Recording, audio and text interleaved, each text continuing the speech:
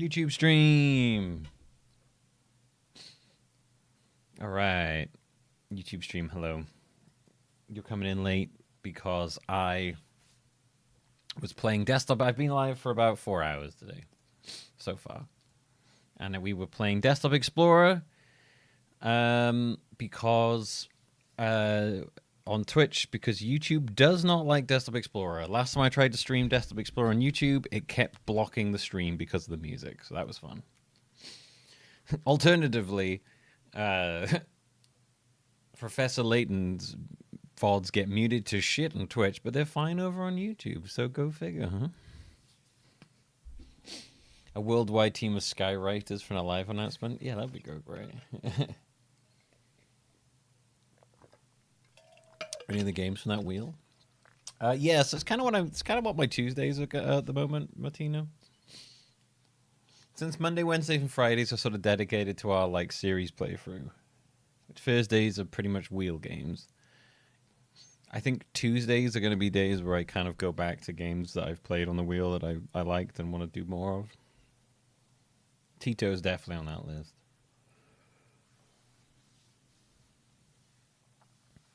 Also weekends. When I get a free weekend, I want to do that too. Okay, all right. Let's boot up the old I'm live thing again, shall we?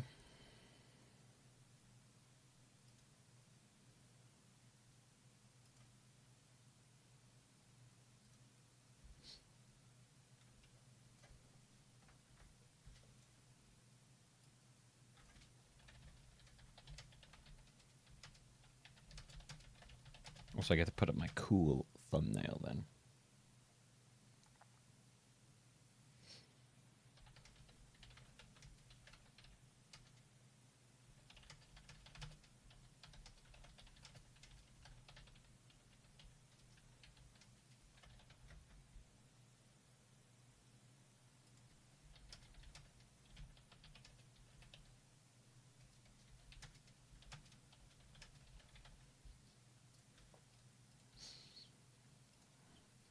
Throwback Thursdays. Throwback to last week. Hey, do you want to throw back to last week? I was silly and didn't know there was an extra step. Oops. It's all right, Luna. What was the extra step? Thank you for the bits. They have all been added to the wonderful timer. I'm really curious what the extra step that you didn't know about was now. It's like, turns out I hadn't hit a certain button. The hearing aspect. That's funny. I like that. Turns out I missed a step. My bad.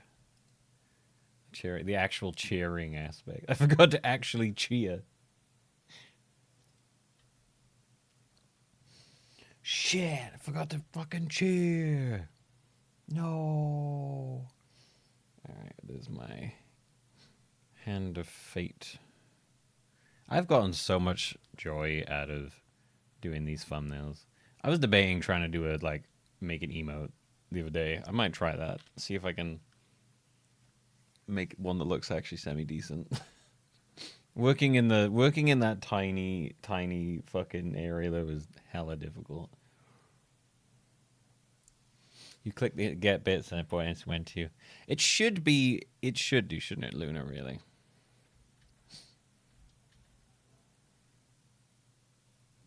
Hand of fate, hand of fate. Everybody wants to play the hand of fate. Yeah, I've been watching some tutorials about how to do emotes and like how you want to like do them in a way where they need to be like really readable and stuff. I might give it a go. We'll see. More things I could do. I'm just gonna become in time. I just being able to become completely self-sufficient, and I can do all the bits of everything. I just need to work out how to code now. Next, create my own apps and coding for stuff, and then I'll be there.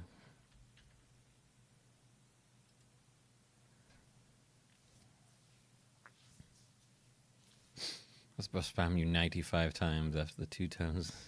100 bits, yeah.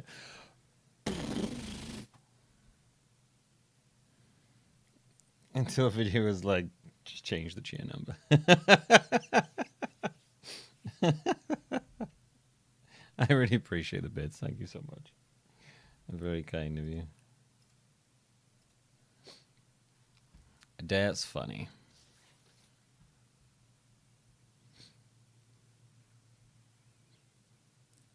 Bit. Here is, he's like, man, is there no easy way to do this other than individually send you like 1 bit 95 times? Really? Why isn't that a hyperlink? What?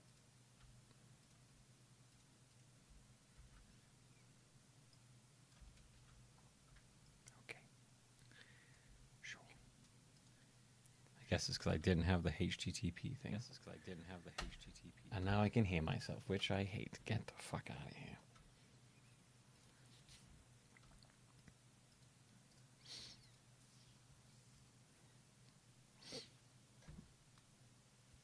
It's nice it doesn't auto send to the stream when you get it. I guess that's true, yeah. That's very true. I'm gonna create my own streaming platform. Yeah, I'm gonna call it MillTube. I'm gonna call it TwitchTube. TwitchTube, get ready for the new system, TwitchTube.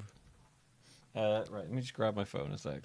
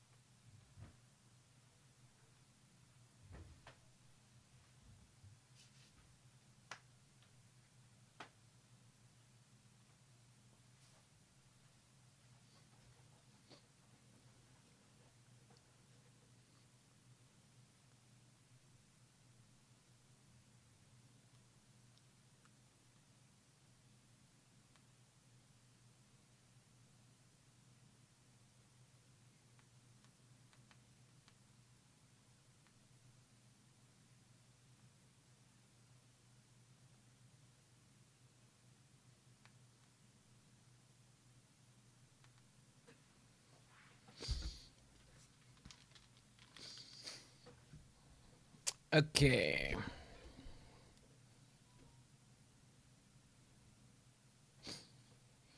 Right. We're good to go. Right. Okay, so the plan for today, or current for this next section of the stream and for the first part for YouTube, is we're going to revisit Hand of Fate because I was inspired by Hand of Fate Hordes, which is a new Hand of Fate game that we played on the wheel last Thursday. It is a Hand of Fate game, but in a Bullet Heaven style gameplay. So we're going to revisit the OG Hand of Fate, and we're going to check out Hand of Fate 2. So we can compare and contrast. I'm going to start a new file because there's too much stuff going on that I couldn't remember. So we're going to just revisit these and get a bit of nostalgia, you know? I did a series on these back in the day on YouTube.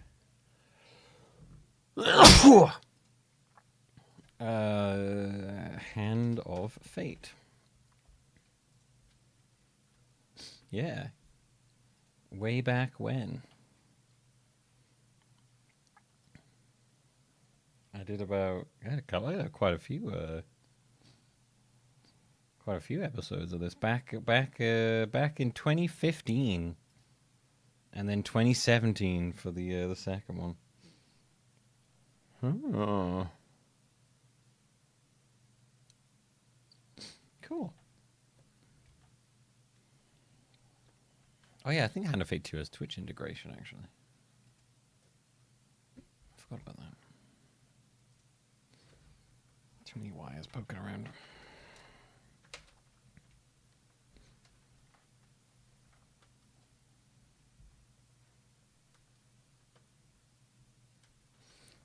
It should automatically add to the hype train. I don't think you can not. I think it just, when you just do it and a hype train's going, it just adds to it automatically. As long as you time it while it's still going. Yeah, it might have just been too late. Because there's like a timer on it. So like that's the only way I could imagine it didn't add to it. I'm also never entirely sure what starts hype trains. Also, sometimes I'm like, oh yeah, and then sometimes like, oh. Usually it's like a couple of like people subbing at once, or just sometimes it's just gift subs.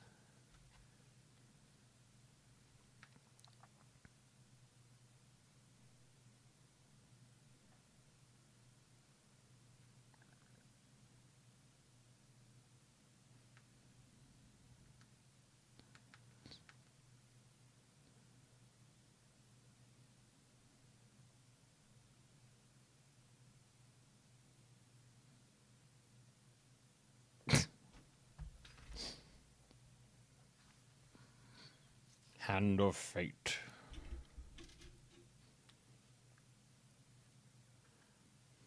Something you can set on your shelf for a reason. Just launches like 5 minutes after the last. Well, maybe I'll fiddle with the settings. I haven't changed the settings in a very long time.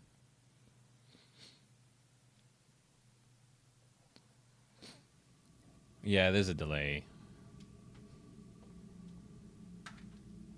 So you gotta bear in mind like the delay and all that, so it could be a bit of pain. Hand of Fate. The Hand of Dates. One more for the game. Come, sit. You have passed the 13 gates. 13 gates. And you come to my table to play the game of life and death.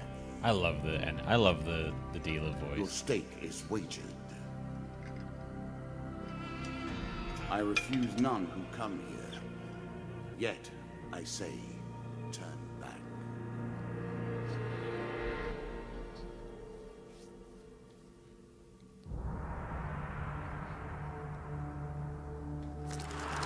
The game begins. Yeah, I think delays One lives and one dies.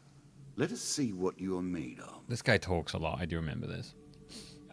Delay is definitely worse if you... reason. Delay's worse if you're not watching on source. So if you're not watching like 1080, I think the delay's worse. Overall, though, I tend to have a relatively short delay because I try to make sure my delay is minuscule because I like the one-to-one interaction.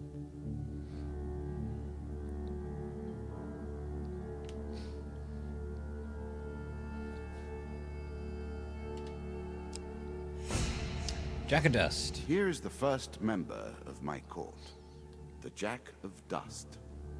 12 in all must fall before you may challenge me. Sometimes it's Twitch's end, sometimes if I get like funky shit or calls. Yeah. The bandit leader is stronger and faster than most bandits encountered. He can become enraged, making powerful, unblockable attacks. He also inspires his followers to steal gold on each hit.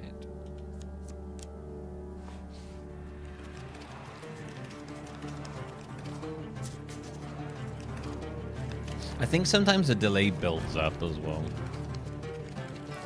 Let the cards fall where they may. We begin. Fair Merith. Like tiny micro stutters. I'm not basically. surprised to find that this encounter remains. I do tend, so every now and then I tend to make a habit if I'm watching something just refreshing to make so that the delay's better.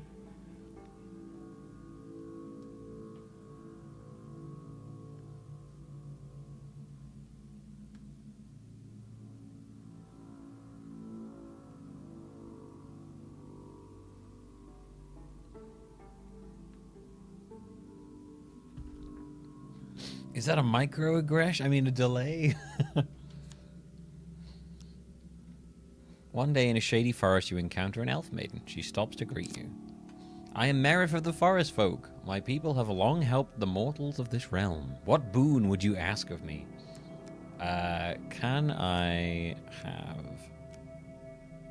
gold? Merith seems surprised. It is unlike an adventurer to beg for coin, but very well, if that is your wish. The dealer draws you free gold game cards. I'm sure you are grateful for that. Oh, that's good money. That's good money. Many enchanted weapons have powerful abilities you can turn the tide of battle, but only if their wielder remembers to use them. Farewell, mortal. Oh, it might have subtitles. Yeah. Moment. 1 second. There you go. For some reason, I guess the subtitles got turned off when I reset the game. Sorry about that. Sorry about that. Sorry about that.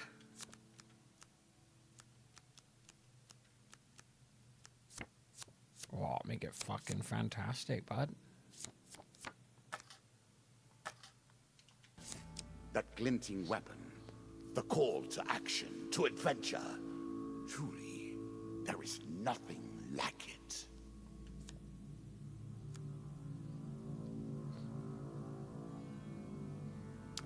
You see a weapon glinting in the sunlight, lying next to a skeleton at the bottom of the canyon.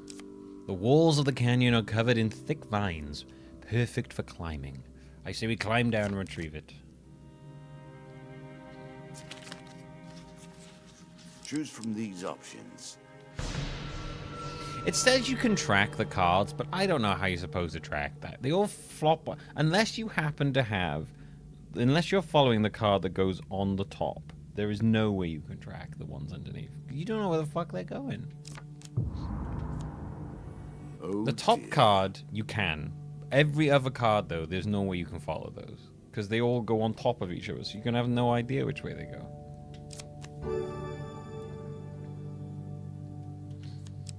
We have gained an axe. A moment to savor. That will make you much more effective. Ew, spider, gross. I was never a fan of illusion or pretense. Here, I'll make an exception. Mr. Lionel. Whilst enjoying your evening meal at the local tavern, a strange old man takes the seat next to yours. He taps your shoulder quite painfully with his wooden staff to get your attention, and you notice that he appears to be a goblin, poorly disguised as a human. Oh, he has a mustache. His wizened face grins at you with a hint of madness. My name is Mr. Lionel. If you give me what I need, boy, I will conjure up your heart's desire with this wizarding wand of my own creation. He cackles uncontrollably.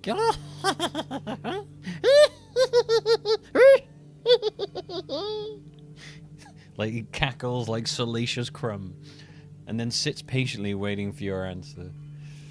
I'll give him. Ask him what do you need? I need to help you. Mr. Lionel taps his staff on the ground, and a shield materializes at your feet. There you go, old bean. He smiles a warm grin that reveals all his chipped and yellow teeth. Your face reminds me of my son. I haven't met you before, have I? Draw one equipment card. Shields with this trait allow the hero to reflect projectiles back at the attacker. You must be performed with precise timing as the projectile draws near. Press Y button to reflect projectiles. Look for the green indicator above the hero's head. Weapons of this trait allow the hero to counter their foes' attacks. Look for the green attack indicator above foes. Press Y to continue. Okay. You can now reflect your opponent's ranged attacks using your shield. Make good use of this skill if you wish to survive. 5. Then, before you can stop him with inhuman speed, he snatches a pickled onion off your plate and sprints out the tavern door. Bound once more, seeking the heart of it all. You've discovered the exit of the area. We'll take the stairs and embark on the next leg of our adventure. You are on the final floor of our simple map. Your opponent waits here for you. Find him. Okay. If you defeat me, well, it is early to be talking about victories and losses. Let us see what you're made of. Okay. While crossing the ancient rope bridges of Dead Man's Gorge, you hear sounds of movement from below. It's an ambush. Draw one monster card. Free of dust.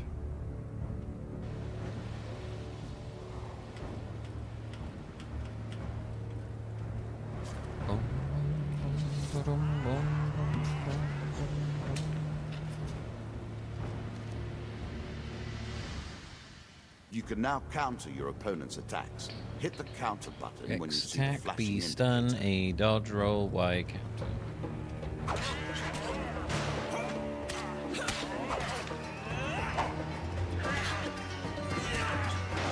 God damn, I forgot how fucking stiff the combat is in the first one.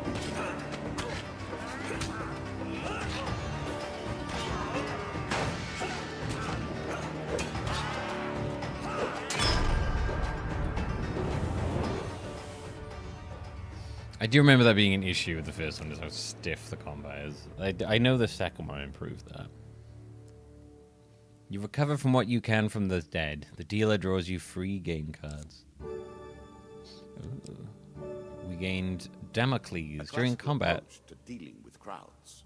Press right bumper to throw knives in 8 cardinal directions. Artifacts provide powerful special abilities to use in combat, but it takes time to ready them. Can we turn down the special effects, please? That was very loud.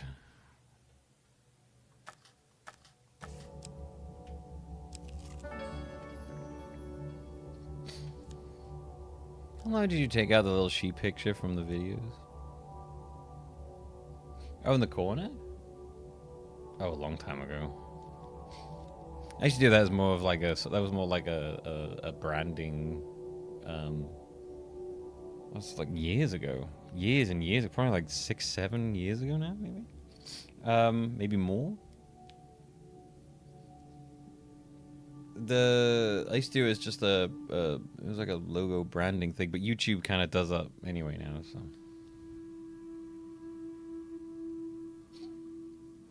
Change it a lot depending on the game.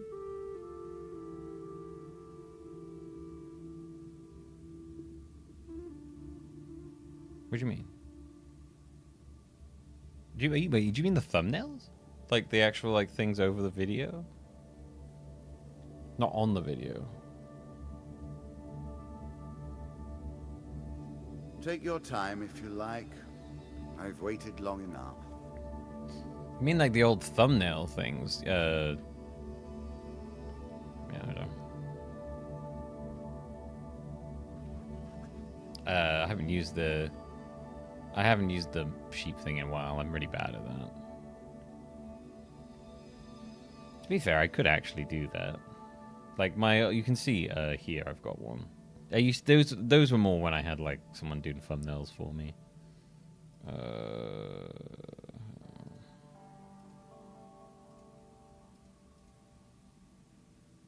Yeah, like you can see here the I could actually do those, to be fair. I can do sheep versions of the thumbnails I've been doing. I had those when I had someone else doing them for me a while back.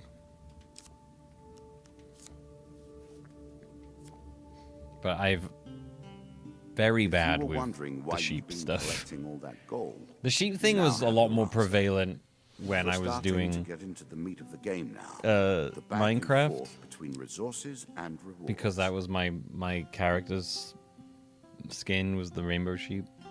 I've kept it because I like it as like a mascot, but admittedly I don't do much with the mascot I have, which I should because it's very cute. Some people used to think that Milby was Welsh for sheep, which is very funny to me. I'm like, no. It's just, I just designed it to sound to be a name that's very memorable.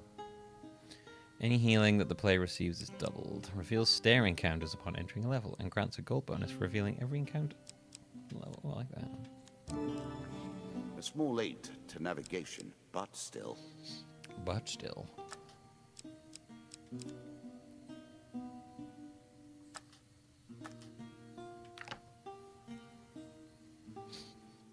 Yeah, I tried a while back to do a mascot plushie, but I never find something I liked. There are those like websites where you can kind of like you can do the crowdfunded cuddly things, isn't there? They didn't used to have those. Yeah, I don't do very much merchandise because I'm lazy.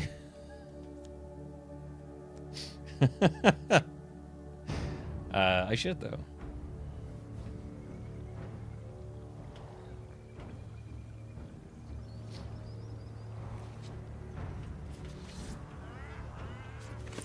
I think my mascot sheep guy would be great. Yeah, at some point originally it was like I am the sheep, and then it became more the sheep is like a separate mascot kind of thing. Well, he's dead.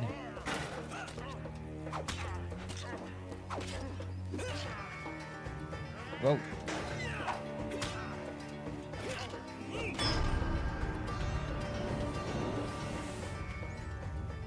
Yeah, I don't really want a t-shirt with Gooch pressing on it. A lot of the places are a bit more like they'd be like, I don't want to sell that here. While searching the area for anything worth salvaging, you realize that one of the opponents is only pretending to be dead. Sneak him and kill him.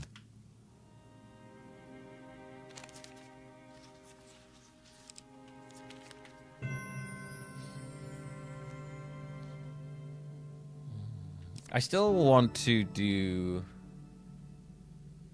I still have in my head a design for a t-shirt that I've never actually done, which is like a sheep in a field, and it's called like the buff sheep of the family, and you have like a couple of sheep in the field, and then next to them it's just like a ripped sheep. I don't know, the buff sheep, you know, it's like the black sheep of the family, the buff sheep of the family. Peasant's weapon, but effective nonetheless.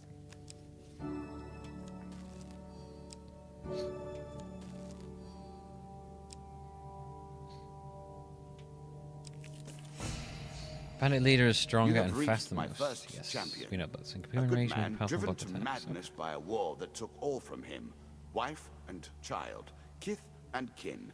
From such dark... Oh my god, it took life, kith I and forged my kin? tools. Now we see your metal.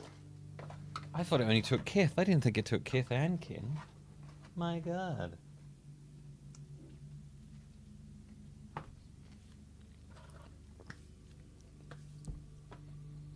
I'd like to print a t-shirt that says Gooch pressing and has a picture of a guy doing a squat over a toilet while he pushes on his taint. This token will unlock more cards if you can defeat this No. encounter. Alright. If you want to be a prude about it.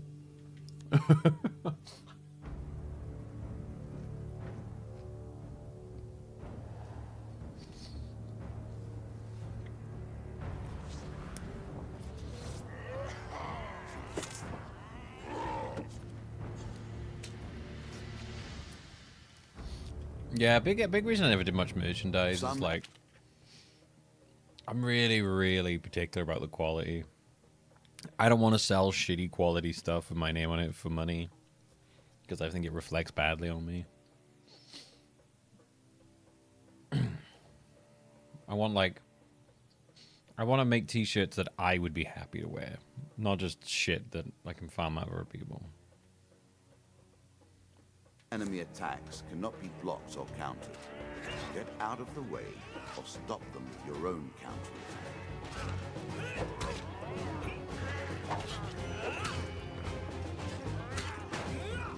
Yeah, the style of this game is fine. It goes for a very sort of like, it goes for a, you know, a very sort of like, sort of cell shady cartoon style.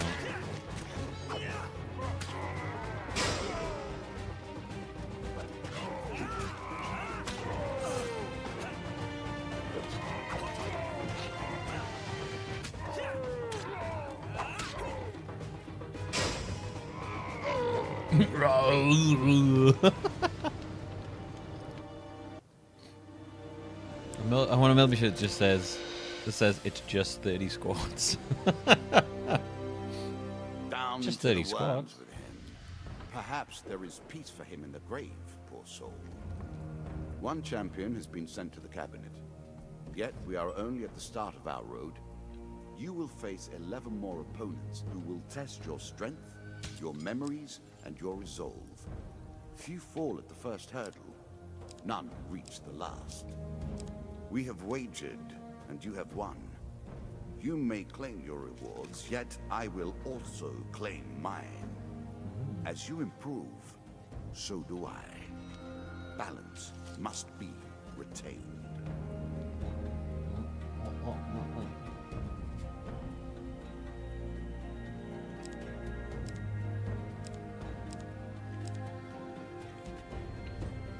True. Very true, Llama.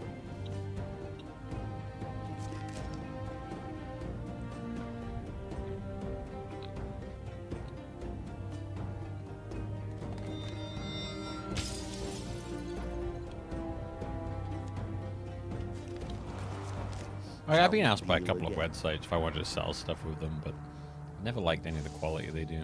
Ah, good. Now you understand the basics, we can begin in earnest. Your hero is returned to his beginning items. I won't. Our decks are reset. I won't sell Welcome things that to I the wouldn't wear cabinet, myself. home of the members of my court. A quick glimpse at things to come. Jack of Skulls. Give me the lore. Serving as captains to squads of lesser skeletons, these unholy abominations strike fear into the hearts of all warm-blooded folk. For until this fiend is defeated, their legions are effectively endless. Time for you to face my undead army. Meet the Jack of Skulls. I can recommend an equipment and encounter deck. Okay.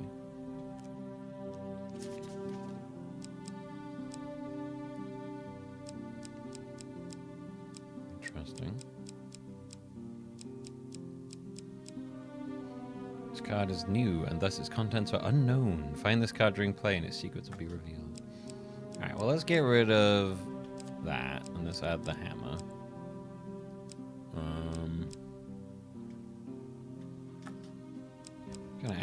You gotta add the stuff that you don't know what it is, you know. Get rid of basic shield. Let's get Fortitude's Breath. Get rid of one of the swords. Go with Mercenary's Contract, whatever that is. And we'll get rid of one of the axes. And we'll go with the Chains of Rage. Wonderful.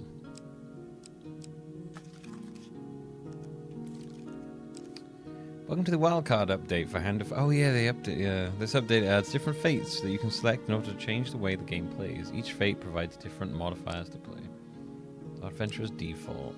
Warlord is hard mode. Faster combat, stronger enemies, stronger counterattacks. Bandits now have throwing weapons. Oh.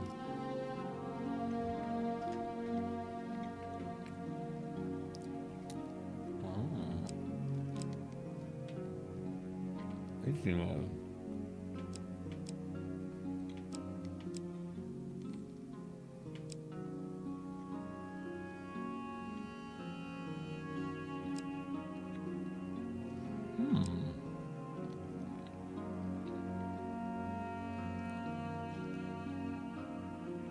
Chance card events are more difficult.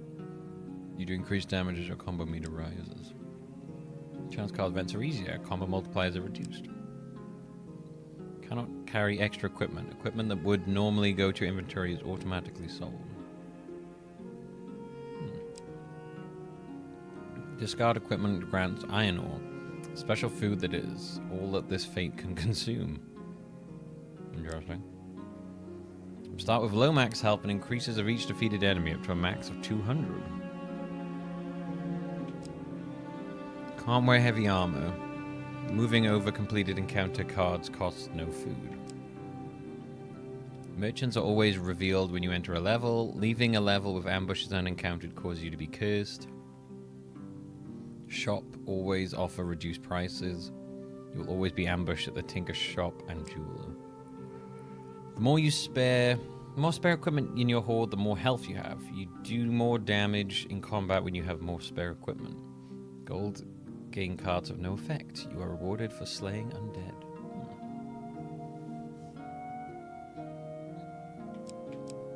Interesting.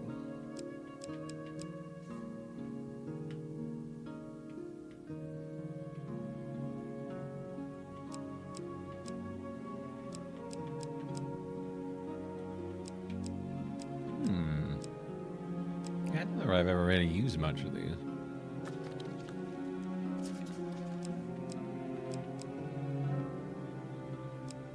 The bottom or the top, the actual deck? The top's the actual deck.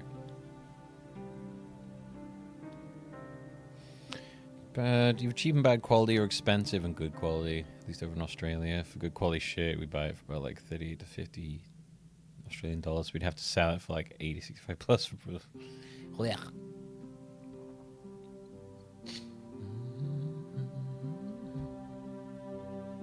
Yeah, that's another thing. Is it is just you do tend to have to charge quite a lot for these, and I'm also like, ugh. To make like any profit off of them.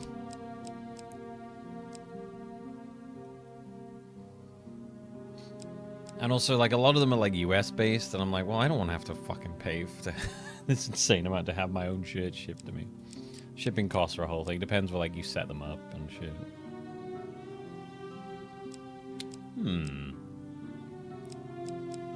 We could try with the Warlord. Got less health. Oh my god, I didn't realize that. I guess we'll just go the default one.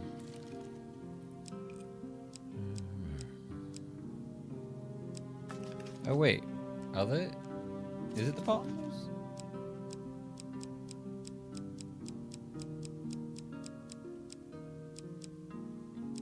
Yeah, these are the...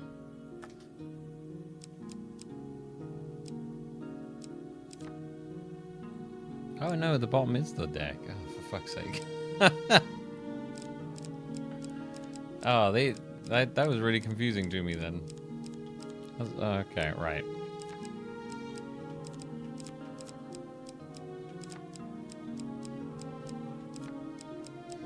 Apparently I forgot that one.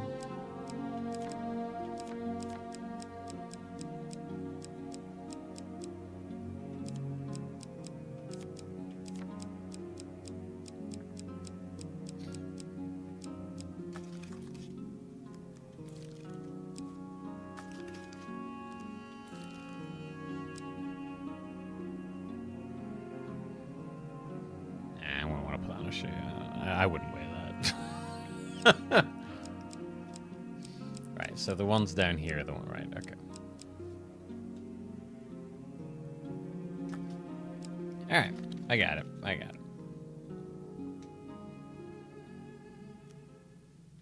So. New content awaits you.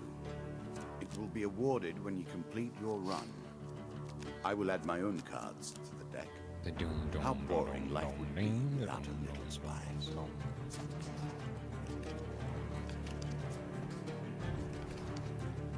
I don't know. So it's probably something I should look into. We play for life and death. Prepare yourself.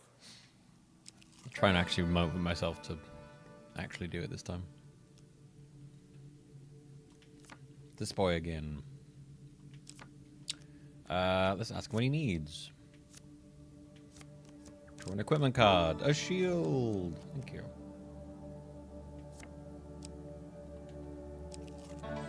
The maiden. Given how rarely one encounters the folk, Let's you are ask fortunate for to meet Merith again. supplies. Or perhaps we are merely cycling around. That's the for wheel, longer life, shall dipping we? into the same memories time and time again. Gain max health. Let's go. The elders of our kind often say that we must retread paths we once took in order to gain advantage of the present. Farewell, mortal.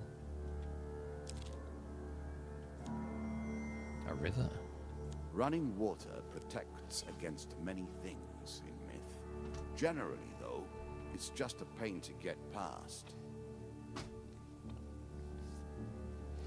Your path is blocked by a river. The water is clear but fast flowing. Attempt to cross the river. Attempt to cross the river. Okay. Let's just look. Okay. Failure's that one, so... We got huge success, let's go! Your light armor makes your crossing easy, and you even stop to dive for some shiny stones on the riverbed and may fetch a few coins. Ooh, give me a cold coin card. Oh, nice.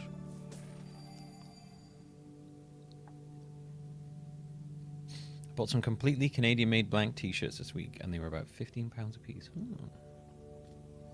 Yeah, I always want a nice, like, I want a nice, my favorite type of tops are like a nice tri blend, where they're really soft. I don't like really hard, uncomfortable tops.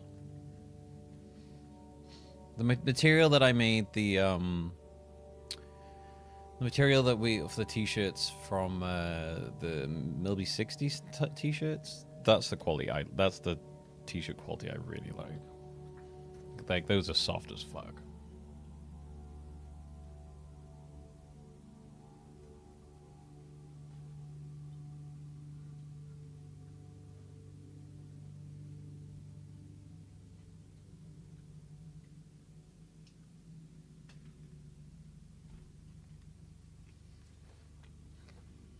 The token is yours. Well done. Thank you. Head downwards, if you dare.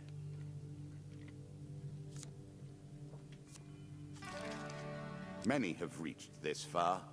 Further, in fact. All right. I do not know if you have what it takes to do better than they did. Captain of the Guard.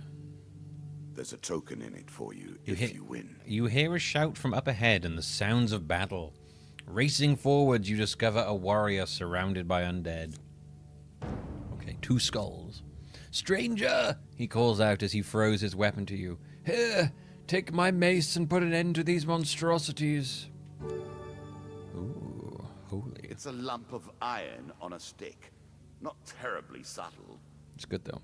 Equipment of this trait strikes fear into the cold heartless of the undead. They will sustain more damage and may not be resurrected around such holy relics. I would like to equip it, yes. Really? Is that what you're going to do? Yeah. Hey, Melby, can you give... No, a request on YouTube. Hey, Melby, can you give an example of a heavy Welsh accent? Currently debating my girlfriend about what it sounds like. Okay. It depends, really. As with any country, it sounds different where you are. Like, if you're in North Wales, it's like a really nasally one. It's like, I'm not very good at North Walian.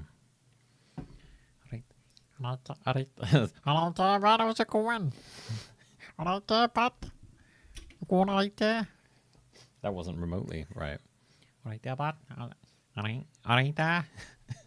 It's very weird. I don't like North Walian. Sorry to any North Walians. It just doesn't sound very nice, the accent. I can do like an exaggerated one because I don't have a thick Welsh accent. I'm just like, all right, bud, how's it going? Like, around here, you get a lot of people who are like have really thick accents where they're just really deep voices. And they're just like, all right, how's it going? Like, you looking to get to it, yeah? Yeah, you looking to get buff you in the gym. You what? Oh, nice. So you looking real good there. Look good, no. Looking tough and all that, eh? Hey, fucking, I see you every day, getting yourself in the gym and getting all that, getting muscles up, eh? You looking pretty good at that. I've literally heard people that talk like that, and it's quite hard to understand sometimes, even when you're used to it.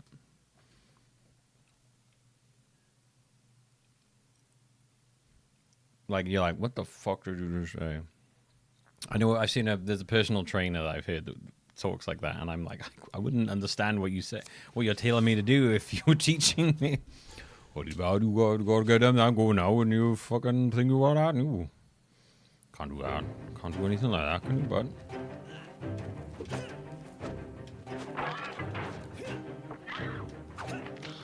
Oh, fucking take that, bud. You fucking bastard, ain't ya?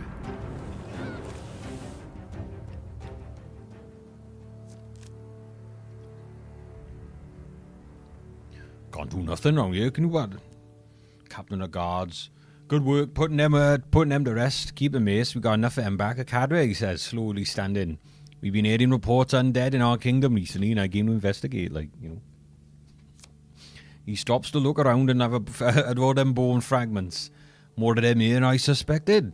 Some new order's been decided to settle these parts and board his minions. If you want to get really thick Welsh accents, sometimes the words just sound like they just kind of melt together. Anyway, I got to be heading back to the capital I have, so I got to report this to Duke. Watch your step, mate. You know, is there something more powerful at work than them skeletons, I tell you.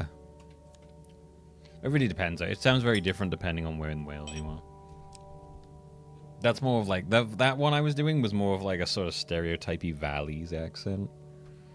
Like in the Valleys, it's really thick. North Walian is like really nasally and I can't do it. It's quite a bit... Like South Wales is quite light with the Welsh accents.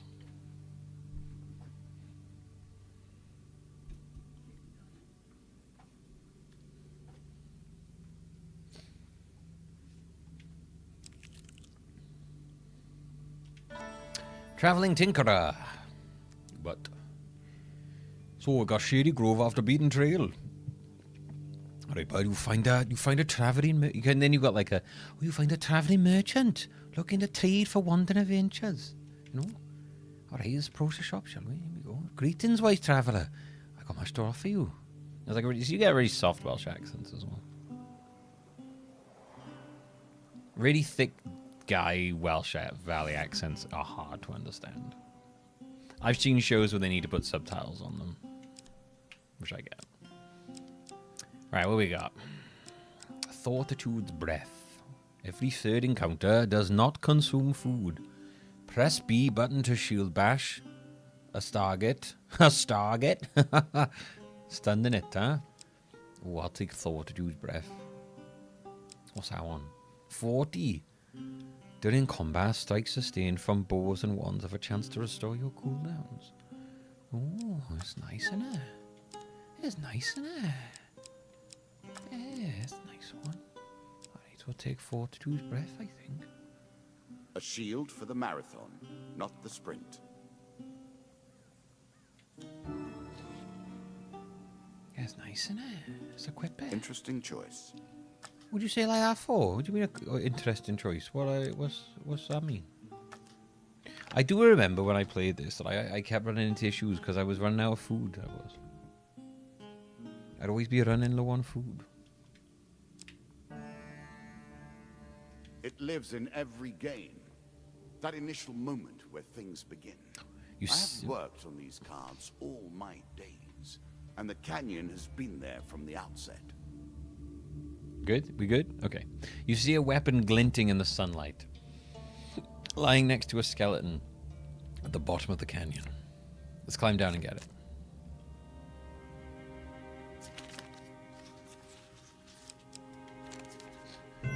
I keep my eye on the failure and hope I notice which card goes on top. That's the best way to get those. I don't want to equip it now.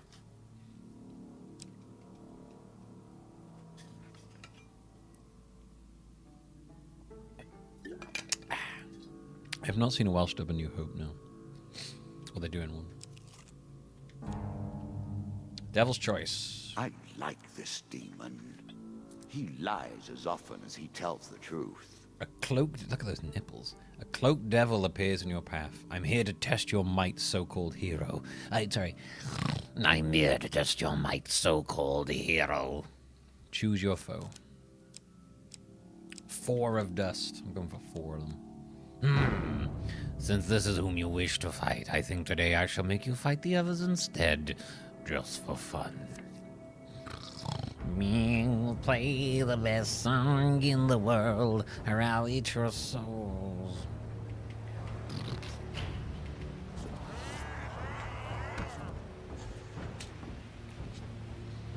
Let's go, boys. Bam.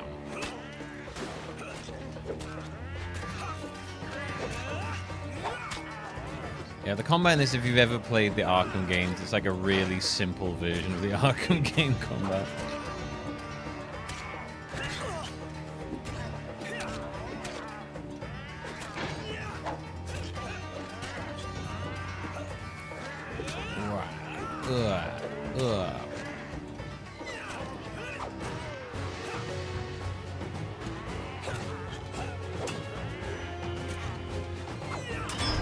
Rabouche.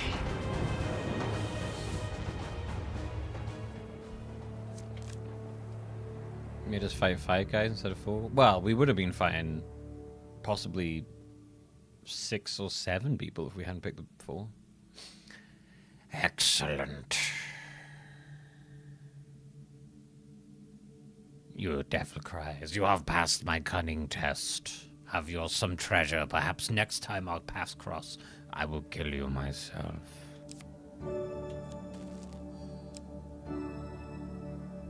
What time is it there for me? It is currently 9:30. Once per combat, press right bumper to activate an aura that makes every successful strike drop gold. Oh. Artifacts give you powerful abilities to use in combat.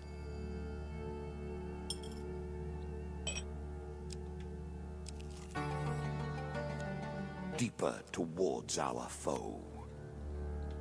Deeper towards our Good. foe. Now all you need to do is find and kill the Jack of Skulls, and we can progress. Suddenly, a tree falls across your path, blocking the way ahead. The dealer draws you 1 monster card. Attack the cowardly man for daring to threaten you. Give them all your gold. Yeah, right. Give them all your gold.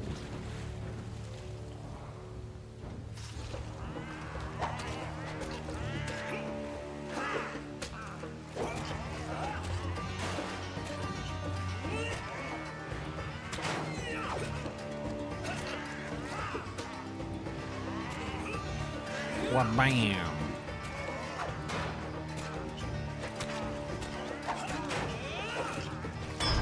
Skadoosh!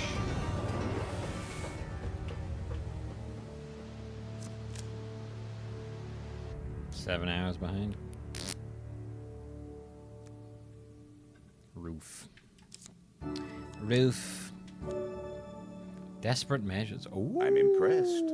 Few select these sorts of weapons because nobody ever anticipates being in peril. Such misplaced this mage inflicts confidence is usually their more downfall. damage the lower the health is, but it still inflicts 32 by default, right? Because it's still better.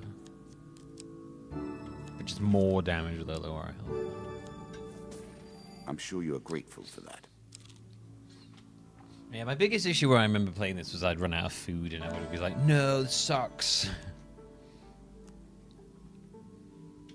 Let's see what we got to buy from the Shady Traveling Mage. Oh, I'm 7 hours behind you, sorry.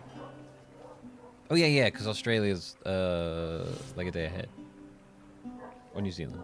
Australia, New Zealand. Australia, New Zealand, you know, the two. The two of them. They're both ahead. I forgot if you said you were New Zealand or Australia now. I think you said Australia, didn't you?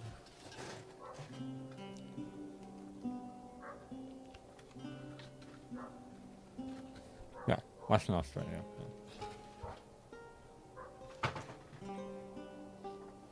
Lovely bit of rain. I know, step by step. We actually rained here in the UK for all of about an hour, maybe less, maybe like half an hour. It's probably like a half hour. Like a half hour's worth of rain. Oof. Crazy. Craziness.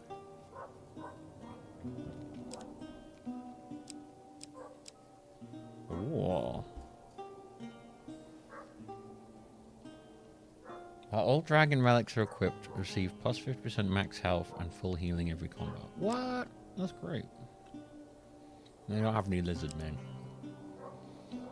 Plus, one makes you attack faster with each successful strike.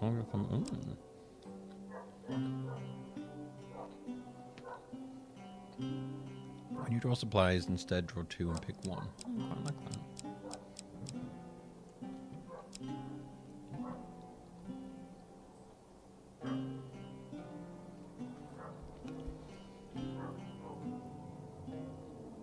How the heat wave?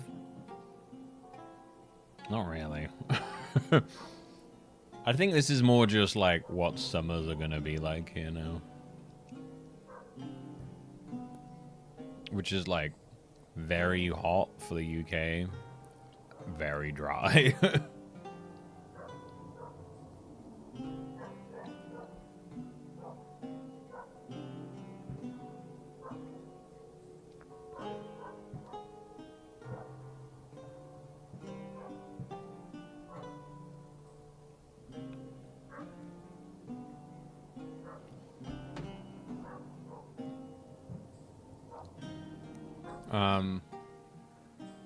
It hits differently, I'm telling you, Luna. I've seen a couple of Australians who've come to the UK and they're like, "Why the fuck am I dying in this temperature?" And they're like, and it's just like this heat is hitting like crazy different over here. The power of a prophet. Choose your fate. It's just so fucking dry. The heat over here, and it's so humid and gross.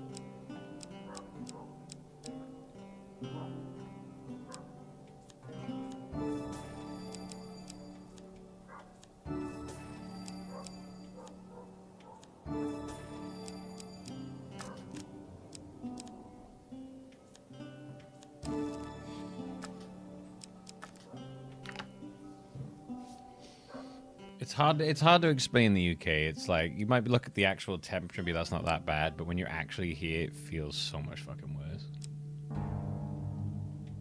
Again, the surprise attack. The novelty must wear thin on subsequent travels. More skeletons for you to deal with. It's just really, I always feel very like satisfied when like I ever see things on Instagram and they're like, it's like an Australian who's come to the UK and they're like, what the fuck, man? What is happening here? This temperature's like barely anything and I'm dying.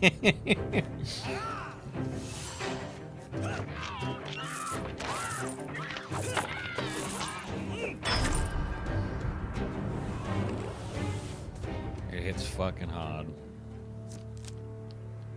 It's raining in Scotland? We had a little bit of rain earlier today, but it was for a very short amount of time.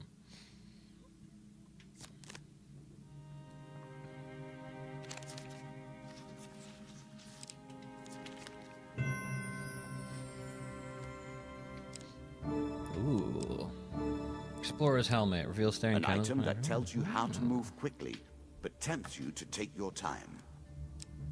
Take 5 food, thanks. Ooh, I'll take 15 gold.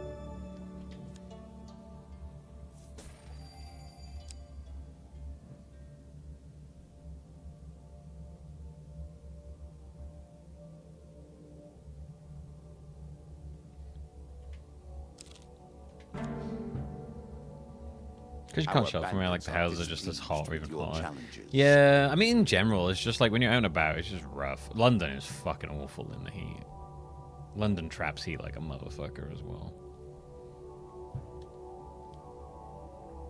And yeah, the houses themselves are just designed to keep the heat in like crazy. We're gonna have to. The UK is like I think they've said a thing where like modern houses have to have AC now in the UK, and there's like stuff they're trying to do to make it so that more modern houses are built with like the fact that, you know, we fucked up the we fucked up the climate so much everywhere that this is just going to be the new norm. But yeah, we're gonna have to do a lot of changes, I think, in the UK. A lot more like hospitals are gonna need AC. Most hospitals here do not have AC, which is fucking insane in this weather.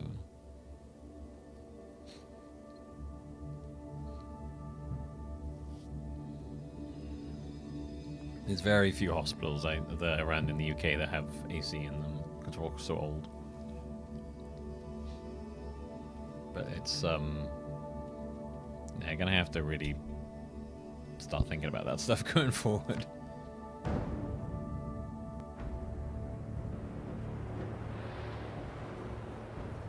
They just haven't needed it, Domo. Like, for a long time, they just really haven't needed it. It was like an expense they just didn't need, and now we've reached a point where, yeah, it's really necessary. In some of these heat waves, there's been like just dangerously hot and shit.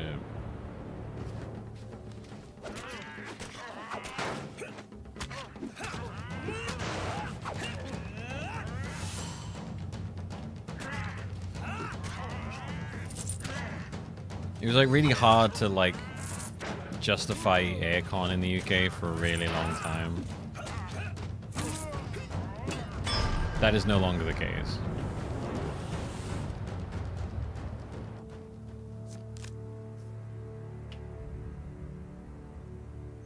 But yeah, for ages it would have been like, you want aircon? Why? So you can turn it on for like a week in the summer?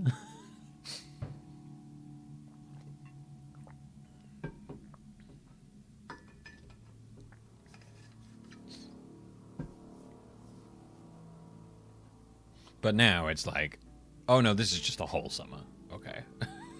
Now, this is now what the UK summer is just like One of my oppressive heat. cards.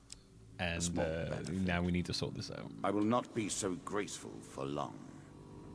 The undead. Of all the players in the game, these are the most dangerous in the world, yet in no natural form. A wrongness, an error, cheating. Win this and claim my token. I'm ready. I'm ready to take on the Jack of Skulls. The Jack of Skulls. Is that you, Jack? Whoa, Jack, you're looking mighty thin there, Jacky boy.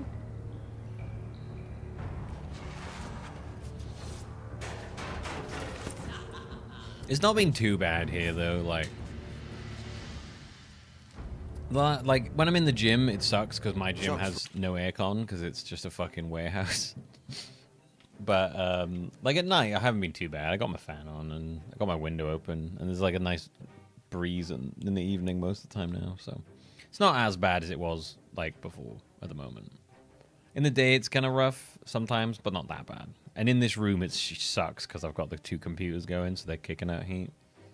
But like at the moment, it is nowhere near as bad as it was before. Like I've got, it's like, what is it, like 20 to 10 now, and I've got my door open to the garden, and it's like a nice kind of cooling me off just a little bit. If I didn't have my door open, I'd be fucking dead with these computers.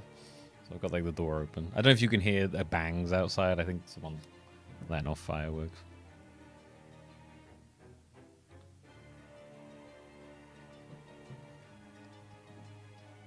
From rifles cannot be deflected. You would do better to avoid them. Are you agile enough? Can you hear that? It's fucking loud.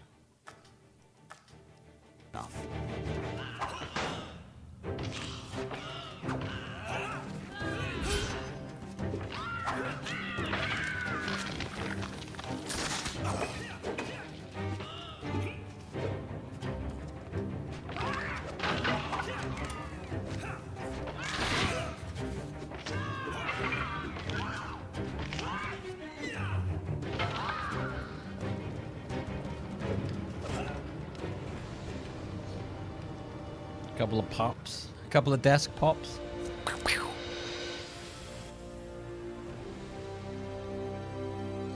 Ah, well done. Well done indeed. But you have roused I hear the you dead in snapping their out. dusty tombs, and even I cannot say what will come of it. Now our wager becomes more interesting. Oh, you Will know when we were tools you've playing earned Tito? suffice to address the challenges I pose? When we were playing Tito the other day, question. and I couldn't work out if it was a Australian or New Zealand accent. I was talking to Fran about that, and she got very mad at me. She was like, "It's pretty insulting," because she spent like, she kind of spent a few. What's it? How many years was it? Like 2 or 3 years when she was a kid living in New Zealand. She gets defensive about that shit. she was like, "Fuck, what the?" She's like, "Don't go saying that shit to me."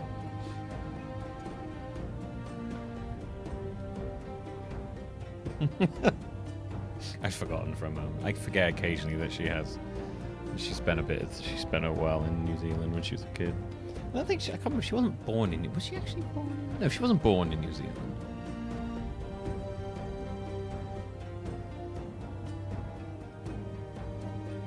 Her dad had to go there for work, I think it was. I don't think, no, she wasn't born in New Zealand. I think her brother was born. No, his brother was born. I can't remember now. She has told me and I've forgotten now.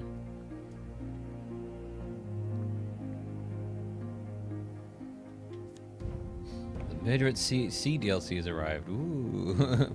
Use the landlocked lubber to begin.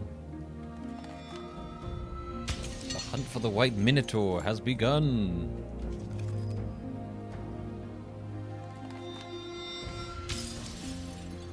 If she's watching, I'll get a message shortly explaining how wrong I am. The White Council is expanding its influence. Yeah, these are all the things they added post-release, I think. These are all like free DLCs as well.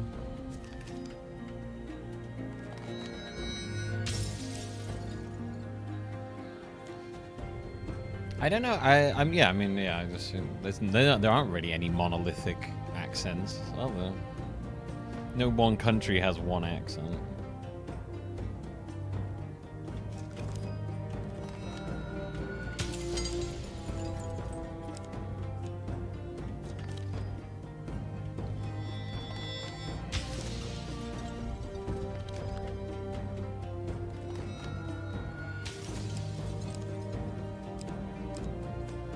Canada? No, Canada doesn't. You got French Canadians. You got. I'm sure it's different. I'm sure there's very different changes all over Canada.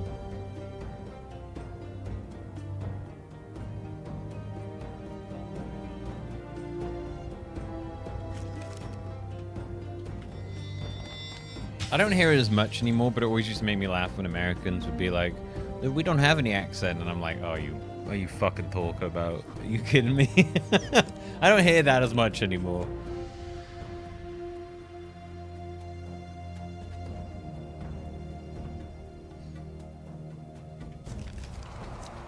Shall we deal again?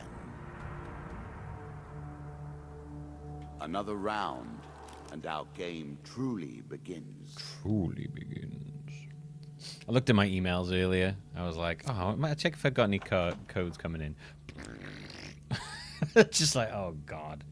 The wheel. The wheel.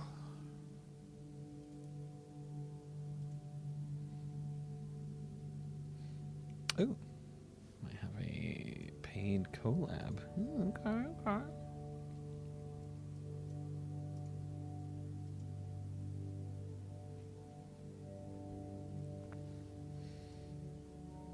Yeah, there's quite a few there.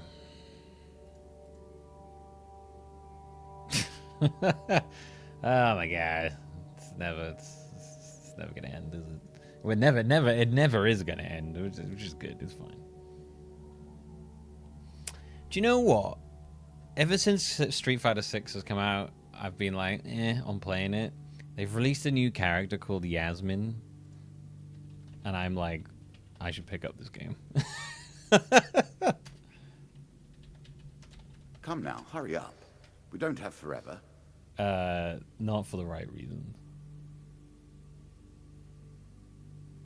And suddenly I'm like, I'm in. I want to play this character. She looks really fun. I've seen a couple gameplay videos from her. She actually looks really fun to play as.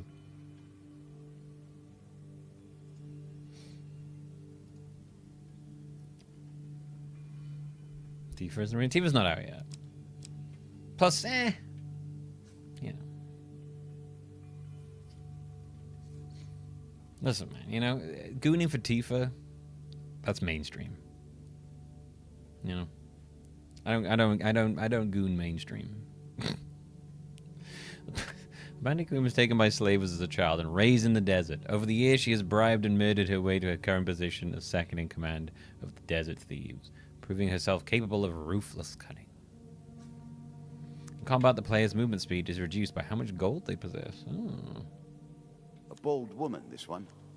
She did not collapse when the Empire did. A bold woman, No, this one. she took up arms, organized her people, and vowed that in a country where death had gathered, she would be the one dealing it. Alright. We have 2 weapons in our deck. It's interesting. It's very interesting. I mean, yeah, fuck it, why not? Just put the new ones in, screw it. Alright,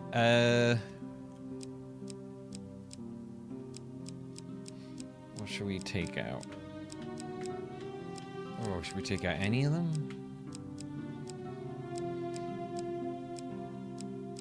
That's the Storm and the Devil's Wager. I guess none of them. Oh, these are the ones that are like locked in because of the... Some cards are locked and cannot be removed from your deck. I see. These are all the DLC cards.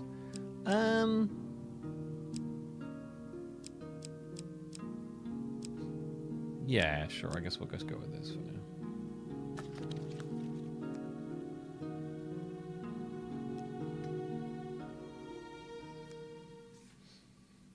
Now we play for the Yeah, castle, just put all the the DLC first ones of in. my symbols. They're quite interesting, the DLC ones, from what I remember.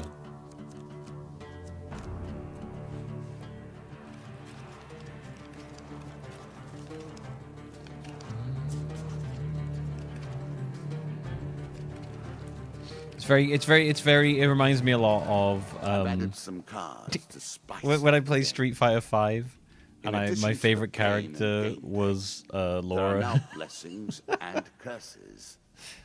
Choose your steps carefully. And I only picked her up because I was like, I am very attracted to this character.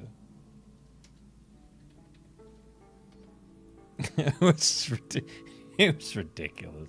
She's the most insane underboob I've ever seen in a character in the game. It was super hard to play as her as well because I got okay with her, but like she was so hard to play as. But I was like, I'm just playing as Laura. I'm only playing as Laura. God damn it! A challenge for you, and a token if you succeed. She had a Casa Bonita top that had the insane underboob.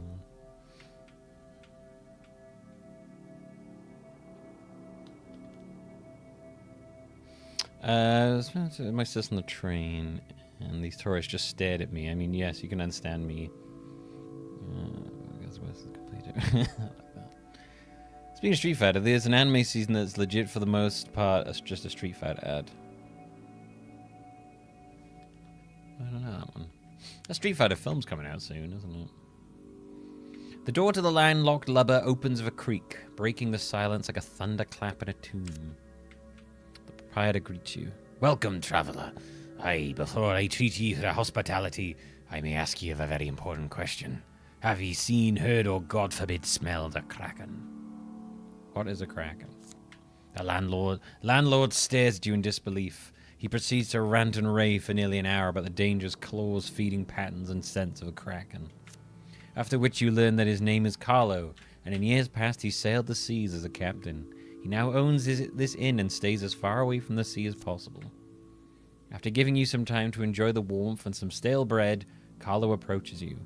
I've heard rumors of a boat going missing from the small village port of Norwich. No survivors, no witnesses. Hey, Daisy baby. You right? You right? Norwich port run by the bandits, thieves and smugglers. There's no way to know what's really happening there. Perhaps you could have a look around and find out more. I'd go, of course, but I have this place to look after. Carlo gestures to the empty, damp-ridden flea hole that he calls home. This card's token is now yours.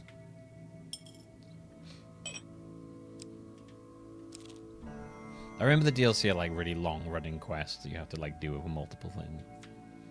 The Twisted Canyon. Alright, let's get that weapon at the bottom, shall we?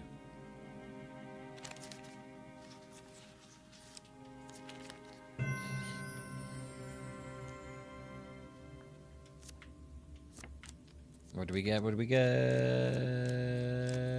It's the Desperate Measures mace. Let's go. Are you sure that's the right approach?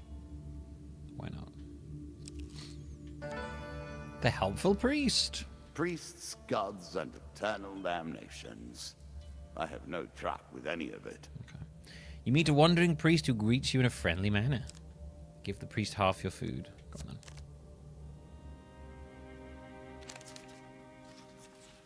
A choice. Select No! your desire. Oh! I went to put. I pushed it. I pushed an extra one. Fucking. It did. It pressed A before it triggered. God damn it. Any kill made using an axe Blessings grants will the player remain free always health. active and are never removed. Unless you die, of course. Then you're back where you began. I was like, oh, shuffle over 3 times. I pressed it 3 times. It moved twice, and I pressed A. Fuck's sake. God damn it. I knew which one it was as well. It's so annoying. In a shady grove off the beaten trail, you find a traveling merchant looking to trade with wandering adventurers. Priests have some skill in tending wounds, but they excel at removing curses for a price, of course. Approach the shop. Greetings, wise traveler. I have much to offer you.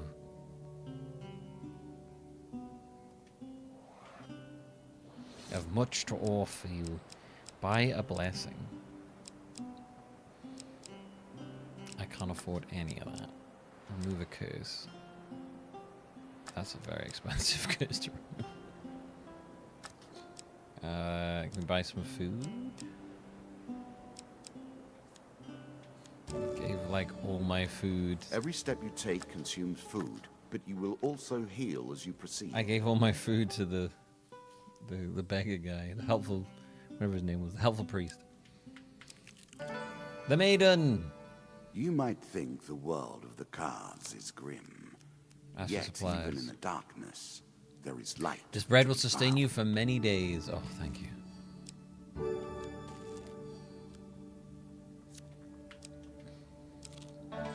It's the Mr. I'm starting Lionel. to wonder if you're simply leaving this card in as a quick way to get your hands on a shield. Oh, wait, was I leaving him in? I thought he was just in there by default.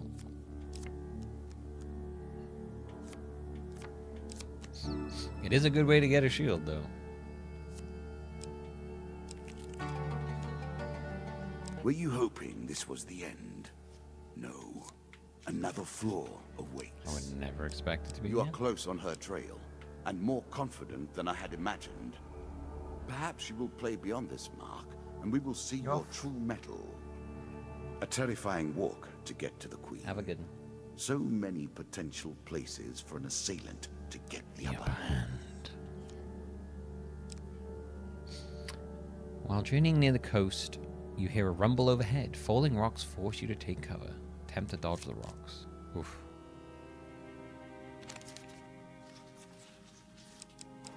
Nope. Damn.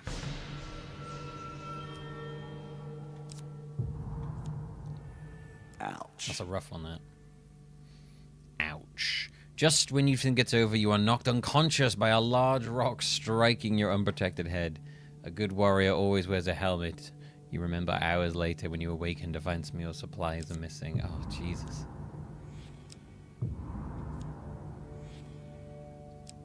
Well, that did not go well. We play for a token now. As dust settles, you arrive at a small village known as Lesser Dimsgate. The locals are gathered at a shabby-looking inn. Something must be done, shouts a voice raised in anger. Offer to help. They went that way not an hour ago. You easily catch up with a band of ruffians. They seem overly confident and are in no rush. As you approach, the one who sees to be their leader notices you. Kill him, he commands, gesturing toward you. He looks like a troublemaker. The dealer draws you 2 monster cards. Okay. Thanks for hanging out, Luna. Thanks for the Now bits we and begin the to gift raise subs. the stakes. The arena itself will fight against you. Beware of my traps.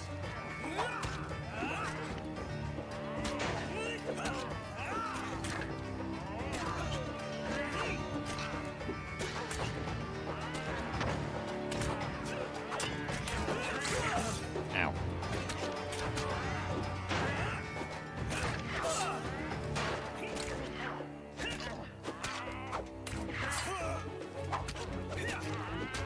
Okay, it's fucking trapped. It sucks.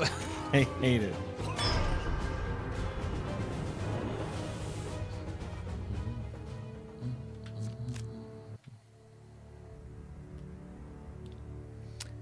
They weren't really a big thing back then, really, were they, Rock? Oh, they weren't bandits, a child explains. They work for the White Council. It was our turn to give tribute. The card token Take is the now token. yours. It is yours.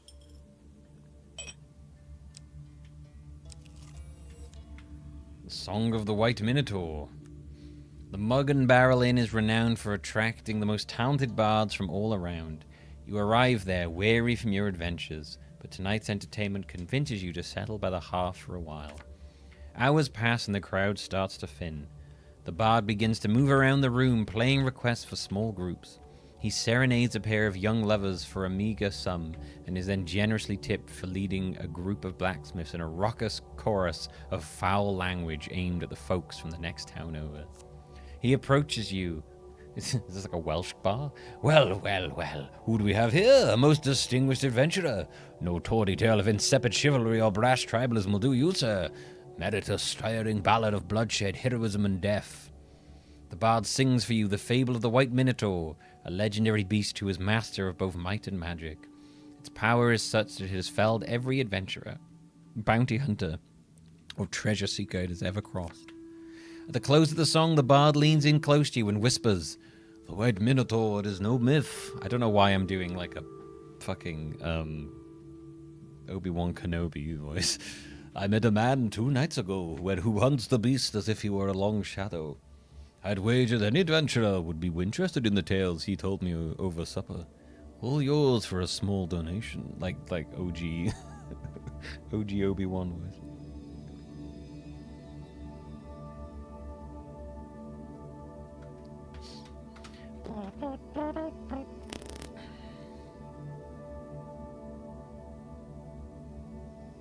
What a name. I really like playing the spray paint lady, ninja lady, and sticks. Oh, yeah, I can remember her name, yeah.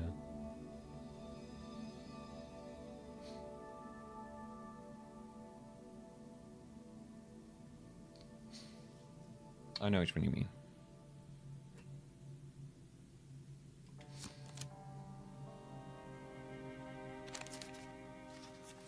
Okay. Oh, no. He moved them so much I didn't see. I like the look of you. Does 5 gold sound fair? Pay the gold 5. I don't have money. I'm sorry. I'm broke.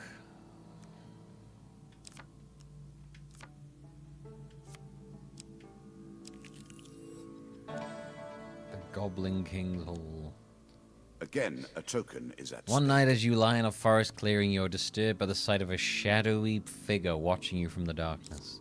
"Velvet," the goblin explains, stepping into the light and standing by the fire. "Just the armed warrior I've been seeking." Ask him to elaborate.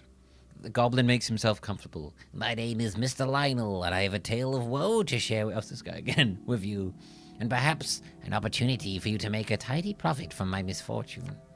He goes on to tell the story of his troubles with the king of the goblins while lamenting his subsequent banishment from the goblin community. "The king could have shown leniency," he concludes, "given that his daughter and I were both drunk from the excellent Dulician brandy served at his coronation. Instead, he opted to make his first official act by banishment. The fool will regret it, though, for now it is time for revenge," he says eagerly, taking out a strange amulet. "For hundreds of years, the Goblin Kings have gathered treasure and hoarded it in a series of enchanted and ever-changing treasure vaults. Only the Goblin King himself knows where his treasure vaults are hidden, but now I have a way to find them. I need a lock of elven hair to complete this magical device." Accept the task. "Excellent. Just get the hair by any means possible. Don't worry, I'll find you again once your quest is complete." All right. Wonderful. Oh, it's the Queen of Dust.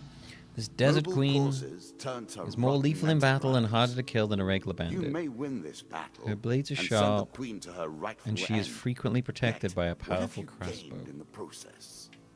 Yeah. I'm ready.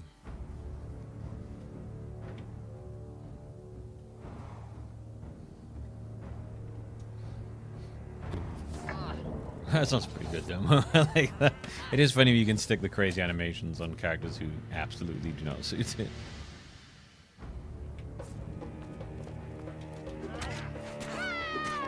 Ow.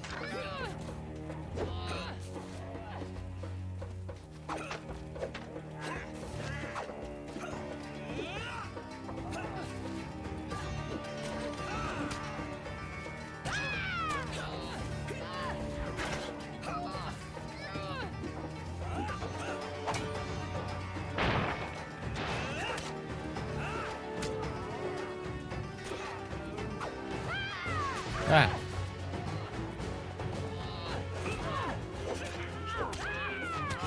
Yeah.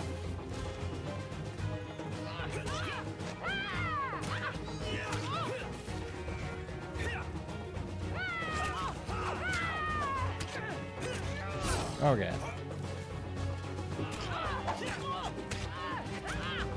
Take that, you. Quite sure.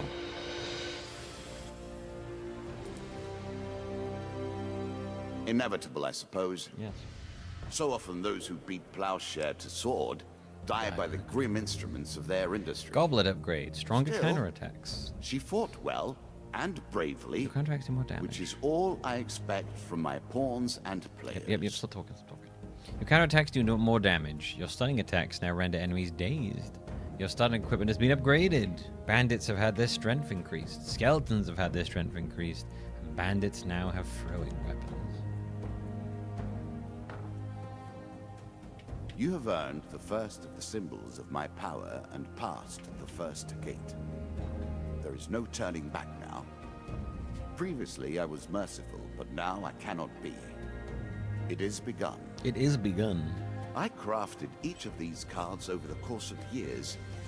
You have taken them from me in mere moments. Okay, we have the Smuggler's Wolf. Dealing with a helpful priest who received health potions, healer's ring, and charity. For helping the people of Lesser Dimsgate, you received the White Council too. For joining Mr. Lionel's quest, this card gains a token. The Maiden. Or as a reward for defeating my bandit queen, you receive Jack of Plague, the Asleep in the Forest, Field of Poppies, and the Battle of Brooktop.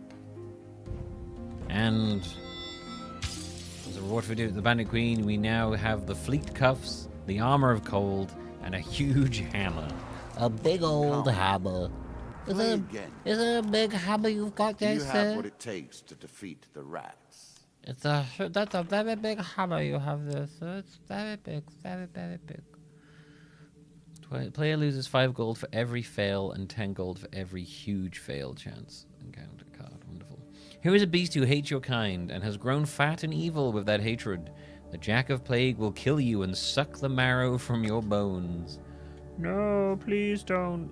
Don't do that. The rats. They have swarmed up from the dark places beneath the realms of humanity and now squat amongst your cities and feast and shriek and hunt and writhe. Live!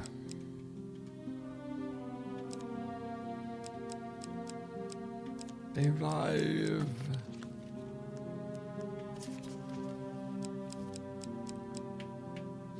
Alright, let's get some of these. Let's get rid of some of these. Locked cards cannot be removed until you have fulfilled their conditions. Wonderful. Alright, let's get the Devil's Wager in. Let's pop out the Song of the White Minotaur. Let's get Field of Poppies in. Let's take Mr. Lionel out. And let's get Desert Storm in. Alright, I'm ready. I forgot how fun this game is. Our Lord of Plague does like to rub your nose in misfortune. The gameplay is like the actual combat's stupid simple, but it's fun.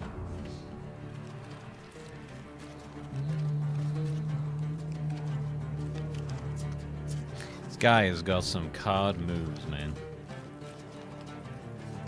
I don't know if it counts as using psychic powers doing it. I don't know. Oh, the stairs. Let me turn back. I want to see what else we got here. The helpful priest. It amuses me to watch them theorize, to attempt to discern the very likeness of the gods down to their toes. Huge success. So the hand's so good, doesn't even use his hands. Yeah. At the start of each combat, a random opponent is highlighted. If that creature is the first to die, then it pops out 5 gold, which the player will collect. Whenever the player eats food, they gain twice the usual healing. I will have to rebalance that next time. Okay, I think now that I've had to sacrifice like half my food, I'm gonna have to take the stairs. One I think. more step down, and we may see the end of this, or another set of stairs. Each of these cards is crafted from your memories The and maiden. built from your experience. One day, I if it created stops them, you. but only in the abstract. It is Your the thoughts turn to importance you Mr. place Lionel on and them his need that for some makes them elven real. hair. Request a lock of hair from the elf maiden. The maiden considers this for a moment before slicing a few strands from her hair. As you wish, but be cautious, mortal. You have the taint of a goblin about you, and they may never be trusted. Wonderful. I'm gonna run out of food before I get anywhere in this map, I can tell. The angry mob. So quick to anger. That's what makes them a mob, really. Thanks. Well, that's what makes them a mob, really, isn't it? You got that goblin taint. Oh, man. As you approach the small town of Witchburn, great name, an angry mob of peasants marches forth and confronts you. Give them half your food, give them nothing. Try to avoid the crowd. I give you nothing. You try to ask them why they have no food and to explain that they have no reason to attack you. The hungry peasants surround you, even as you try to speak. Oh, no. I have no idea. Oh, let's go.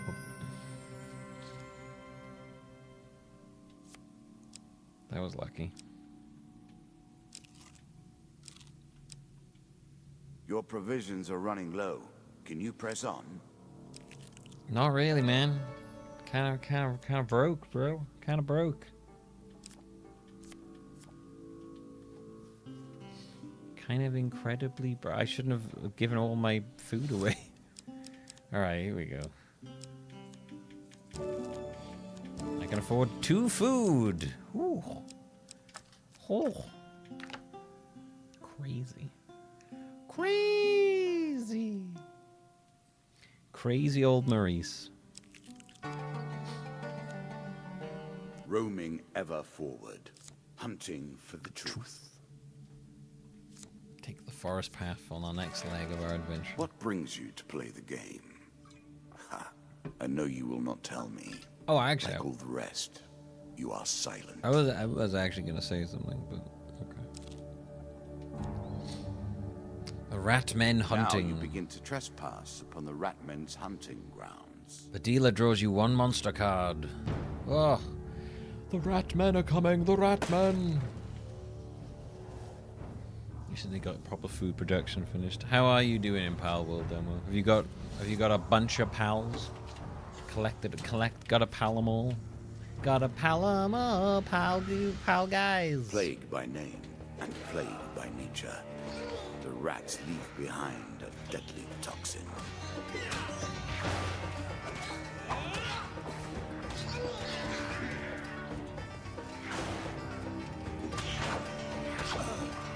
Ow.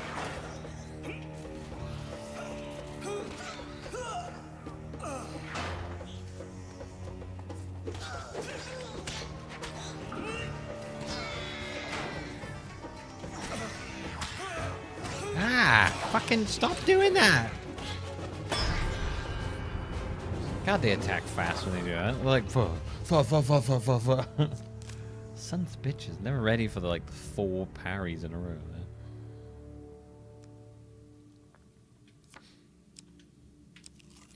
Oh my god, the angry mob Once again. the Ratmen begin to creep towards the edge of the town, anger follows shortly behind.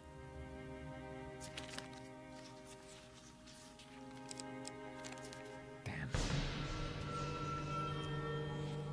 Oh, 5 Food pain is cards. crucial for healing. Oh, I If lost you my travel shield. Without food, your strength will not be restored between encounters. This You'll is- also begin to starve. It seems you'll learn that soon enough, though. The deeper you go, the greater the risk of starvation. Wow, this is going really well. Bandits, eh? Make an enemy of one, and you've made an enemy of all. This is One going can't really help but well. admire their single-mindedness.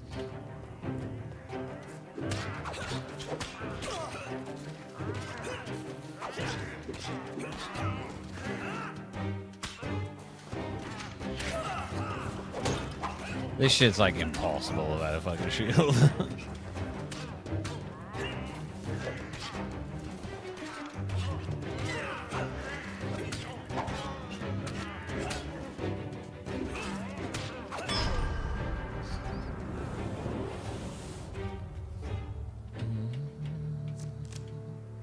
You can be doing fine, then the game will be like, nah, fuck you, man. It's gonna be the boss after this. I'm gonna be like, fucked.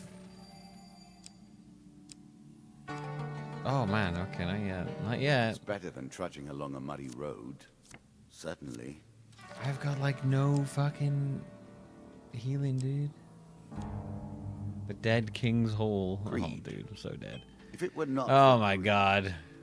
then who would play at this game? Attempt to take him by surprise. Let's go. Choose from these options. No.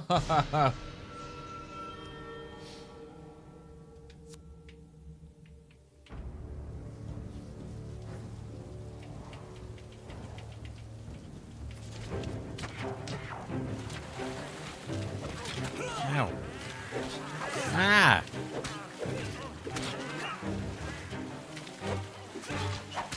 Oh, what even killed me? I think someone just threw something at me out of nowhere. There was like, fuck you.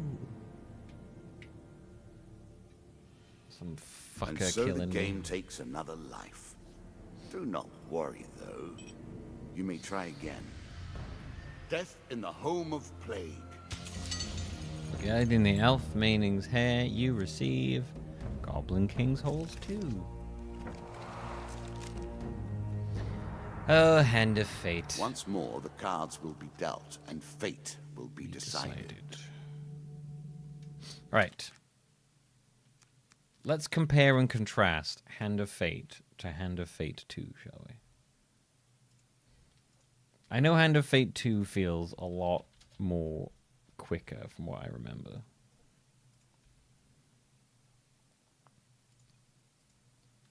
But let's do a comparison. I remember that in this one, I guess when you beat the dealer at the end of Hand of Fate, he gets all burnt up, because in this one he's got all, his skin's all fucked. He's all fucked up, mate. He's all fucked up. His skin's all manky and weird.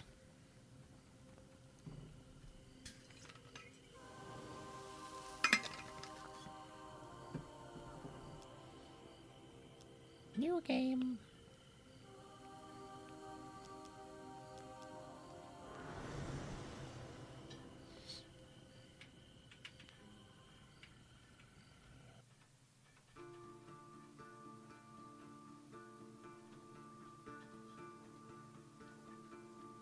Your memories are fading even now, gone to form the soul of the game we play. These pieces are new, as are the stakes. Life, death, Look how fucked up his and face is. vengeance. We must ride, for time is short, and you have much to learn. Make your first choice, and let us set these wheels in motion once more. Oh, yeah, would be a boy or a lady. Yeah, must be a lady. These cards represent your history and our game. We know where they end, for you are here. Therefore, these cards must guide you to my side. Let us see what the journey holds. Okay. The Fool. The fool steps into nothingness, because they know no better. In the same way, you must step into the void. You are a blank slate, and together we will write your history. Okay.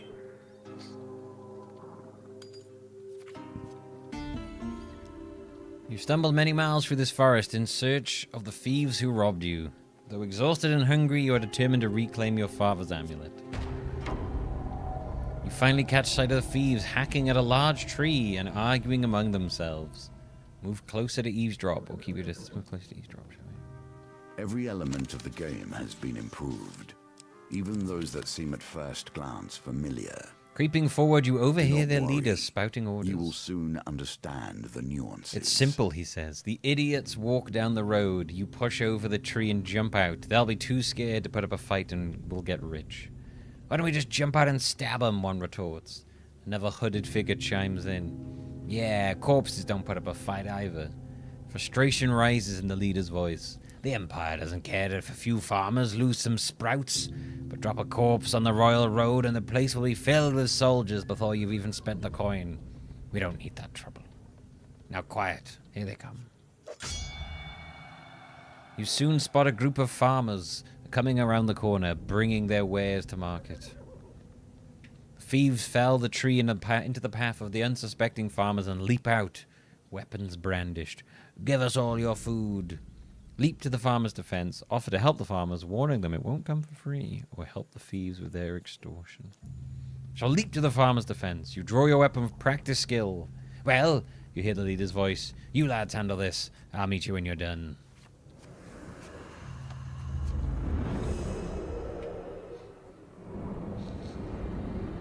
I forgot how you did improve the visuals on this one.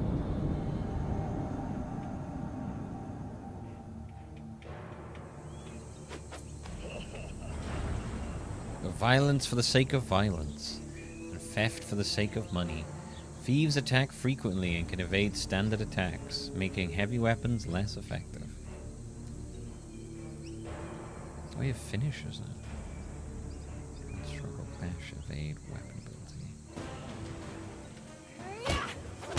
Ow.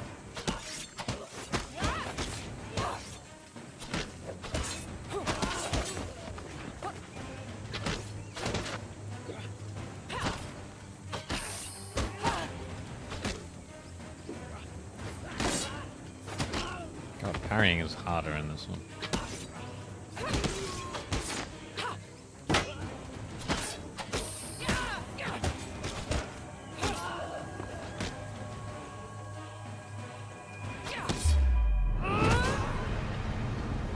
A backflip. He backflip. He did backflip. He backflipped over me sword. He backflipped. Okay, that's their thing. They dodge. They can dodge regular attacks. The farmers fumble in their haversacks in gratitude. Thank you, adventurer. Oh, I'm sure after they took our food, they would have taken our lives as well. Oh, thanks. So now I took your food instead. You fall on the food with a sigh, shoveling bread in your mouth to quell your hunger. Your satisfaction lasts only a moment before you realize your father's amulet is not among the takings. Their leader must still have it. You set to your feet, determined to find him. Find the leader of the thieves and retrieve your amulet. It's kind of crazy how much nicer the combat immediately feels. It's the goblin with the mustache. While enjoying a moment beside the fire, you spy a strange figure approaching your camp. It's a goblin dressed in what must pass for goblin finery.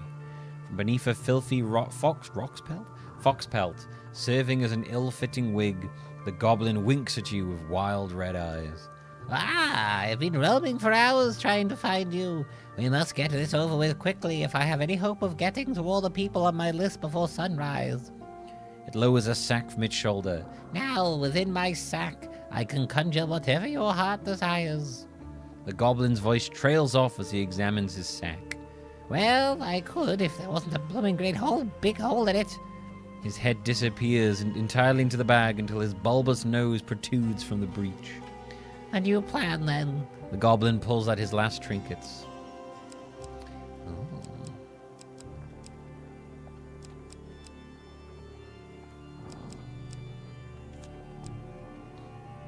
Soldier's sword. Perform a cravel strike that causes 250% damage on a single target. Oh yeah, when you get like the hits, it powers up the attack, doesn't it? Case Norwich posters. Hey.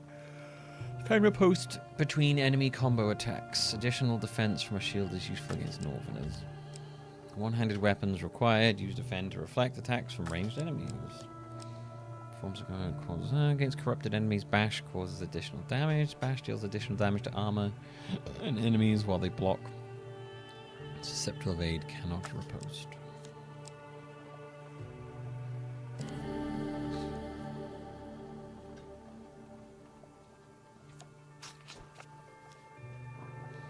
A wise choice. Now, I must go. There are many others I must visit before I can rest. The goblin runs off into the night, his fox wig flapping in the evening breeze. The new Fire Emblem game is going to support mouse control of Joy-Con too, which is great. Oh, that's handy. This card has a token. Can you find it? Your journey through a forest is interrupted by an inquisitive child. Are you searching for the forest folk? My uncle says that they used to walk these woods giving out gifts. I want to find one and ask for a lemon cake. As they dash off to peer under a nearby log, the child shouts back. Remember, if you meet the forest folk, get me a lemon cake. In the other direction, an eerie song hangs in the air. You attempt to find its origin. Get me a lemon cake. Oh, what? Fuck you. You spend hours traveling in circles until night falls, bringing an unnatural silence to the something. Nothing could be more fitting now than A meeting trail the of mage who fallen started this trees. all, or at least started it all for you. A trail of fallen trees as distraught farmers lead you to the thieves who had stolen your amulet. It seems their infighting has only gotten worse. The bandits surrounded their former leader, weapons drawn. Everyone will get their fair share. There's no need for violence, the leader implores. Whoever heard of a thief talk about their fair share? Spits one. You turn up and boss us around. Well, we barely stabbed anyone. It's been days since I've stabbed someone. Days. The leader notices you approach, waves you over. As much as I'd love to continue this discussion regarding stabbings, I'm afraid I have urgent business of my associate here. As he greets you, he whispers, "Keep me alive, and there'll be plenty of gold for your trouble." Tell him gold cannot replace the amulet he stole. He holds up a finger. "First rule of negotiation, never let them know what you want. Kill my associate, and I'll gladly return your amulet."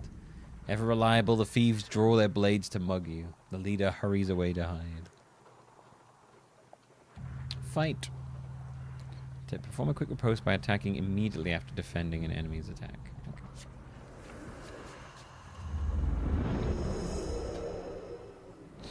Immediately.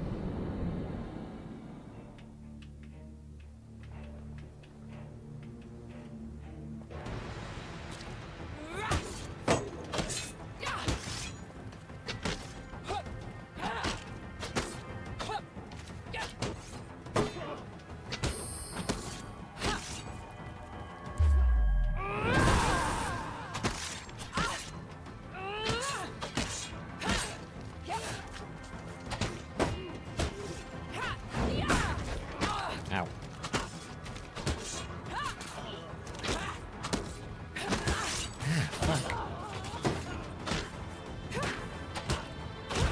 Boy, it is way harder to parry in too. Holy moly.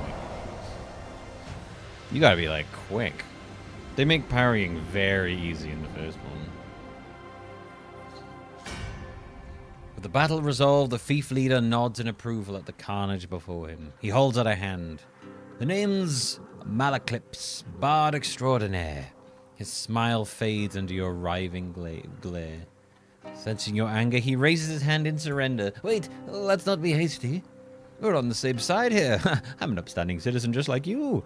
I've been working with the thieves, yes, but only for the greater good. No, really, they were killing people before I came along. I know it seems bad, but look. He pulls out an amulet from his pocket and presses it into your hands. All is forgiven, yes? You stare at the amulet. It does not look familiar. Oh, Malaclip says, scratching his head. He opens a small satchel. So, which one is yours? Choose your father's amulet. Ooh, I like the eagle.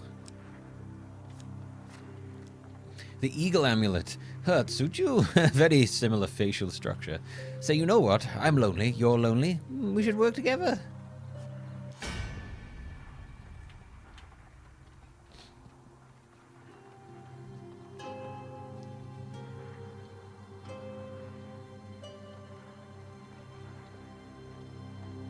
Yep. Third-person combat was the old Hand of Fate way. We should probably get to know each other, seeing as we're going to be friends for life, Malclip says. Tell me, where are you from?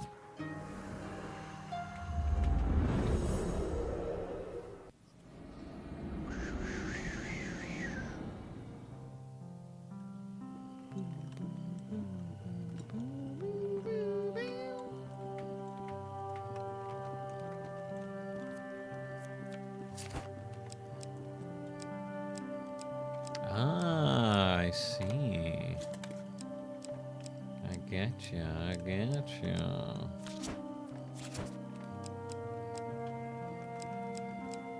Oh, much choice of hair here, do you? Go with big hair. Ah, it changes what's on the front.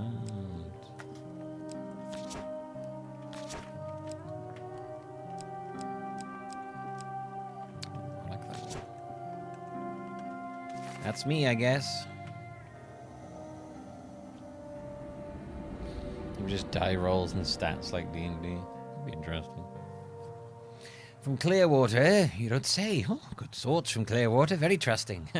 Oh, by the way, I mean, we, friend, owe money to Vignus of the Thieves Guild. He's quite angry at us. We should journey to Meyrbridge together to appease him. Some gold might help. Although, come to think of it, I'm rather busy. Malclip's eyes a pretty trader hiking up the road. So, it'd be best if you get the gold, and I'll meet you there.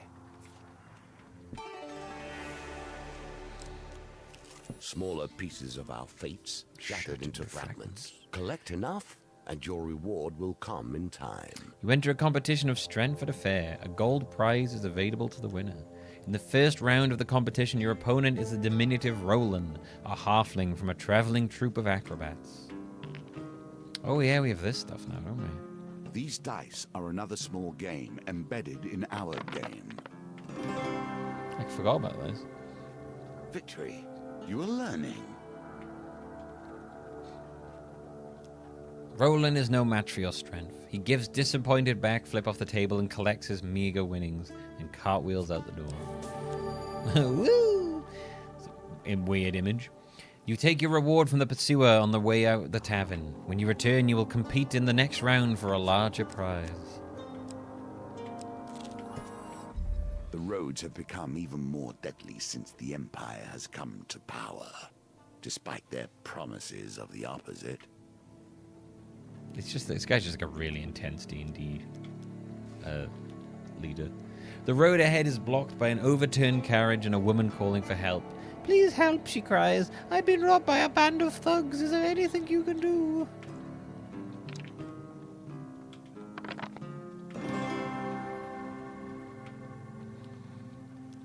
Thank you, the woman says as you help her from the carriage. Please accept this as a token of my gratitude. Oh, thanks. Oh, nice. Thanks for the money. You thank the woman and continue on your way. Celebration Carnival. in aid of what? You see how quickly the actions of the usurper are turned into tales for children. Nearing the sleepy hamlet of Dulwich, you find the villagers in the midst of some kind of celebration. Much of the activity concerns a large paper and wood statue depicting a fearsome warrior looming triumphantly over a prone lizard man. Ask a local about what is going on. A friendly stable hand explains, in a bygone age, our town was beset by half men, half lizards. There was no food, no respite, and very little hope. Salvation, I think this is from the first game. Salvation came in the form of a nameless warrior who hunted the beasts for little more than a handful of coins and a crust of bread. He smiles warmly at the festivities. We honor the warrior like this. The statue is filled with food and gold, and we take turns smashing it to bits with a club. You're welcome to join us. You may keep whatever falls out. Let's follow the parade. The parade ends in the town square. You watch as the villagers take turns smashing the statue for club and gathering the food. A local notices your interest and asks if you'd like to join.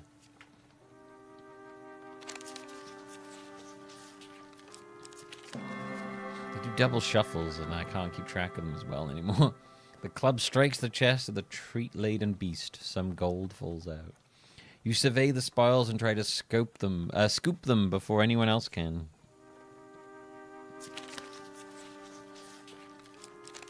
Oh, come on. It's so fucking hard to follow those cards. Before you can gather anything, a young child shovels the bounty into a basket and scampers off. With your turn over, you leave. I ain't getting nothing. Here we come to the end of the beginning. Running errands for mages. This will become a theme, I dare say. You arrive at Meyrbridge as the sun begins to dip below the horizon. You find Malclips perusing a selection of cheeses by the market. Ah, if it isn't my good friend, the adventurer. Did you bring the gold? Vignus has arranged to meet at the graveyard. Go to the graveyard. You wonder whether the spot you have chosen for its seclusion or for easy body disposal. Vignes greets Malaclips with a sly grin. Looks like you turned up after all. Yeah, one with a lackey in tow. We had our doubts, you know. Vignes cracks his knuckles and giggles. Well, now, Malclips, convince me. What's to stop me cutting off your head today? You reveal your gold as Malaclips scrounges in his pockets for some too. The heavy satchel of riches lands at Vignes's feet with a thud that echoes through the silence of the cemetery. That's our deal done then, Malclips says, worry obvious in his voice. No need for any further troubles. Sorry, Mal, Vignes grins. You should have known the guild was never going to let you pay with cash stolen from our members in the first place. He lied. This wasn't a deal at all. It was a non-deal. An undeal even. The opposite of a deal. I'm furious. Vignes the Crazed. Treacherous and greedy. A dangerous combination. Anarchists throw flaming bombs that cause fire damage. Your armor is no use to you here.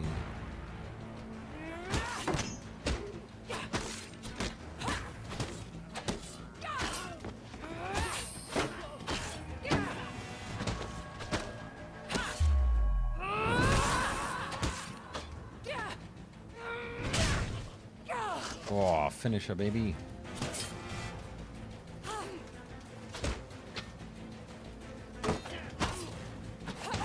Ow. Ow.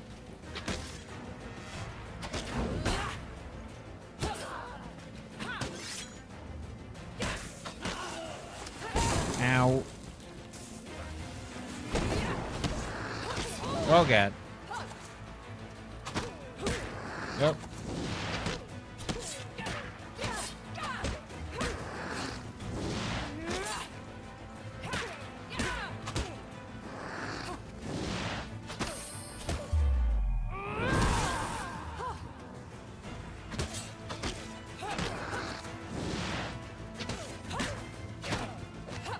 It's crazy how much quicker the combat is in 2.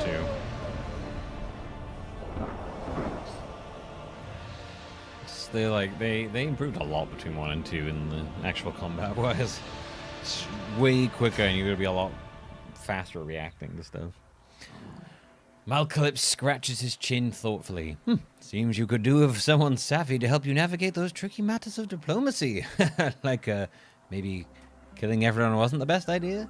Come, let's discuss our partnership over an ale or two. Well done. You have cleared the first challenge, and now we can move on to the Cardinal next. Blade and the Bastion of Purification. Market Thief. Tarts, pies, and exotic lies. Fork in the road and arm wrestling. Malclips's problem and the trickster.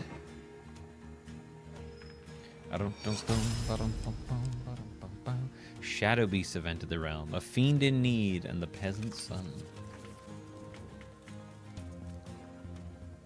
Welcome to my challenges.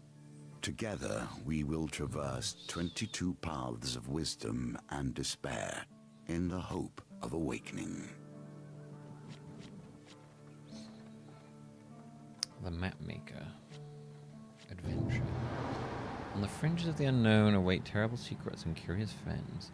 Contains new challenge, the Mapmaker. New companion, Hubie the Orphan.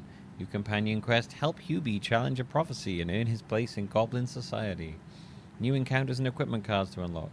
Available after completion of the Hierophant. Yeah, interesting. Yeah, I think the, yeah, there's like...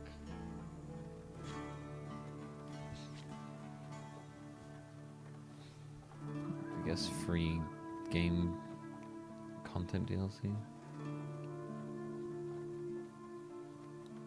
That one's, I think that one's just a partner, and these two have like extra stuff, I guess. Cool. Yeah, I never actually did any of the DLC.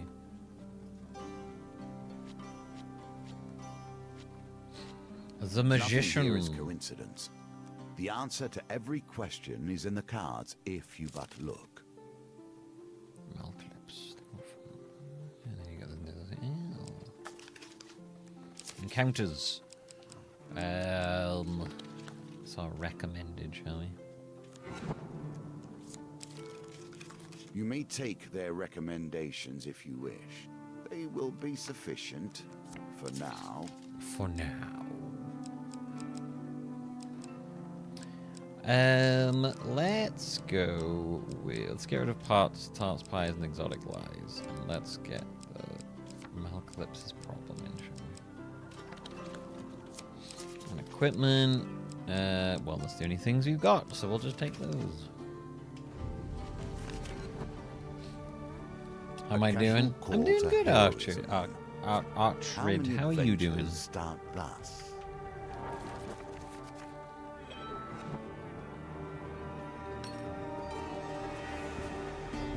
For 100 years, I have thought about nothing but the game. I was defeated. It is true. Nothing but the became game. complacent long before then. I thought I knew everything about the game and what it could be. Now you see before you the extent of my research. Nothing but the game. I have crafted this game anew. Your conversation with a fur trader is interrupted as Malclips arrives in a flurry. The whispers speak of trouble at the edge of the Empire. The town of Westwind is suffering against the Blight. Find out more about Westwind. What do you want to know? That's enough for now. Let's head to Westwind. You've returned to the markets and ask if any traders headed to Westwind might need an escort. There are 3 options. A stonemason, a food wagon, or a weaponsmith. Let's go with the food wagon. A food wagon headed to a nearby wedding offers you a ride. They gift you some food in exchange for not taking you the whole way.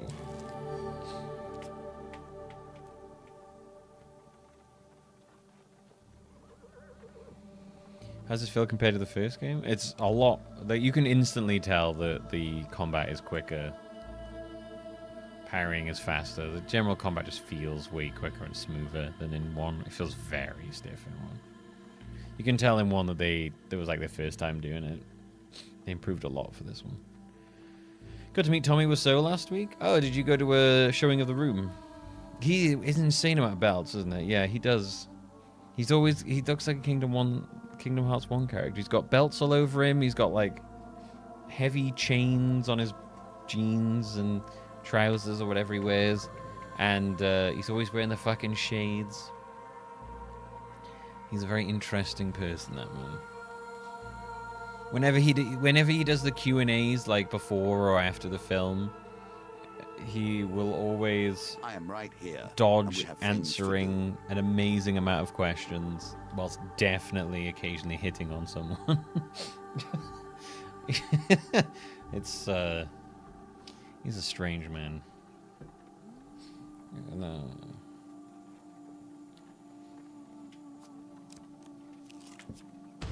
The Empire reaches too far. The North has gone from a loose collection of tribes. When I saw something to him, truly he told me I was a big boy, and I was like, oh, thank you. And then he told my friend that he cursed his underwear.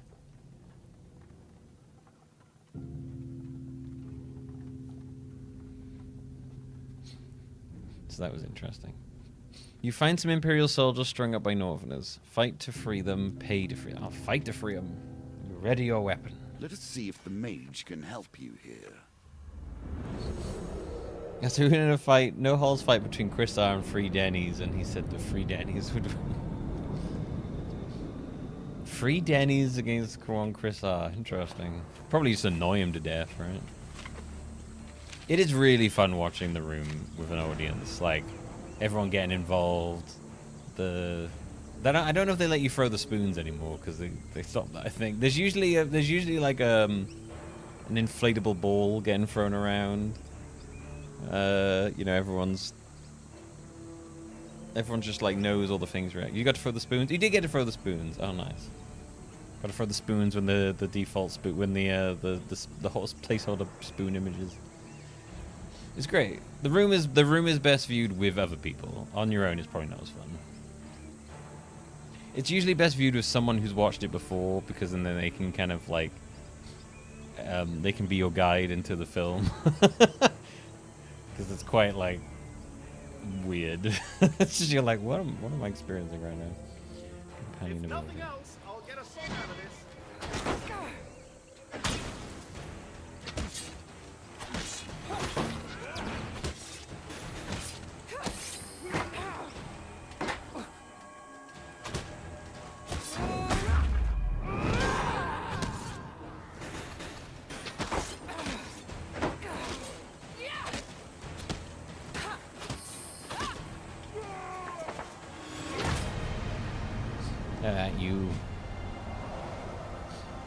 Yeah, with a good audience, it's really good.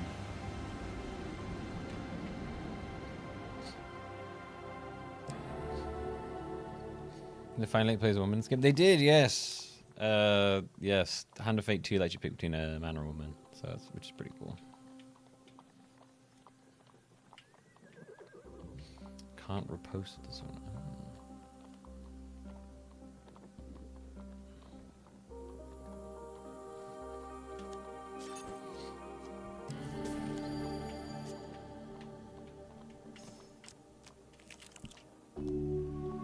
Your journey through a forest is interrupted by an inquisitive child. Are you searching for the forest folk? My uncle says that they used to walk these woods giving out gifts. I did the wrong voice. I did an old man voice. I want to find a one house for lemon cake.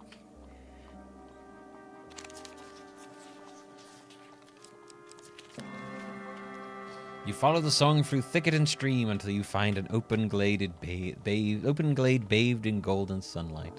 You find an aged maiden, her posture bent like the boughs of a forest. It has been 12 winters since I had a visitor. Her voice is a whisper, yet it thunders in your ears. You may visit me when you are in need, adventurer. This is yours now. Even if you lose the challenge, you have earned this token. Give me a lemon cake. Old man wants a lemon party is what he wants. The shopkeeper nods to you as you enter. Adventurer, how's the world out there? Let's buy some equipment. Ooh, I would like to buy the Cardinal Blade. 8 blades. Fire magical blades in 8 directions. When activated, blades cause 20 damage or 40 damage to corrupted. Ah, yes, please. Like a compass, it indicates the truth of all directions. Is that what compasses do? Is that what compasses do, huh?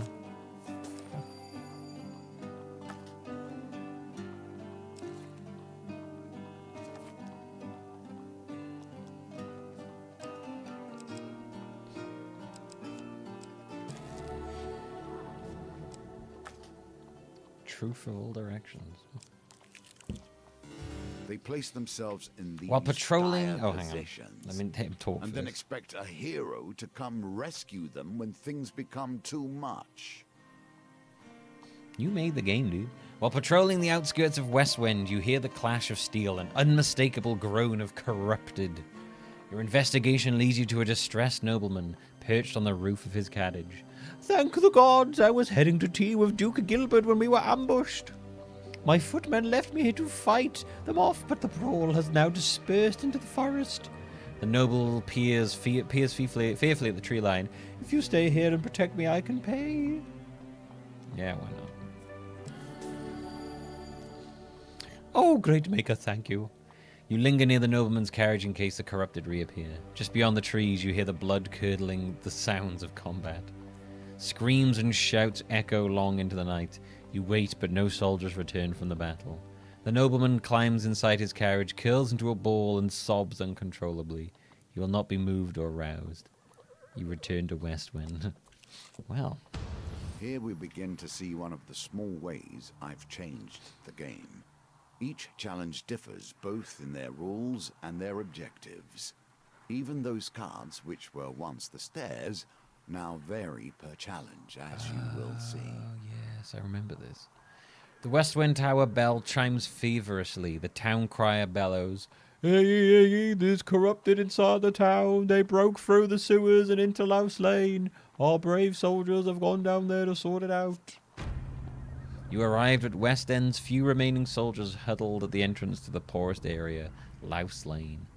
We cannot let the corruption spread. For the good of the town, we must dispose of anyone who has been tainted, even a little. Join the soldiers. You join in the fight against the corrupted.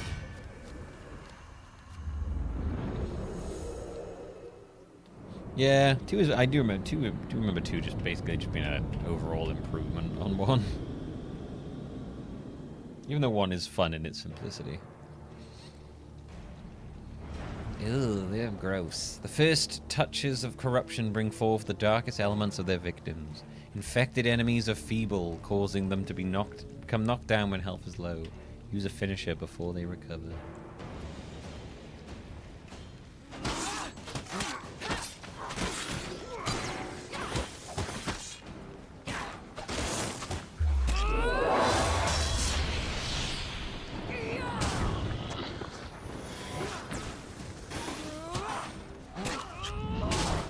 Yeah.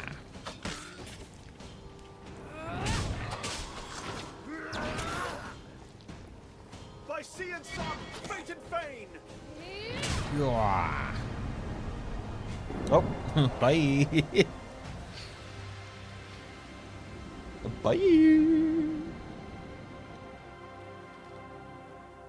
With the corrupted threat removed, you've ensured that these soldiers survive to aid the town's defense. You've gained 5 soldiers. The soldiers help you scavenge what you can from the remains of the poor souls taken by the corruption. We got a regular shield or a bastion of purification. Damage defense. Against corrupted defend causes 50% of your weapon's damage to attackers. One-handed weapon required. Use defend to block attacks from ranged enemies. Reduces movement speed by 10%. Got a token. Defend 30 attacks from enemies to unlock this token. Oh, okay.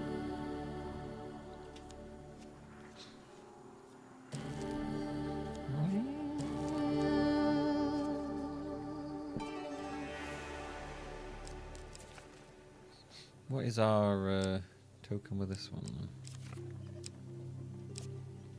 Activate your abilities 10 times to unlock the shot. Okay. I gotcha, I gotcha. Oh, gotcha, sir, I gotcha. Let us learn what sort you are. Strong? Clever? Wise?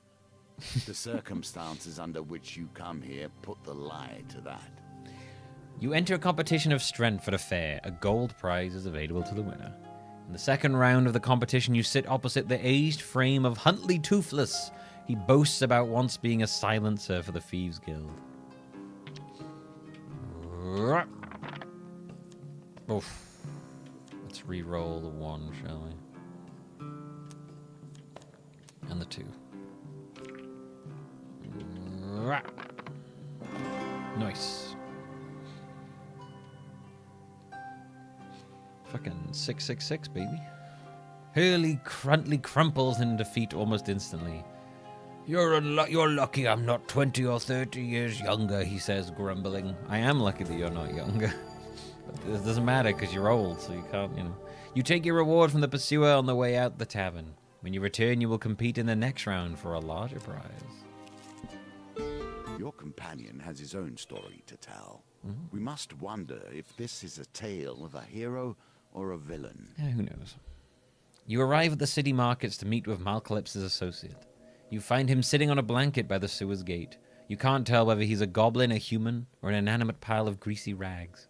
A few wilted daisies and duckweed tied with rope are flopped on the ground around him. Merc! Malcalypse calls to the creature, arms outstretched. Oh, I have a favor to ask of you, my handsome friend. The greasy goblin raises a hand to stop the bard's prattle. 10 gold first. You know that. Malcalypse looks at you expectantly. Give the goblin man 10 gold. Malcalypse steps forward as Merc counts the coins. Merc Holbein, the bard looks furtively around before quickly waving at his shoulder. I require help in removing a certain illness. Merc considers Is he got an STD? Merc considers Malcalypse for a while. The kind of information costs more than a few coins. You splutter indignantly. I will require a test of skill from her. He turns and points at you. Pick a flower and eat it. The greasy florist displays his meager wares. Malcalypse nods as if it were a fair request. I will eat a daisy. A luminous purple flower. Sure, why not? The flower has a crispy burnt texture.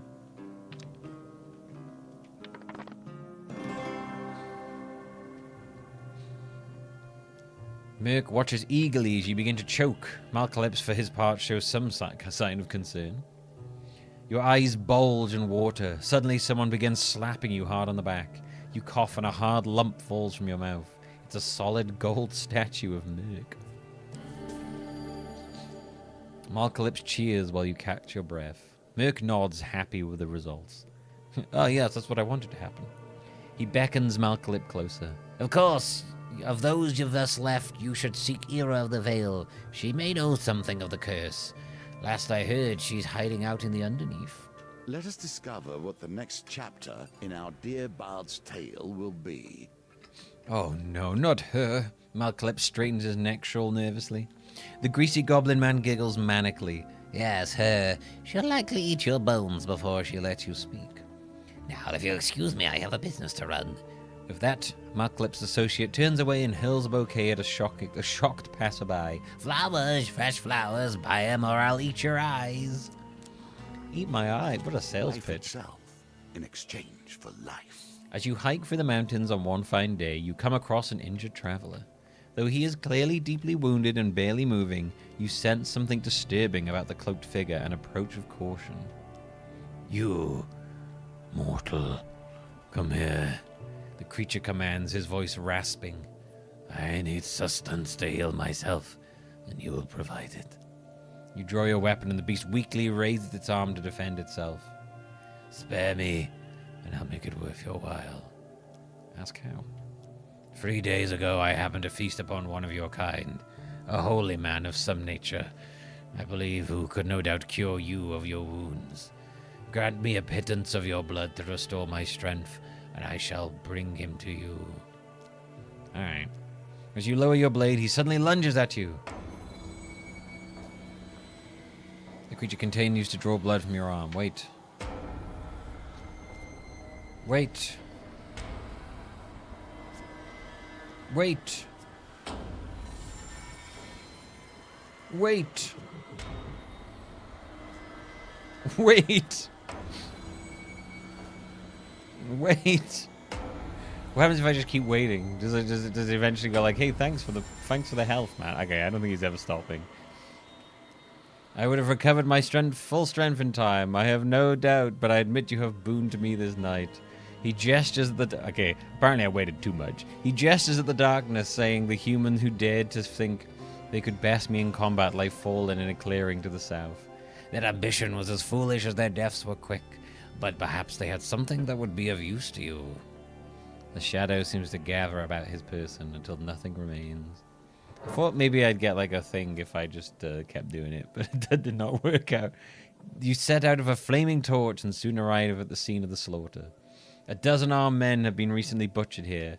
Among the remains you find no decent equipment, just the tools of farmers and provincial soldiers. As you leave the carnage, you step on a blade hidden in the shadows of the grass. To the victor go the spoils. Ah.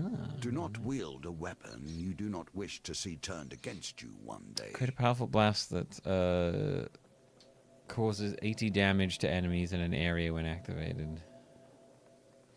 Against shadows riposte. Oh, I mean, those damage cards were doing... that damage has already been done to me.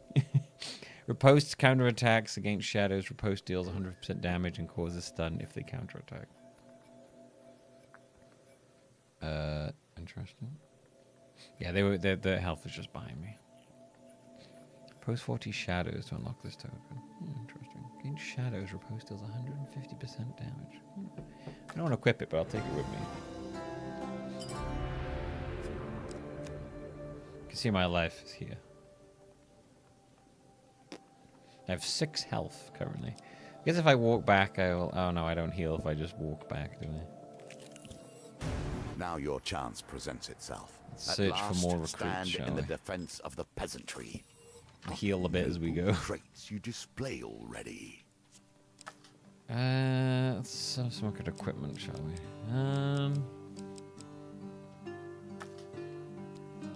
Just by healing.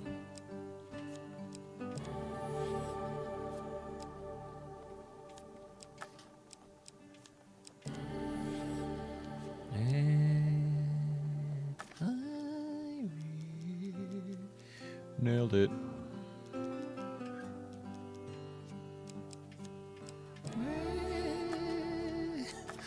Alright, we're all nice and healed up now. In my day, thieves kept their distance. The market bazaar is a hive of activity. Traders from across the lands call out passerbys to sell their wares. As the sun beats down on the crowded street, you pause briefly to draw water from a fountain. You feel something tug on the inside of your tunic. Turning quickly, you discover a pickpocket making off with some of your belongings. Sorry, I got no gold anyway. You jump to your feet and catch a glimpse of the thief as they weave through the crowd.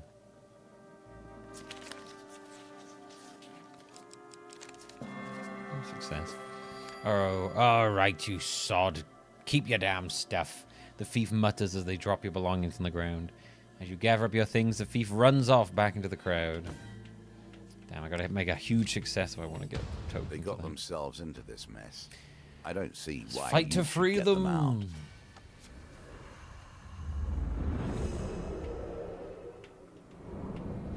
Fight to free them from their imprisonment.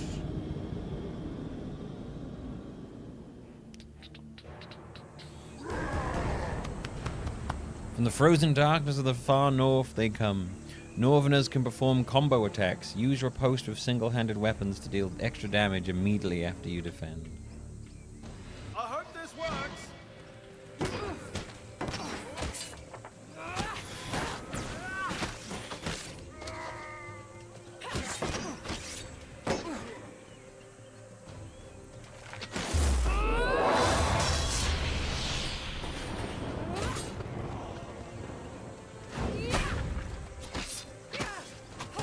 Wham. Take that, you.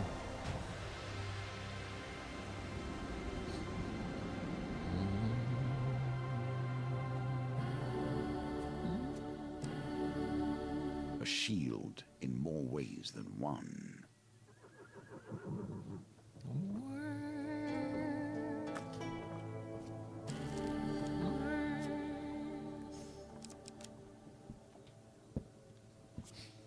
Another chance to redeem yourself. Atop West Wen Let's Town see Hall how is a you large handle it bell this tower. time. It is used to signal the day's end for the workers in the mines and surrounding fields, but now it will summon West Wen's defenders. Do you wish to summon the soldiers you have recruited? As the night cloaks West Wen, you sense the corruption rising from the shadows all around you. You survey any soldiers you've managed to recruit. You have gathered a large group of soldiers to defend the town. Here's hoping you won't need any more. You must survive till morning when Imperial reinforcements will arrive. Let's give a rousing speech.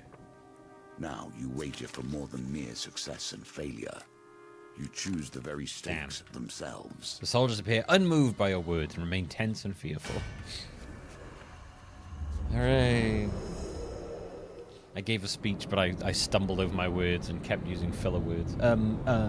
We should, get them. Yes. Oops. Ugh, Terror of West Wen. As the final vestiges of humanity are raised, the Terror wakes. Use Bash to break the Terror's corrupted armor and defeat it with a finisher before it regenerates.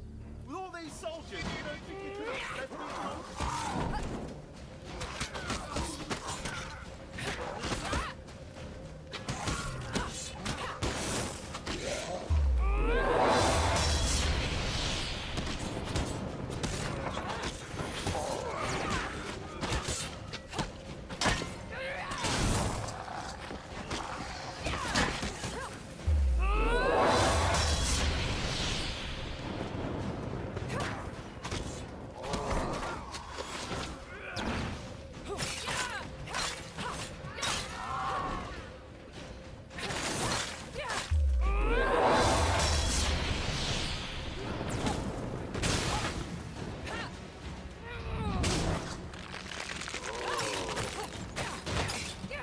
Break the armor.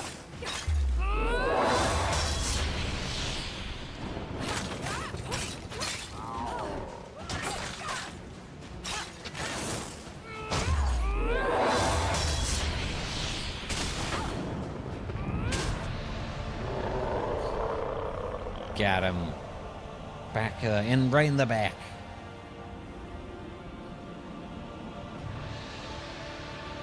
mighty creature of chaos felled by your power. Does it satisfy you, this bloodshed? Yes. Knowing those you destroy were once simple peasants. You made this going game. about their day. Calm down. Probably went on some irreverent tangent for way too long, too. Probably. The magician. The magician returns to the deck. But now we only begin our stories of fate, folly, and magic.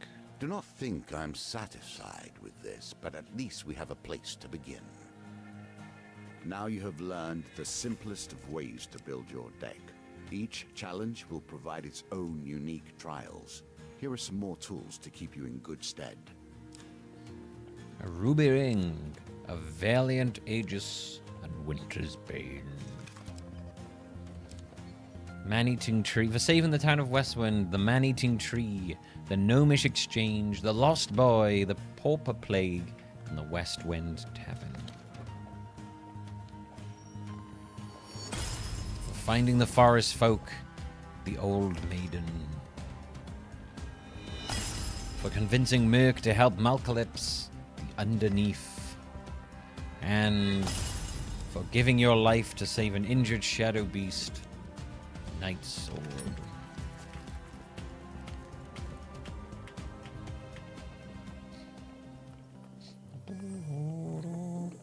As you play, you will find more options open to you. Should you find yourself blocked or overly challenged, take the time to explore the board. Unlocking cards will give you options you have not yet considered. Do you remember Endless being pretty fun?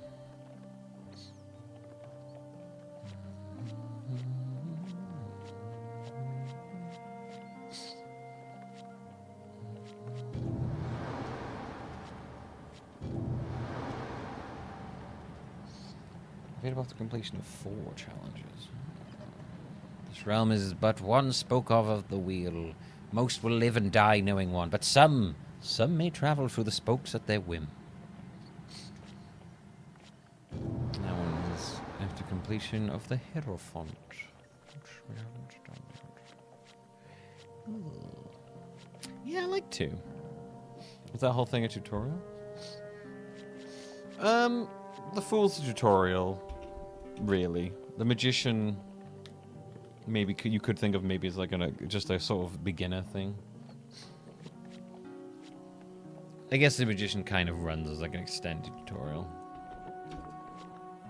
Kind of like how the first couple of fights in the first one are all quite easy until you get like into the later small ones. game, the game we play, and there is the great game, the game of life and death.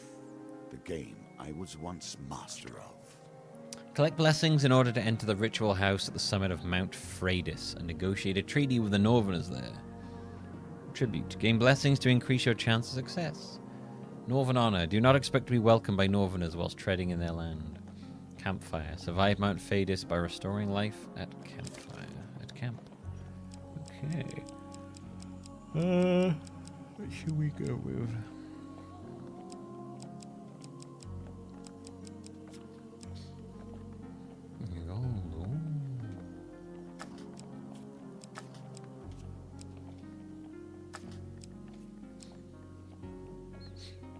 May gain life. Results in funds by completing a quest.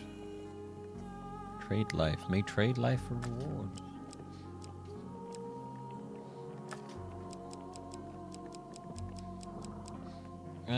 Okay. We shall go with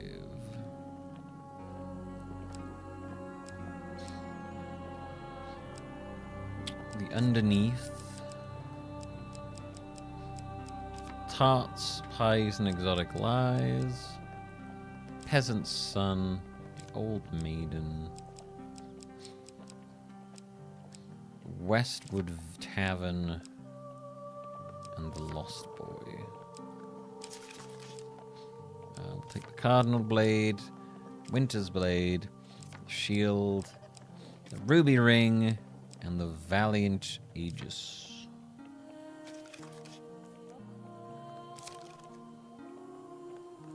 Supplies provide a unique benefit that applies at the start of your journey. Oh, that's handy. We just get the Night Sword now as like a supply thing.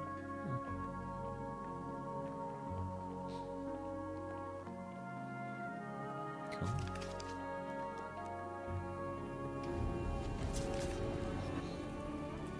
You find yourself once again in the company of prayer and religion. How unfortunate.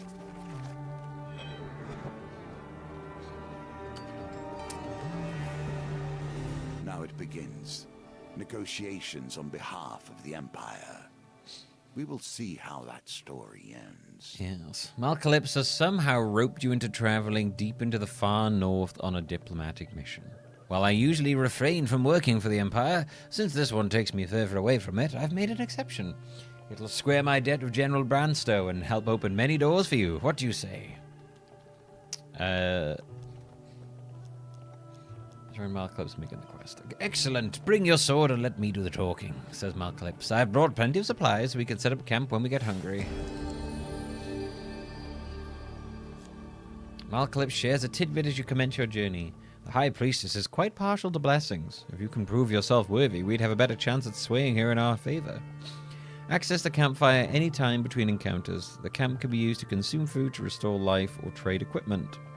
Collect at least 6 blessings before meeting the High Priestess.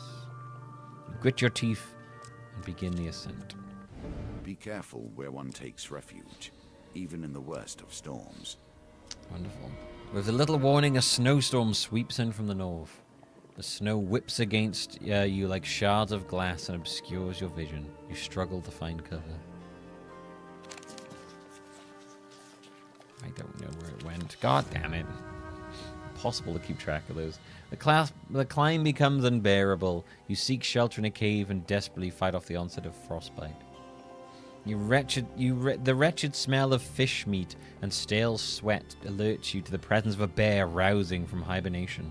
The ferocious beast bares its teeth and swipes at you with giant paws. Ow. You flee the cave, having barely survived the savage attack. Luckily, the blizzard has passed. Malcalypse forages for firewood, saying, "This log is dry enough. We can set up camp here for the night." Access the camp at any time between encounters. Yes, I think we're okay at the moment. Children. It's hard to conceive that either of us were ever such. Children? What the hell? He's just a small child you overhear. A deeper voice growls. We have to take him to the dungeons, or else he'll run straight to whatever northern clan he's spawned from and show them where our outpost is. That's a shifty-looking kid. I wouldn't trust him as far as I could throw him, says Malcalypse. Consider the boy's fate. Save the boy. Unsheathing your weapon, you demand they let the boy go. Let this boy go.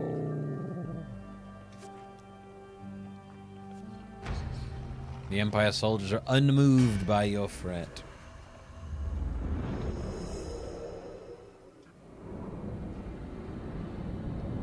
They were unroused by my attempts to Dormammu bargain. Dormammu, I'm here to bargain. Taken from the dregs of society, elevated to petty positions of power. Watchmen can block, greatly reducing incoming damage. Use bash to open them up for damage. Once again, good intentions end up with people trying to hit me.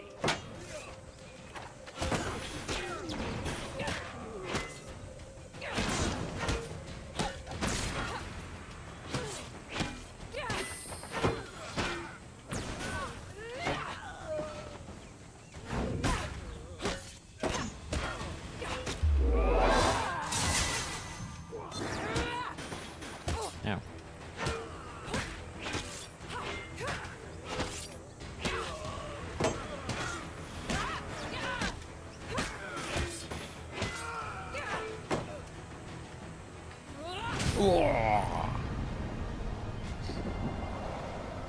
I got him.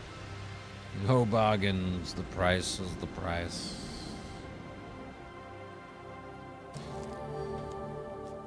As you check on the unconscious guards, you notice the boy looking at you warily, as if sizing you up.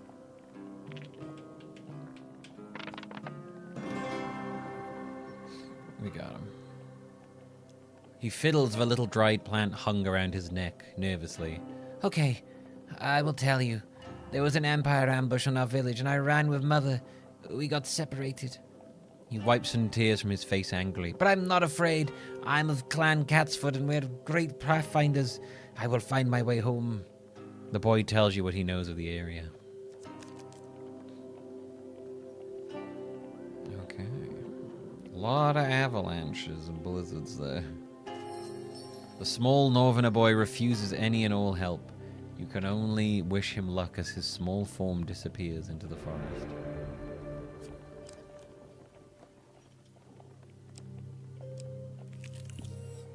A lesson in caution awaits us all. High up on the mountain, you see the silhouette of a man. Truly wild nature will not tolerate fury in its domain, Okay. unless it is its own. Are we still going? High up upon the mountain, you see the silhouette of a man approaching. Scaramouche, Scaramouche? Through the heavy snow... Terrible. He bellows through the roaring winds. Who dares trespass in the sacred grounds of our priestess? Hidden raiders spring down the mountain with the dexterity of mountain goats.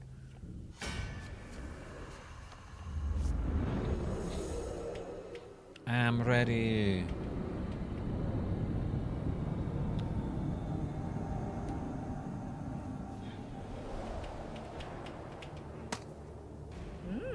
Oh. Light sword, yeah. We already had that a minute ago. When he accused the mayor of being a shadow beast in disguise, they thought him mad.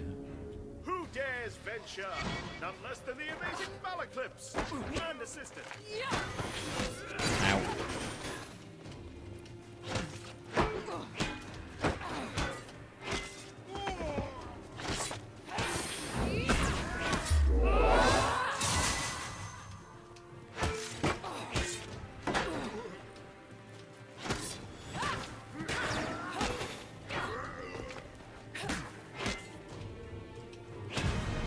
I didn't realize that bashing them, stunning them, like, makes you do, like, extra damage.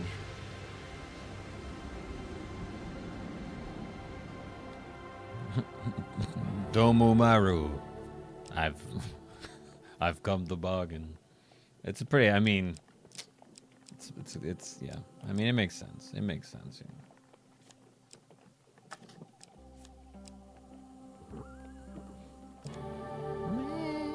A remnant of the Templars and their religious righteousness.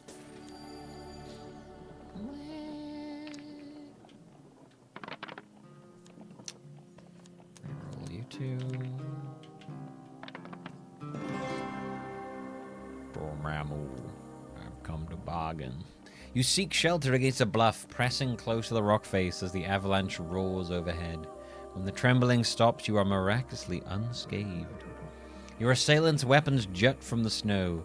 As you realize it is still clenched in his hand, his body buried to the wrist by the avalanche. Dig him out. You brave the cold and free the raider from his icy grave.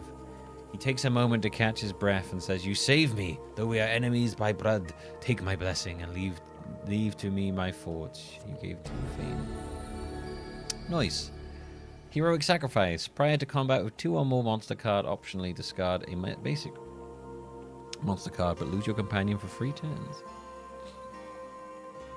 Permanent blessing. Any number of blessings can be equipped at a time. 1 of 6 blessings acquired. I think we should go to this one as well. With the least of notice, the very lands beneath your feet can slide away.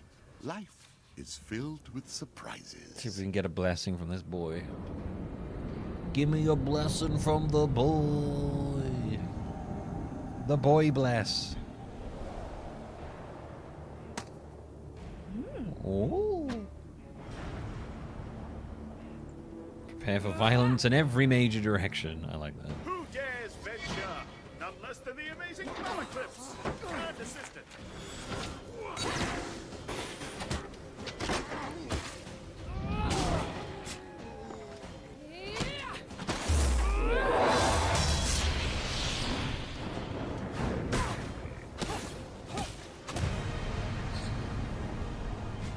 Take that, Yule.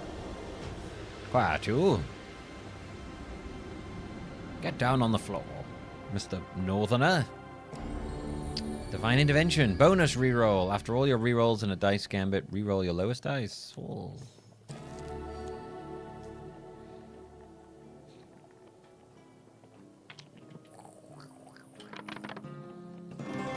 Nice.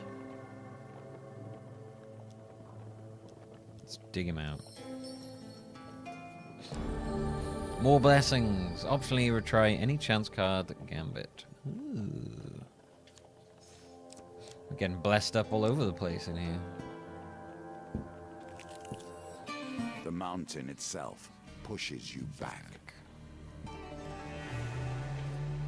Witches I will tolerate. They have at least stepped into the streams of power that magicians call home. He tolerates witches. As you ascend the snowy Mount Freydis, you happen upon a cottage with pungent smoke wafting out of the chimney. A frail old lady sweeping snow off the path beckons you to come in. Where you coming? Wait, wrong voice. We've come in search of the great high priestess to deliver an important message, says Malcalypse. You'd better go bearing blessings if you want to get on the high priestess's good side. I'm fixing a batch right now if you'd like a taste. If I've got it right this time, you can take it to her, she says, stirring the cauldron. Malcalypse politely declines. I've been watching what I eat, but my companion here has an insatiable appetite, he says, nudging you forwards.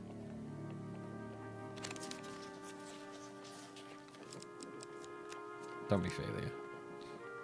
Deft Eye. I'll take Deft Eye.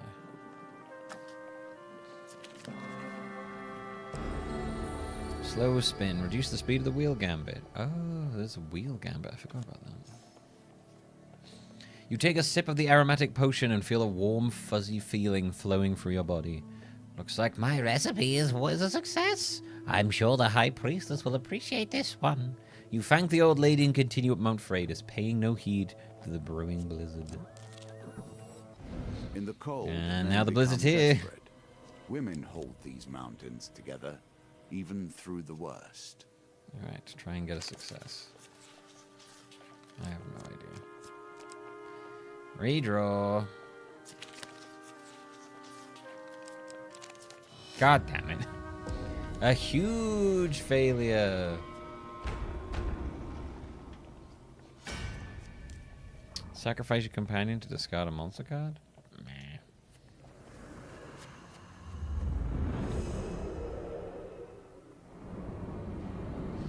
Cards are so mean. They are. They're fucking rough, dude. They ain't playing. On the frozen plains, prey are few and far between. The keen eyes of a trapper see all. Trappers throw hunting traps that snare their targets. Use evade to avoid the traps or change direction rapidly to break free. Don't let them hit me! I'm too handsome for violence.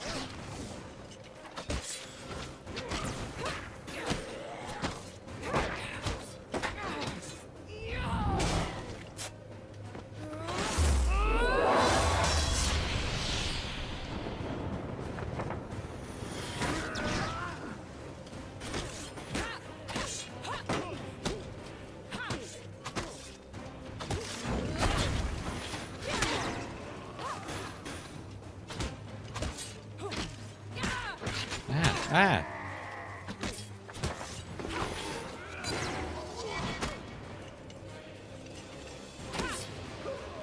Well.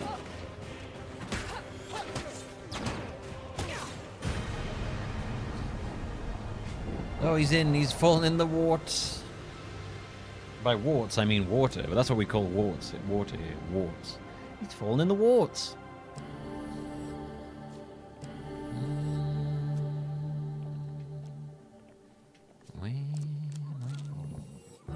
Temple prayers. Temple of Divine Province provides blessing in exchange for a simple gold donation. I'll make a donation. Ooh.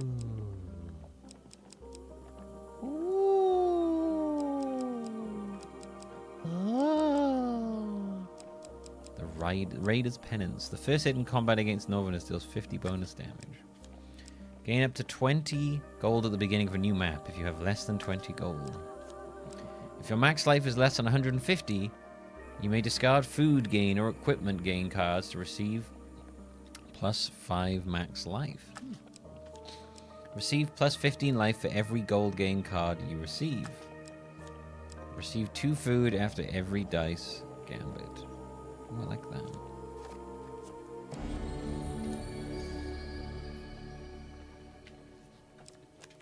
Lots of blessings. The peasant's son. Shadow folk appear to have found your trail. You follow frenzied rumors of vampires and werebeasts to a derelict farm deep in the lowlands. A thin farmer tilling the rocky soil looks up in desperate hope at your approach. Please, our little Timos was taken by a monster with bloody claws and gleaming eyes. They came through the walls.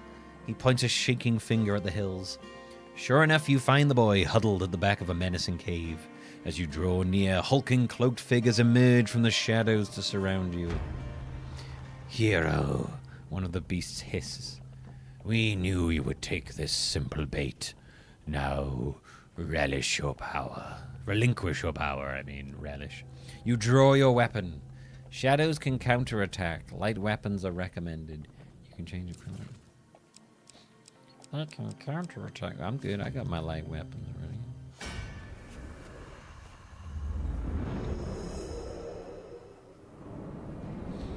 Let's go, Shadow Elder boy.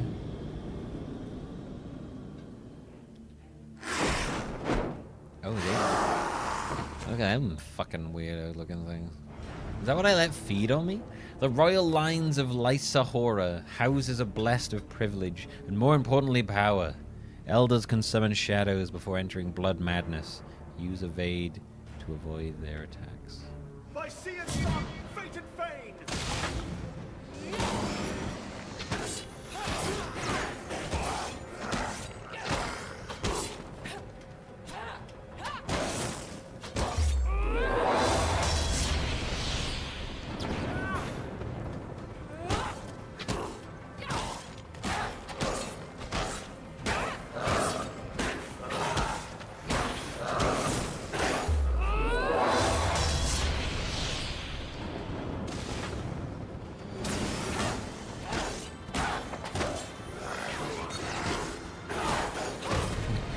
Stun, hit, stun, hit, stun, hit. Works quite well.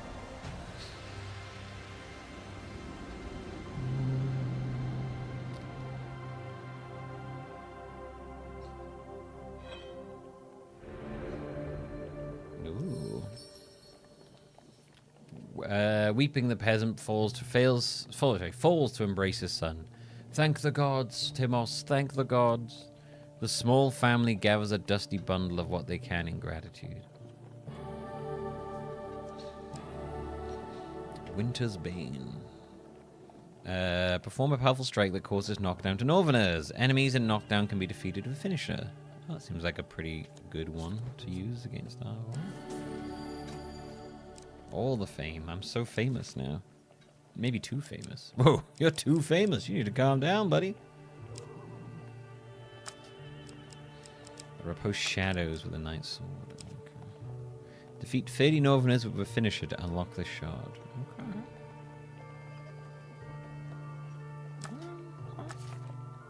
Seems like a pretty good one. Pretty good one.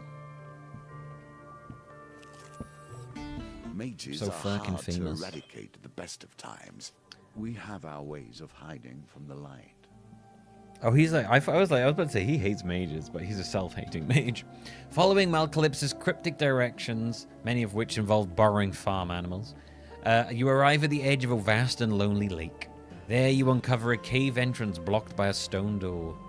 We must seek out Ear of the Vale in the Underearth, the bard has explained, as you followed a frightened cow around the previous night. Continue. The bespectacled ogre manning the door to the underneath doesn't look up from his book as you approach. 15 food items per entry, he grunts. Malcalypse scoffs. Robbery. If you're trying to hustle us, sir, I'll have you know I can shoot lightning from my fingertips. The doorkeep sighs. Times are hard for us, Mal. You'll see when you get there. Here's 15 pieces of food. The ogre places his book down, and with a mighty push, the stone door rolls open. A narrow tunnel takes you deep below the earth, opening into a vast limestone cavern. Twinkling on the edge of an underground lake lies a small shanty town, red lanterns lining the quiet streets. Malcalypse leads on. Welcome to the Underearth. Coined slave, since that bothersome Empire edict, we've had to hide away in places like this. This used to be quite the hub of activity, but now, he surveys the silent streets grimly, I guess the Empire's increasing its forces. A few mages are suspicious as they... I use suspiciously as they pass by. Peruse the stores. Among the abandoned stalls, you find an ancient-looking shop front. Though through red lantern lights, you read Lelot Oddments. There are also signs pointing out to Curse's Blessing. How can I path to Curse's Blessing? Curse's Blessing. If you follow the sign through the lonely streets until they lead to a sizable hill of colourful rags where you believe a market once stood, an elderly woman climbs from the pile. Remove all your curses and blessings. Walk away. It's Lelot's Oddments. Malcolm sniffs and backs away. I'm not allowed in there after I stole all those stupid pebbles. He lets you go ahead. With jangle, you enter the dusty store. You find it filled shelves, baskets, glass cases of rocks of various shapes and sizes. The wizened shopkeeper Lelot peers over the counter at you. Inquire about used stones. He waves his wrinkled hand at his wares. You see the baskets of giant boulders, smooth pebbles, and tucked away in the corner of a basket of rings. The shopkeeper looks around fondly at the stones. What would you like to buy? Everything is 20 gold apiece. I don't have that.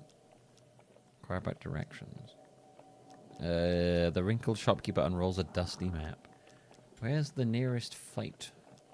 Lelot peers at the map, dusting parts of his shaking, freckled hands. No blood will be shed around these parts today. A terrible shame. Where's the nearest trader? Ah, yes, there's one there. He drags an ancient finger to a spot on the map.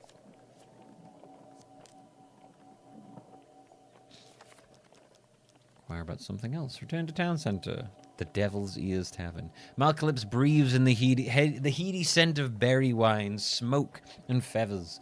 Ah, the Devil's Ears, my home away from home. He pulls out his lute and leaves to serenade the pretty bartender. She tries her best to ignore him. You survey the bar. A group of burly ogres crowd a too small a table. Meanwhile, a giant fleshy eyeball floats somberly by the window. Let's approach the ogres. The ogres are arguing jovially about winnings. They seem to be caught up in some kind of dice gambling game. Ooh. Let's go by the rules. She whistles to the rules, does she? An ogre slaps another on the back, guffawing. No rules, just roll the dice. If the dice is bigger than a number I choose, you win. An older ogre clears his throat. You might want to know yourself, sword, that we're playing for blessings. Buy a round of mead for 8 gold. The dealer reduces the dice gambit target by 2. Ask to play. Shimmering small contain the blessings you're playing for. Okay. Divine Providence. The ogre exchanges looks and considers their empty mead glasses. 5. This mead makes one wretched heart soft. Go on then, roll a 16 and you can have it. Go on then.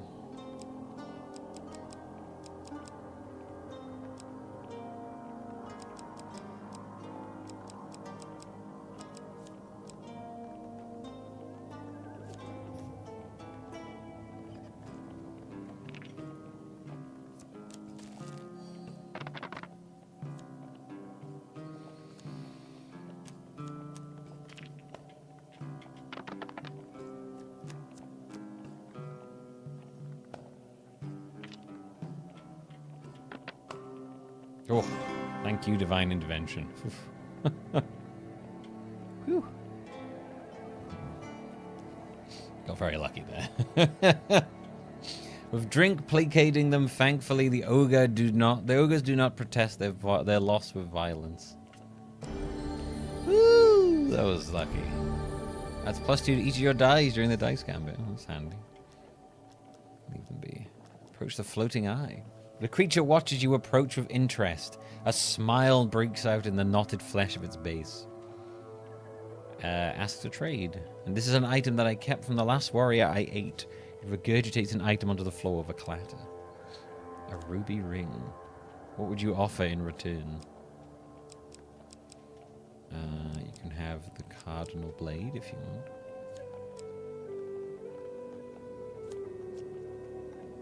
He inspects the equipment. Yes, this will be a lovely addition to my collection. Gain plus 10 Valuable max for life. purely financial reasons, if nothing else. But plus 10 max life while you have more blessings and curses. Nice, I do.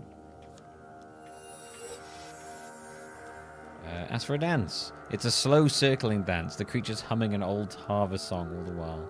After some indeterminate amount of time, the dance ends. Ah, the creature sighs. That took me back to my youth. Alright, let's find the his contact. Malcalypse leads the way through the dim, lonely streets to Ira's house. You can hear screaming coming from within. A woman in robes adorned with silver ornaments greets you at the door. Merc said you would come begging for help. Regardless, you are late. Malcalypse bows with a grin. I have an illness. I'm hoping to purchase a cure. Ira of the Veil frowns for a bit before nodding and let you into her house. You enter the sitting room and the source of the wailing is made clear. A man is locked in a cage, crying in fevered agony. Sores of corruption fester on his body. Without warning, she opens the cage and the man rushes at you. But with surprising strength, Ira subdues the mad, writhing creature. This is the mage Cohen. He thought he could fight off the corruption, but he could not.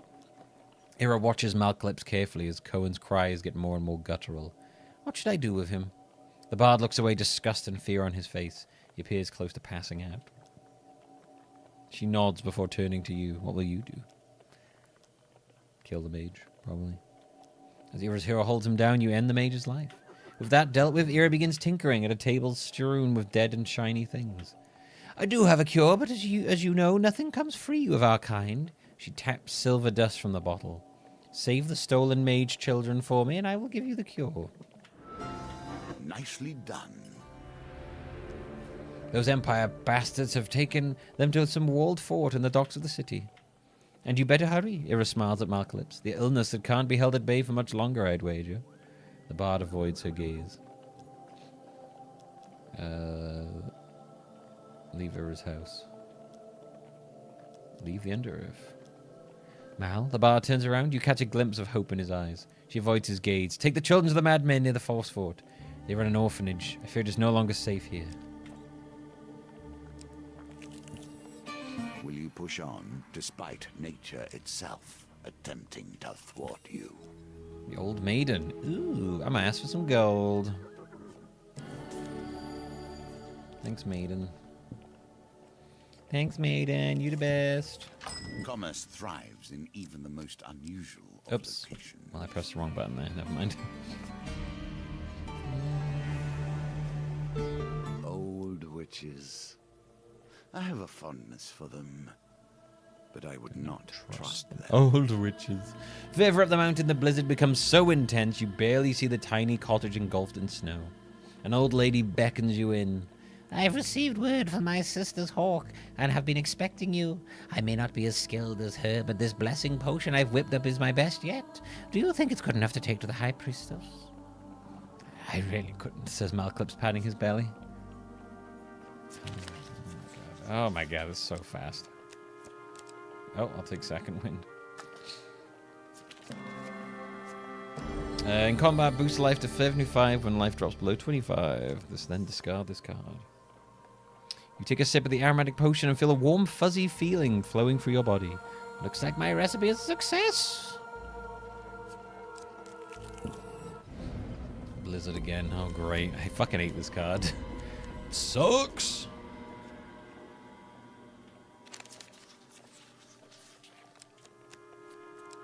I'll take success. Your climb becomes unbearable. You seek shelter in a cave and desperately fight off the onset of frostbite. When the howling winds ease, you clear the snow from the cave entrance to discover the dark clouds have passed. Yay. A grand opportunity for you to take whatever pleases you and go about your day.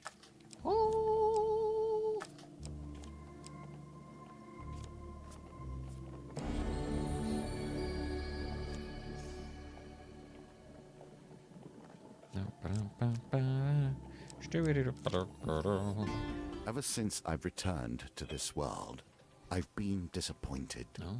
The filth, The the shame, the horrors dwell in the minds of men, not in the monsters in the darkness. What Okay. West Wend's only tavern, the Rusty Razor, is a safe harbor among the many dangers of the outer reaches of the Empire. Its barkeep sits outside its establishment with a look of resigned defeat. Upon your arrival, he jolts straight up and smile almost breaks out across his face. At last, someone of the guild is here. These Empire soldiers have almost ruined me. Before you can disagree, the owner swings open the saloon doors and pushes you inside. Inside, you discover a handful of Empire soldiers enjoying ale rather than doing their duty. Convenient tavern in the mountains. Yeah. The freshly invigorated barkeep hops onto a table and shouts above the noise, "You lazy drunken deserters are done! The steward guilds have sent an enforcer here, and now you're all going to have to get back to your posts. This town needs defending." One of the soldiers rises with a slight sway.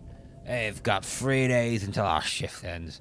We return to civilization, so we're not doing any fighting unless they threaten the supply of ale, right, lads?" A raucous cheer erupts, and beer tankards smash together all around. "So why don't you take your shiny eagle badge and shut off?"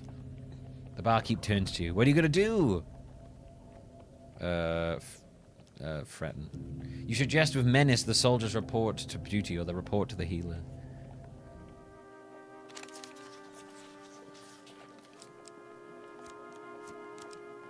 A huge success. I was lucky. One soldier spits at your feet, but turns and leaves. The rest files slowly out behind him. Noise. That went well. Always treat those who feed you with respect. You chance upon a Even wooden I cart. stand by this rule, and I have respect For few. Overflowing with pears, pies, and many other items otherwise. A wonderful smell wafts from the cart. Why show the cards random here? I don't know. I mean, like, I think if you follow, you can kind of follow the top one, but then the second they shuffle again, the second time they because they do it, and then they shuffle again, and it gets very confusing. Malcolip shakes his head. Poor old Chester. This is why you should never be seduced by the wiles of women, coin slave. They'll break your heart and leave you selling your lemon tarts of little business sense. Yeah, when it's 2 shuffles, it feels super random once the second shuffle comes, because I'm just like, how the fuck am I supposed to follow that? The old farmer hawks his wares to passers-by. Tarts, pies, and exotic lies. I would like to buy an exotic lie. She was so beautiful, he whispers as he passes you a bag of spiked purple fruits. Chester stares in a kind of wistful gloom at the exotic fruits for a while, before he finally decides on a price.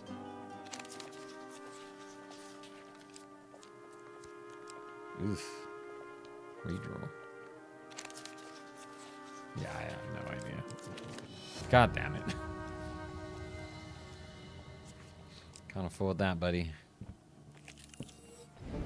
No, not the blizzard again.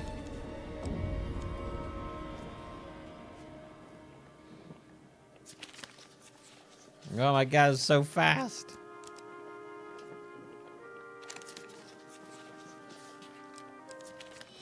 No, not a huge failure. I'm a gigantic failure.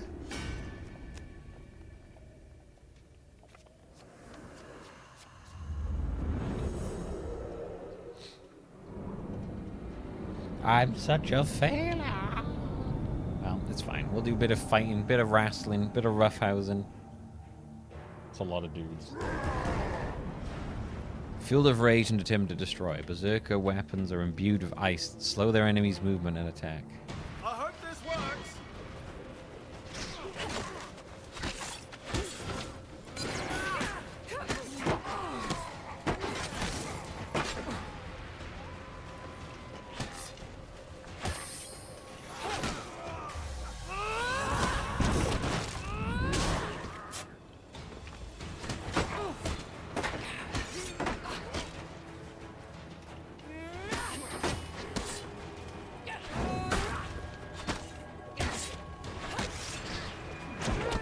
Yep.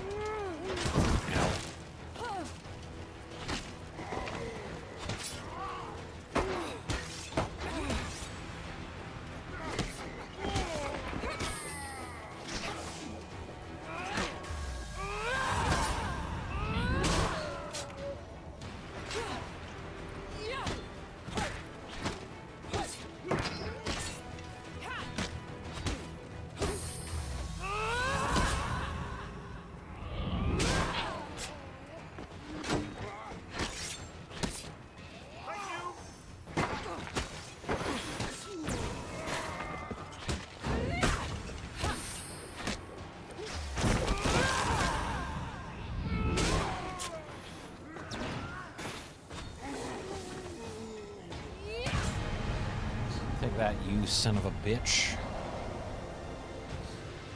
Second critical fail from a redraw. My redraws are they're really helping me out right now.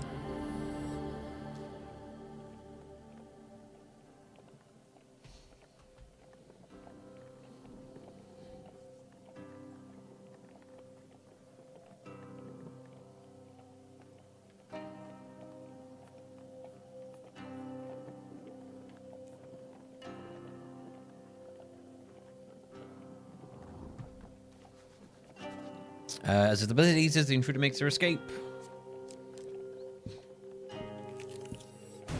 Now Blessed the Summit. confrontation. Are you ready to I face am. the priestess? As you enter the great hall, a towering arch and door drive swing the open with a deed heavy the creak. Empire has requested. Or will you turn and flee? A giantess in a velvet robe enters accompanied by raiders. Malcalypse bows low to the ground. My companion and I have been sent forth to discuss a truce between the Empire and the Northerners, milady.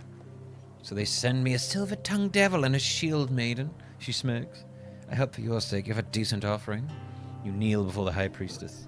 Your offerings will suffice, says the giantess, but if you seek to make a deal on behalf of the Empire, you must prove yourself against my champion. Her raiders charge forward toward you. Let's do it. Let's do it.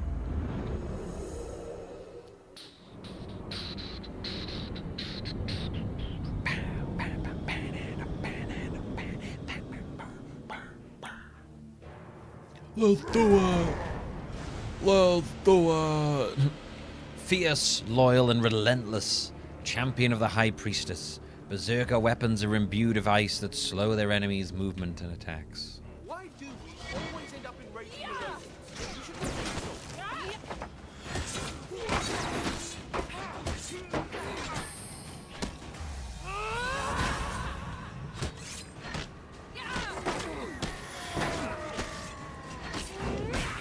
Ow.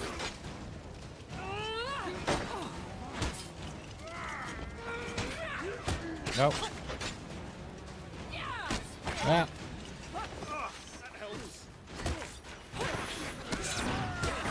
Ow. Ah, ow. God damn it. Ow. God damn it.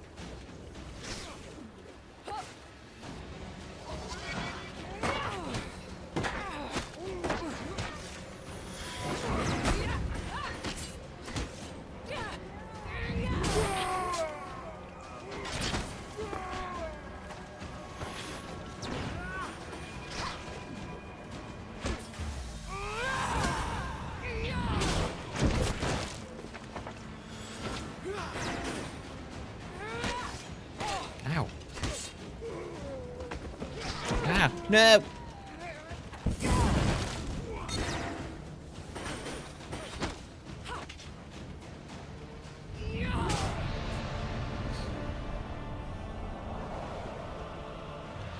Fish is the last fight again. It's really hard to get the timing down on this. Oh, I watched Project Hail Mary last night. It was really good. Was it last night or was it the night before? Maybe it was the night before. Either way, I watched Project Hail Mary and I really enjoyed it. It was very, very, very good. Made me get a little emotional. I was like, ooh, I love that rock guy. It's really good. I really, really enjoyed that. I also finally watched Avatar: Ash and Fire, or Fire and Ash. The ending of that film is basically the ending of the first one, / also the second one. I was like watching it, and I was like, wait a minute, isn't this exactly what happens at the end of the first one? With like, they all think they're gonna lose, and then all of a sudden, all of the creatures come and save them. Like, didn't this happen at the end of the first one? Also, wasn't and then I was like, wait, wasn't the second one also on the boat? What is happening here? Like, the second one felt different to me. The third one felt like this weird mashup of the first and second one. I like the second. No, I don't hate Avatar. I legitimately don't. I remember watching the second one and I was like, yeah, I mean, they're doing the whole learning thing again, which they did in the first one, but it felt a bit different. The third one very much felt like they were like, right, we need another sexy, like, blue lady, but like she's crazy sexy now. she's like a little crazy, a little sexy. Honestly, the thing I find most interesting about the Avatar films is the Colonel guy who's now going through his whole "I'm an Avatar" thing. That is where I was like, okay, he's actually quite an interesting character. He's gonna clearly have a big arc across however many films are making. Yeah, I know. I was like, oh no, I like that scary fire lady. That's worrying. She's crazy. She's crazy. I like the breakdowns people did with the logic of Rocky and the plot. I haven't seen any of that, but yeah, I just enjoyed the film. Hail Mary. Hail Mary was good. Ash and Fire was a Fire and Ash was like, yeah, okay, it's more Avatar. And then Hail Mary was just a straight up good film. I enjoyed it. Yes, I did. The High Priestess draws herself up, a towering figure draped in fear and wrath. The North will never bend to the Empire. Blood for blood, for blood. Those are my terms, small one. Let your leaders hear it and quake. With that, you make a quick descent to relay the message back to General Branston.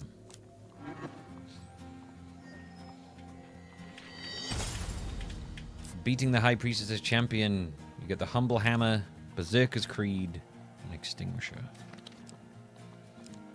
Winter Solstice, the Burning Building, Temple Prayers, Cartographer.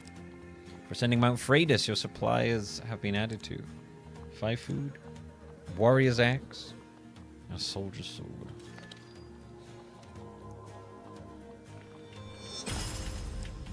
For gaining favor with the High Priestess, Dark Grove Ring, Shrine.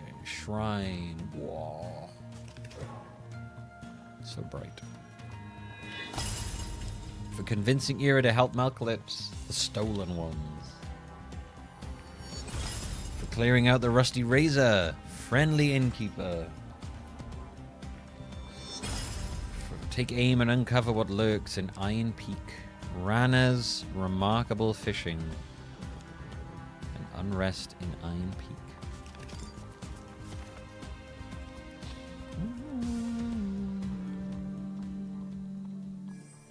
For me, how casually Quaritch went native.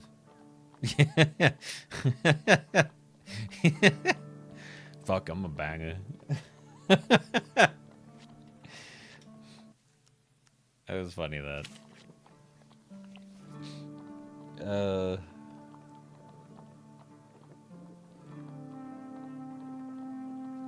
For me, that was like dad bringing his young girlfriend to the family dinner with the girl. It was after all that stuff he went on about, like Jake like being like he's gone native, and then he's like he sees like one like crazy baddie and he's like, fuck it, I'm doing it. Screw it, I'm in.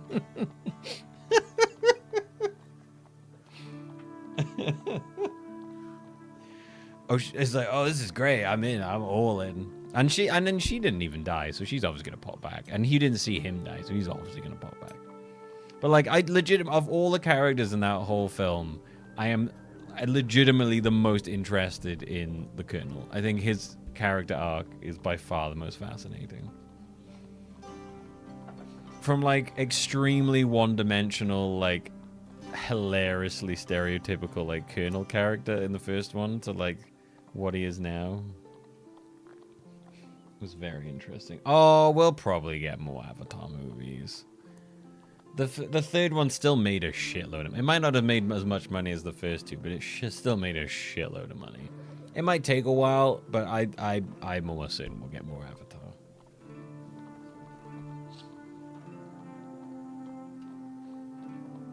We'll see them.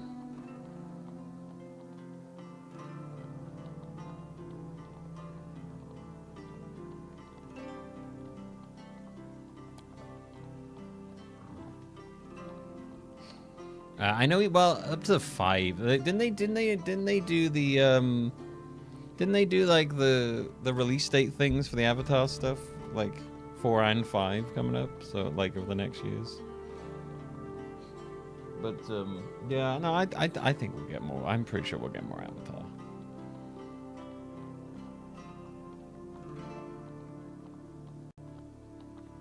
I know that they've said that in the next one they want to do like a time jump to age up the kids, which would be great because fuck me, I'm sick of those characters. that was like the bit of Free I was most tired about. I was like, they're apparently doing like an 8-year time jump, I guess, so they can age the kids up. And I was like, oh my god, I'm so fucking happy. I'm so tired of those. I'm so tired of Tarzan, Spider, weird young Ripley. I've forgotten her name now. Weird young old lady, like she's playing like a young kid, but it's not. It's forgetting Sigourney Weaver. That's it. Weird young Sigourney Weaver, Avatar Jesus, yeah. Sigourney Weaver, de-age blue. Don't like that. We're looking forward to that not being a thing. Young Spider, pissing me off. Whatever the brother is, who's annoying as fuck. Their normal son. And then their younger kid, who's like the most forgettable character in the whole fucking series. And every time they're on screen, you know they're gonna get kidnapped and just be used as a bargaining chip. So yeah, it'd be interesting. What if they make green avatars? Oh my god. And they're really racist against the green avatars. Go with the wizard powers? That's Avatar Jesus, right?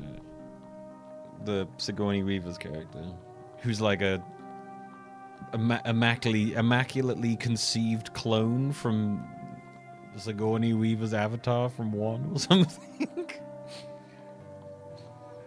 And there's the other kid as well. There's the young kid they have who literally does nothing other than like just get in the way.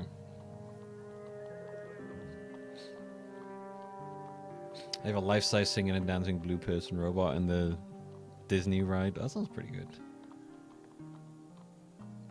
They made an Avatar game. They did make an Avatar game. I've not heard anything good about it, so I can't imagine it was...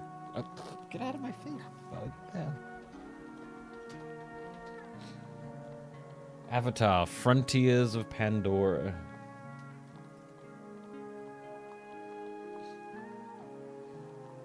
Oh, maybe they made more than one Avatar game. Frontiers of Pandora is a third and first-person action-adventure game set in the Western Frontier.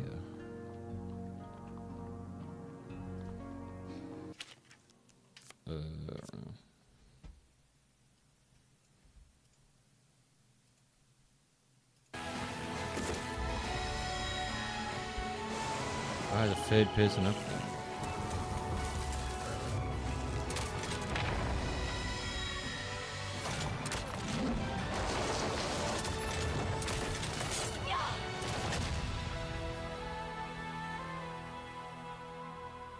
There you go. Avatar. Frontiers of Pandora from the Ashes. That's a Ubisoft thing. So we already know how that game's gonna be.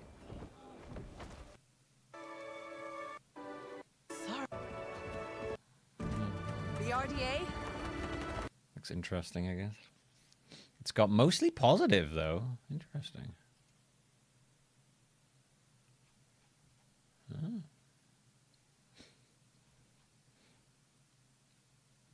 I have 146 hours on this blue hell.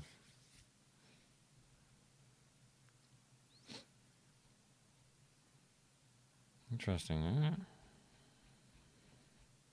There's another Avatar game. It's not the fighting game. There's the... I think it was like made for the PS3 or something.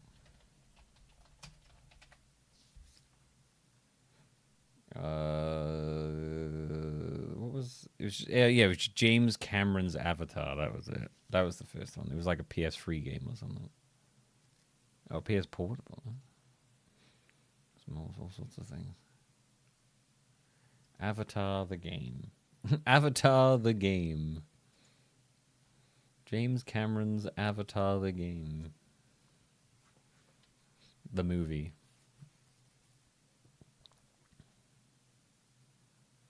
The game acts as a non-canon prequel to the film. Features Sigourney Weaver, Stephen Lang, Michelle Rodriguez, and Giovanni Ribisi Reprise their roles in the casting. Okay, so it's non-canon. It's a non-canon prequel, and it has online services that shut down over 12 years ago now.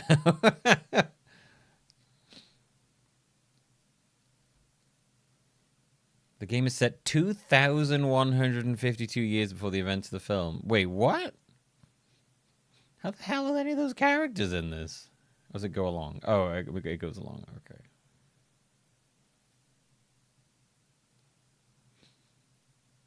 I guess. Wikipedia flashbang. Yeah, why is it light? There we go. My brain hadn't actually hadn't connected. It was fucking light then. Why it go all light?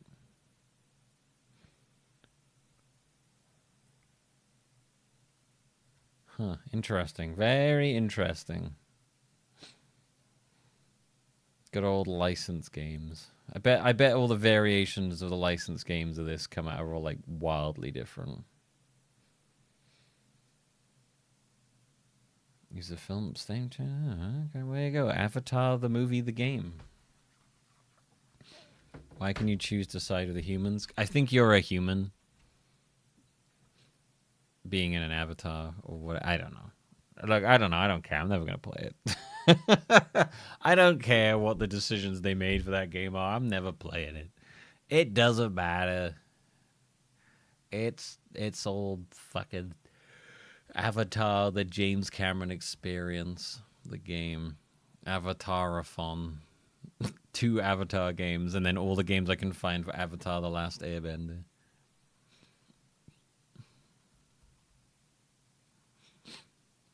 That's the entire point.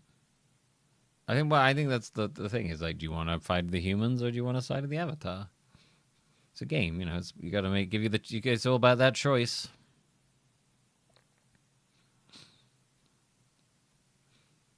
Quasimorph, Corsair Cove, Hack Hub, Flats Full of Cats, Astronauts, The Big Walk, Hell Slave 2, Judgment of the Archon, what a name, Korea IL-2 series, Feed 2, and Slot Grind are the popular new releases on Steam, apparently. Very exciting. Currently top sellers are Big Walk, The Steam Machine for £879. My God, I would never pay that much for a Steam Machine. Apex Legends, Gears of War E-Day, Spider-Man Remastered, Spider-Man 2, oh, they're on sale. Baldur's Gate free, Warframe, which is free, so it doesn't make a sense of being a top seller. I feel like they should take free games away from this list. Assassin's Creed, not selling free games. Assassin's Creed Odyssey, a very boring game. And that Korea game again, which is like fucking... My God, that game is £71. What the fuck? Nobody buy that game. Do you ever get to play the Digimon Cyber Sleuth games? Yeah, I played some of them on like PS Plus or something like that. Popular upcoming. I love looking at these. Iron Nest, the heavy turret simulator. Oh, this is kind of like that. I saw this one. This actually looks kind of fun. Marvel Tokon Fighting Souls. Oof, 60 quid. Yikes. Looks fun, though. Restory, Chill Electronics Repairs. Oh, looks cute. Ooh, I wonder if I have a code for that. Division Research. Wait, hang on. Wait, what? When did the Division go free to play? Wait, hang on a minute. They're re-releasing the Division as like a free to play thing? Interesting. Grain Rot. Okay. Low Budget Repairs. That looks like one of those sloppy games. Chop Chop Inc. That's interesting. Pax Autocratica. Cellar Keeper. And Cleaning Up the Puzzle Gallery. Oh my God. This is the mobile one. Oh. Specials. Spider-Man Remastered. Spider-Man Remastered for 20 quid's pretty good. I haven't played Spider-Man 2 yet. All the Spider-Man games at up on the specials. Delta, still. I think it's still unless it's cheaper. Like, this is why you don't buy games at full price, man. Look, this game is already like $25.19. You could have bought this game for like 60 free quid. That's crazy, man. Don't do it. Just don't do it. Just don't do it, man. It's too much. Trending free. Oh.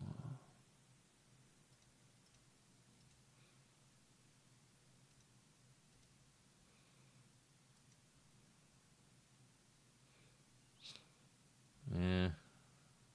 Max Diceman. Great name. Yeah, Ubisoft games go insanely cheap after, like, very shortly after they go up. Oh, Metal Gear Solid 3 Delta is literally Metal Gear Solid 3 with prettier. There is, like, no change to the gameplay. That's the biggest. Like, if you can pick it up for cheaper than the original, then yes, you're just getting like you're getting like the same price, but it's prettier. So why not? But like otherwise, like I don't know why you do it. Like, yeah, okay, you can buy the Master Collection version for like $15.99, or for like an extra £10, you can get a prettier version. I guess that's not that bad. I would not recommend buying it for 60 free quid. It literally plays exactly the same as the original. Like, to a T. There's no difference. And you can, yeah, I don't know how else. You can get the Master Collection. Oh my god, 50 quid for that.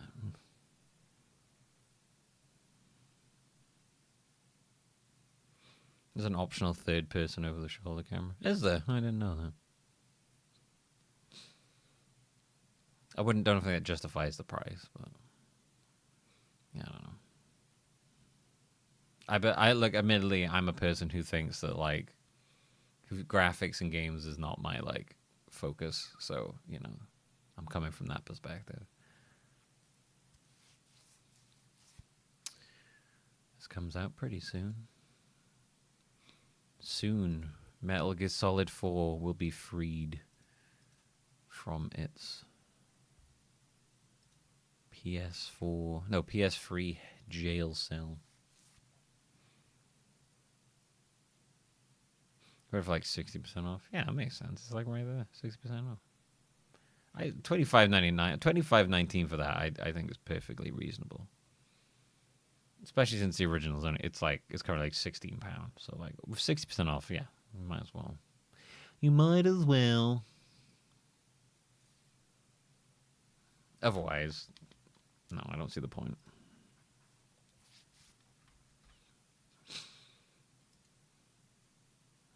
I mean, especially because I think the third one is stylistically, I still think, a really nice looking game. What is this Korea IL2? Why is it 71 quid?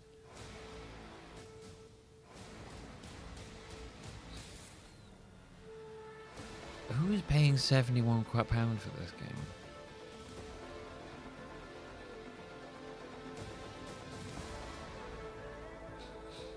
The new Famine stuff's going viral. They added guns. What? Gauntlets? Oh.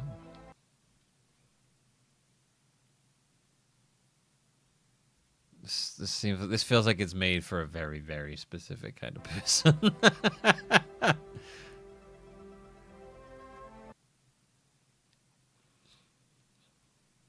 IL2 Sturmovik Battle of Stalingrad.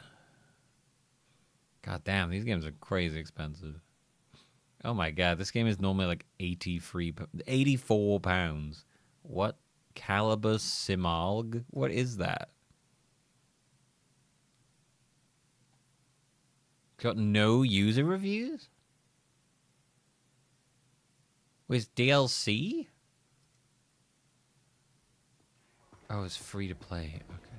I mean, still, a DLC costing like fucking 80 free. What the fuck? Wait, you're buying an outfit? The outfit is £83? What the fuck?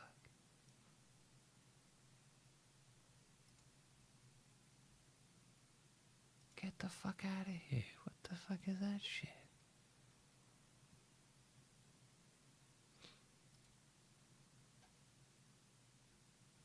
Well, I don't see any AI generation stuff on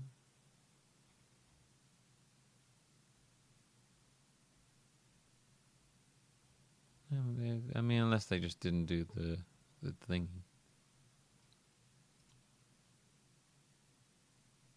The main game page at least did. Oh, did it? Oh, maybe they feel like they don't need to do that for each one. No, I didn't say anything about it on here. It's just mature content.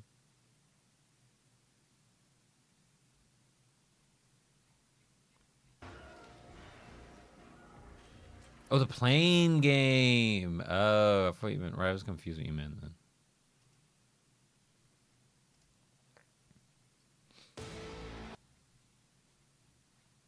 Oh wow, yeah, it's huge. General technology used in Korea, selection types of content, in-game radio communications, pilot portraits, and images used in Korea mode. Radio communications use text-to-speech technology based on voice recordings made by our team and voice actors under the relevant agreements. Pilot project in Korea mode to creative AI-assisted workflows. Fuck is that? Based on our own assets in game screen. Not used to replace for creative direction. Whatever, man. Fuck off. It's not used to replace creative direction. I swear. Come on.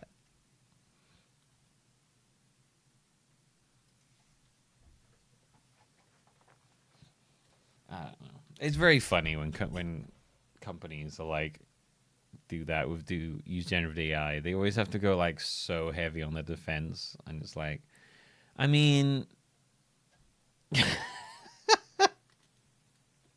if you feel the need to defend yourself that much, you know you're doing something wrong. No one defends themselves that vehemently if they feel like they're. It's just really funny to me, that shit. Yeah, not getting that much money for that with all that AI generated stuff in as well. Like, Jesus. I don't know, man. That's interesting. That's interesting. So surely, very, very interesting. Recommend based on games. Why were you recommending this to me?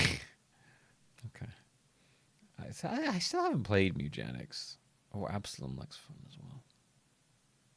My personalized calendar. I haven't actually really looked at this. Personalized for you list of 100 games that have released recently or are coming soon. Well, I already own some of these. Tormentum 2.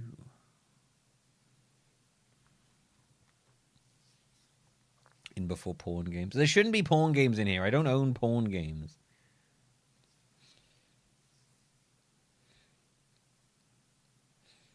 Big Walk, Beast of... Oh, yes, Beast of Reincarnation. Anyone here played Beast of Reincarnation yet?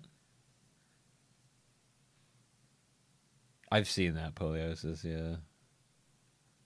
Watch them lose money in real time.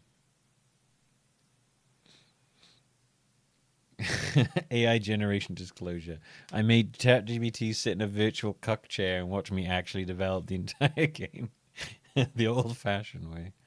Yeah, I'm interested. What is the mix thing? Right now, I'd say wait for sale. Game looks excellent. Trailers, but for first impression, I'm impressed with the combat. I did see a very brief review before, and it did mention the combat.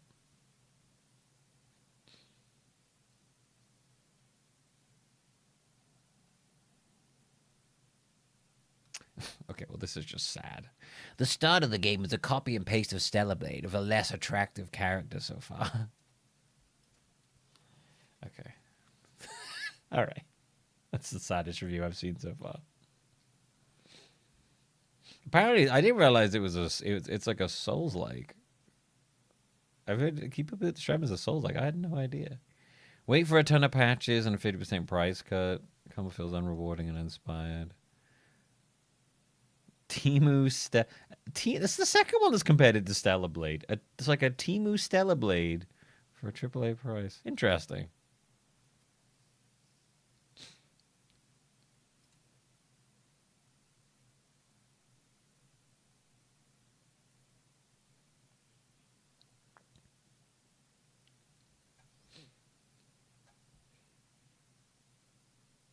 Interesting. There's two different ones talking about Stellar Blade. Huh. Yeah, maybe after patches or deep discount. I mean, I would say mate for almost every game for discount because I think they're all insanely overpriced at the moment. Personal opinion, but a mix of Sekiro parrying and Nier/Stellar Blade. When comparing these to these past games, which I also love, people seem to forget how bad the combat could be at times, how empty those worlds were, and even the repetitive fights.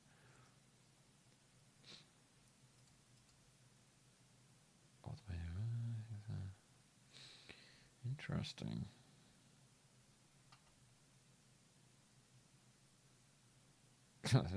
Less attractive Stellar Blade characters is very funny to me. Yeah, I mean, like most games.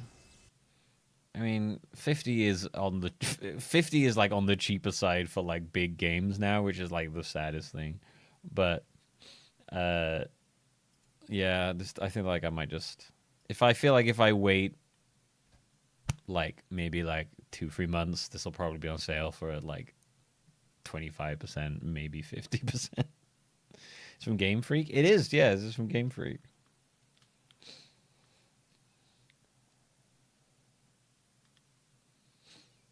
I've heard it also have like Monster Hunter vibes to it as well, or something like that. I don't know.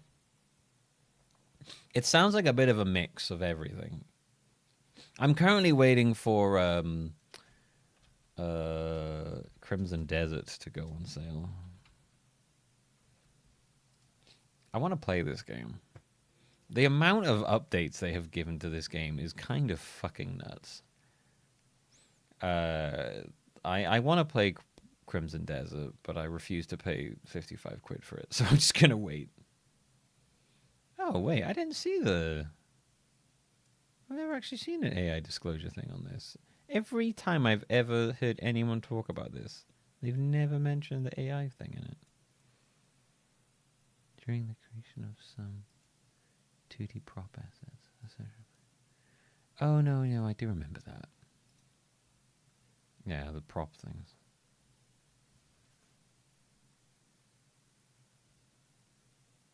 Yeah, I want to find this when it's on like crazy sale. It looks so fucking bizarre. It looks like this game has like everything in it. There's like a bunch of paintings. Okay.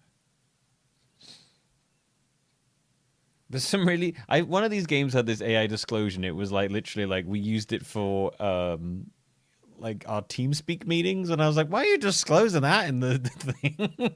It was the strangest disclosure. I was like, okay. I don't know how to do. I guess it was used technically in game development because you used it to like help. It was something to do with like helping to like coordinate things with their team while they were like communicating. And I was like, it's a really random one to disclose on Steam, but I mean, I guess fair enough. It was really fun. It was just really made me laugh. I was like, I thought that was more about like if they use them in game, but I don't know. Yeah, no, this game just looks wild to me. It looks like there's so much going on.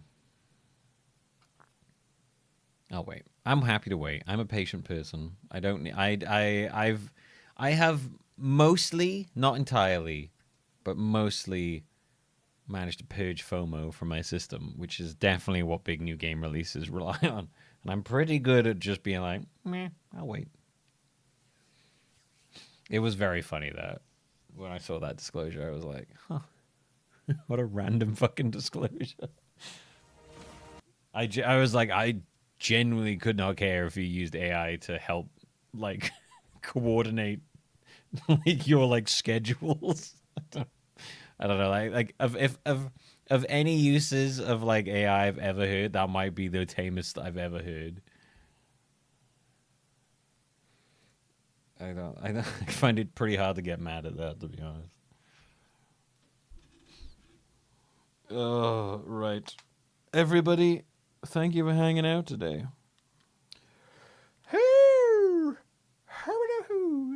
Ugh. Am I going to play the Pokopia DLC? Yeah, probably not. You know me with DLC. I very rarely come back to a game for DLC. if I enjoy the game a lot, I usually am just like, well, I enjoy myself, but I can't really imagine myself going back to it just to build in a new area. I'm pretty satisfied with what I got out of Pokopia. You know, I don't really feel the need to go back for DLC. I get like that. It's very rare that games pull me back. Like 16, I jump back in for the DLC immediately, but that's just because I fucking love Final Fantasy 16. Love that game so much. I really like Final Fantasy 16. But other than that, like, it's very, yeah. I cannot think of many games outside of that in the last couple of years where I've actively gone back for the DLC. Yeah, I know. I can't really think of any. Have I? Now I'm curious in my head. Is there like any have like the DLCs pulled me back in? Elden Ring? Was that before or after 16? I did go back to Elden Ring for DLC, but I never finished it. I don't know, I felt really kind of burnt out by the end of that. I was like, eh. That's the main issue I have with Elden Ring. It's so fucking big. I get really burnt out playing that game. I can sit down and do Dark Souls any day, but would I ever go back to The Witcher 3 without DLC comes out? Nah, honestly, no. I never even finished the base game. I never did the other DLCs. I can't imagine that DLC making me want to go back. It's fascinating that it's getting more, don't get me wrong, but I can't see it making me want to play the game. There's a saying power that makes so you don't have to hold the button down. What do you mean? Oh, for like when you're doing working at a table thing?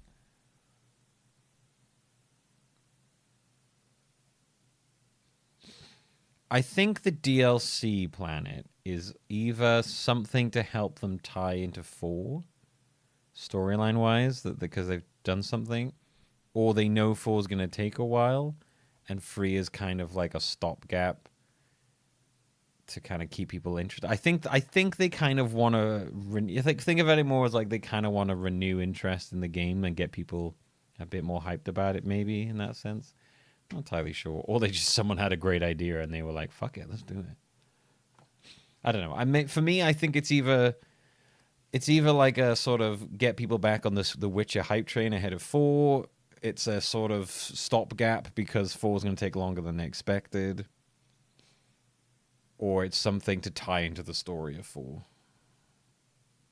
They did DLC for Borderlands 2 right before 3 came out. Yeah. They've also got they're also doing that Witcher 1 remake as well, which I feel like doesn't get mentioned very often. But I'm interested in that because we played the first Witcher on stream and it was so fun. It is so fun. It is such a janky game, the first Witcher. It is the kind of game that I would never play on my own. And if I wasn't for stream, I would never have gotten through the game. But like,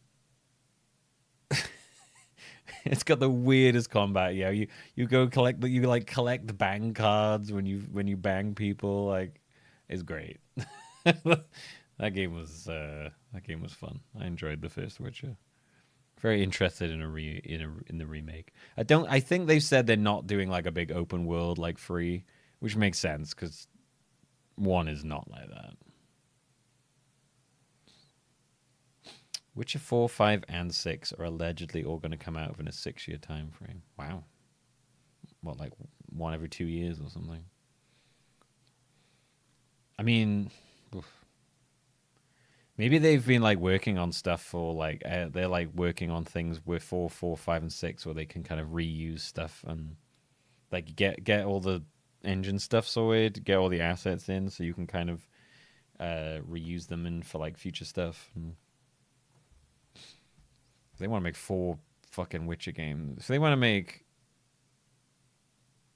like 3 Witcher games in 6 years, that reusing stuff's definitely gonna have to help with that. They scrap their internal engine. Oh, shit.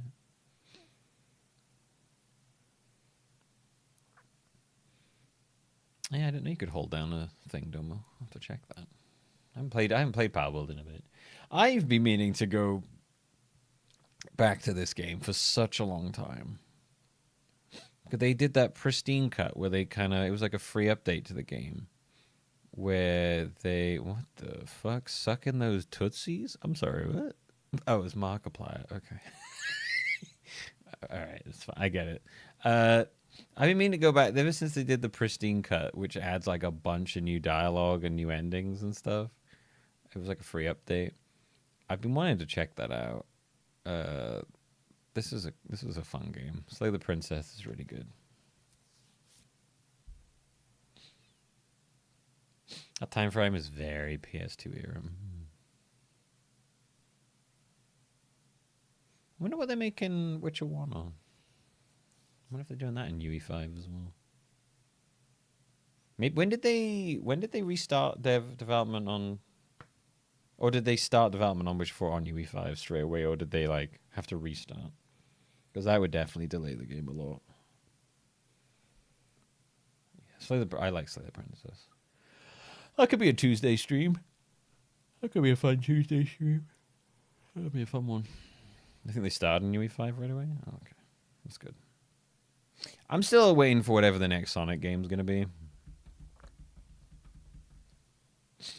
Very interested in wherever they go with Sonic after Frontiers. Frontiers was a very flawed game. Like, it had one of the most boring level designs I've ever seen. But it also had the best version of Supersonic they've ever done. And also the greatest soundtrack for any Sonic game ever made. I fucking love the soundtrack for Sonic Frontiers. It is a regular on my playlist in the car. Like the levels, the fucking boss fights.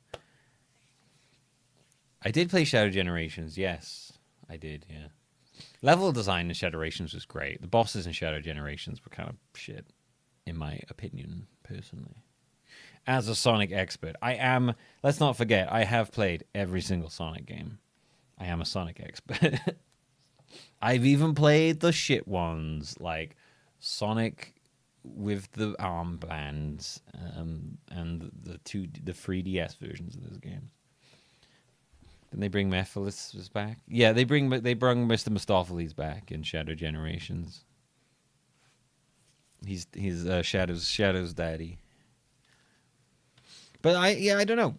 I really don't want them to like not do what they did with Supersonic in this game. Like, improve it, because yeah, like, while it's fun, it needs improvement. But like, you have a really good thing with Supersonic. You have the like completely over the top like anime fight scene Sonic Frontiers with the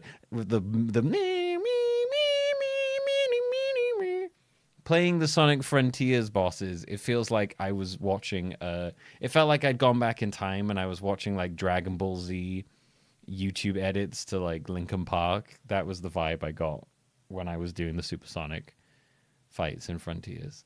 I want that. Iterate on Sonic Frontiers.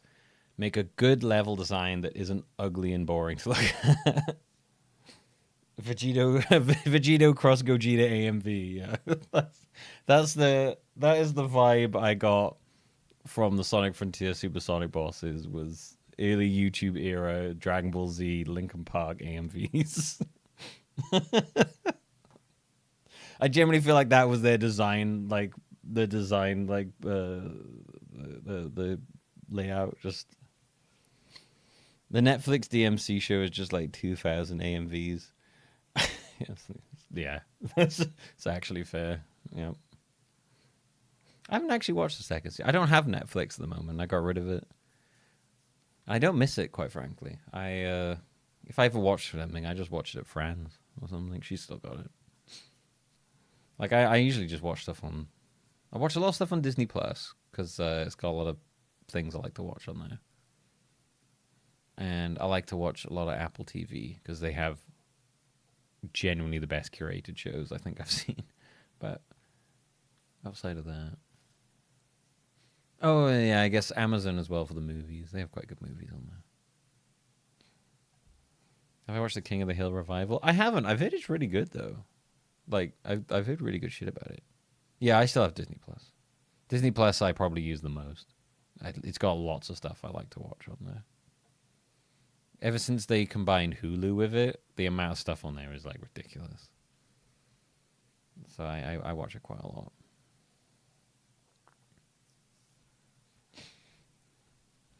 Is the newest X-Men 97 out yet? I have such mixed feelings of the 97.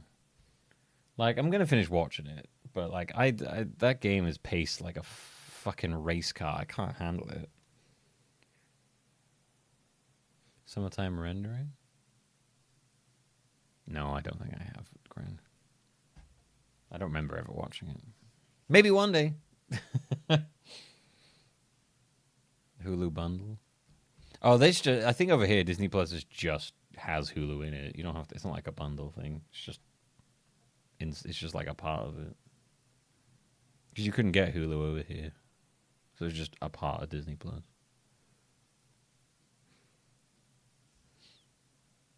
I just get really in. Like when I was watching the season 2 of X-Men 97. Like in the end of the season 1, they did the whole Magneto pulls the metal out of Wolverine's body. And I was like, oh, cool. He's going to do like feral Wolverine. You see him like once. And then he gets his fucking adamantium back. And I was like, why did they even do that? What was the point of even doing that? They didn't even utilize it. What? It was crazy to me.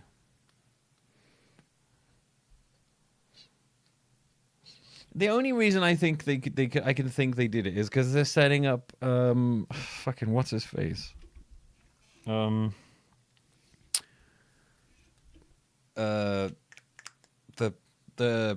big evil Charles Magneto thing.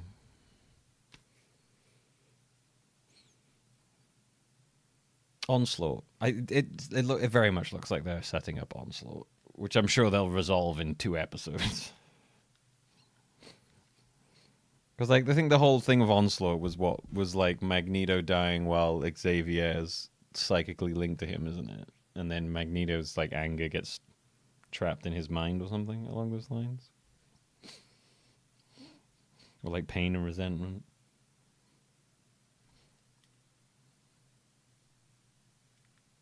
I think. I've also been watching the OG X-Men cartoon. It's pretty shit.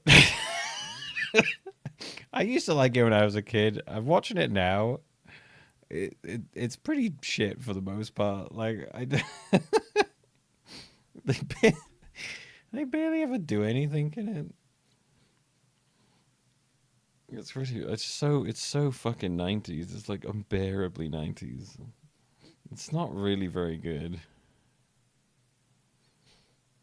I don't imagine 90s Spider-Man ages gracefully. No, I watched that like a couple of years back, and it's one of those.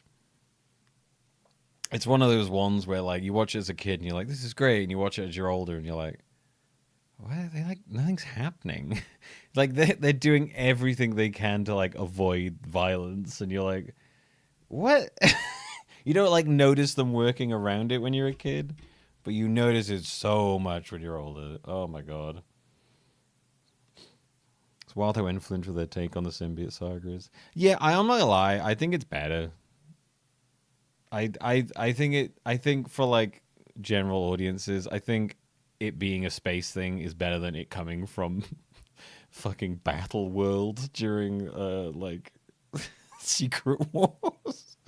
Or like that, like the original introduction of it is so comic booky that I'm just like, yeah, I'm not surprised that it's a space alien now. It makes that's like a lot more like easier for people to take in than a fucking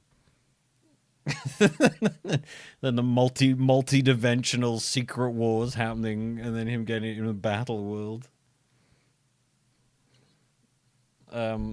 Because that would require so much from that would require way too much for audiences.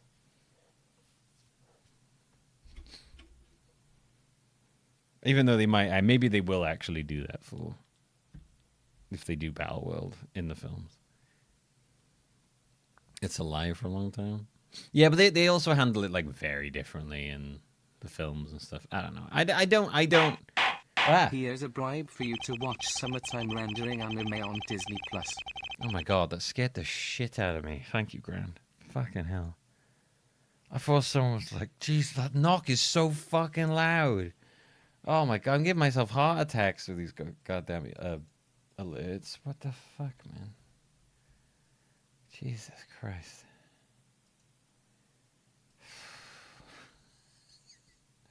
I thought someone was at the door knocking then. I was like, why is someone at the door knocking at like fucking 20 to 1 in the morning? What is happening?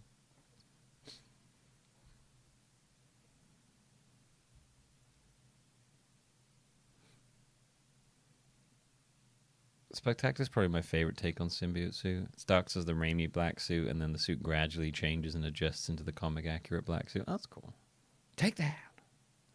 I do have a custom alert for tips. It's the judge awarding me the tip in settlement for the psychic damage I take from streaming.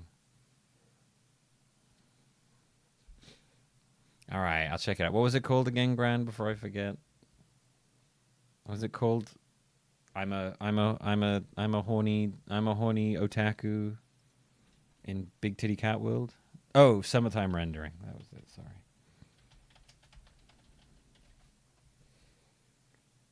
Summertime. It's a very different name. I don't know how I got the name so wrong there.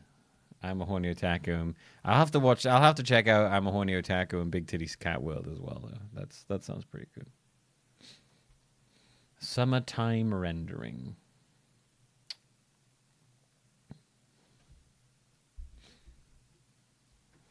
Murder, mystery, or time. I will need to know. I need to know nothing more. I will just check it out at some point. I'll check out I'm quite awake, so maybe I can watch an episode now, not on stream, but. I'll watch it on stream. I'll watch it on stream, and you won't be able to hear or see it. And I'll just be like, oh, oh. My YouTube shorts going good. Yeah, the YouTube shorts are going really good. Way better than I expected, which is pretty good.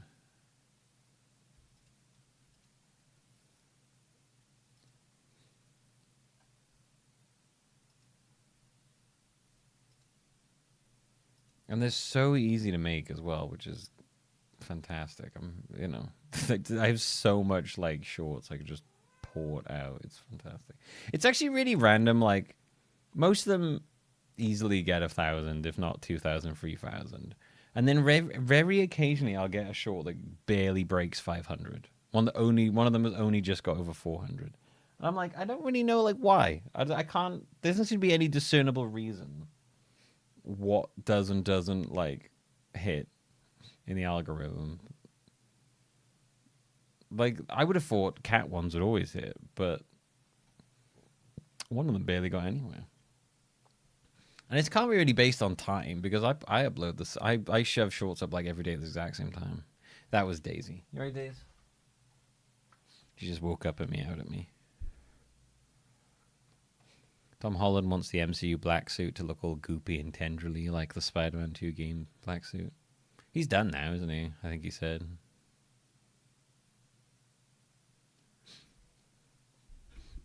I think he said he was going to pass on the... He sounded like he kind of wants to move on from Spider-Man. I did hear that he said... unless they're planning to properly keep aging Spider-Man up, then they're gonna have to recast. Taking a quote out of context. Oh really? Oh, it sounded like I thought he was. Yeah, I think the thing I saw was he said he was kind of gonna let someone else take the torch. said he was playing yes or no, and he chose to pass on it. Fair. I mean, I'm sure he'll pop up in Doomsday and or Secret Wars, obviously. But I also feels like I kind of assume that like when Secret Wars appears. Hey Daisy. I kind of assume that when Secret Wars appears, they're going to do like a bit of a soft reset.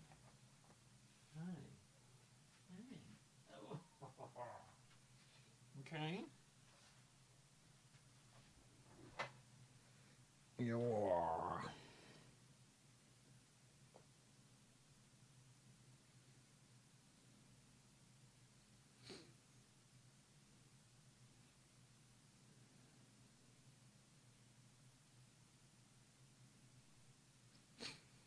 Yeah, what was I saying? Oh yeah, I did see an interview where he said that apparently he like they tried to incorporate some of the or at least base some of the moves in the new film on the finishes from the Spider-Man games.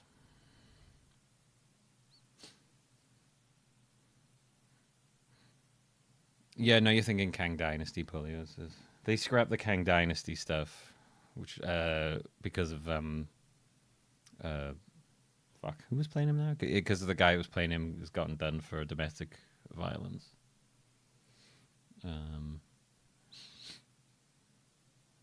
Yeah, I've forgotten his name now. Anyway, yeah, the pivot to Doom was because of the fallout of what happened with the Kang actor.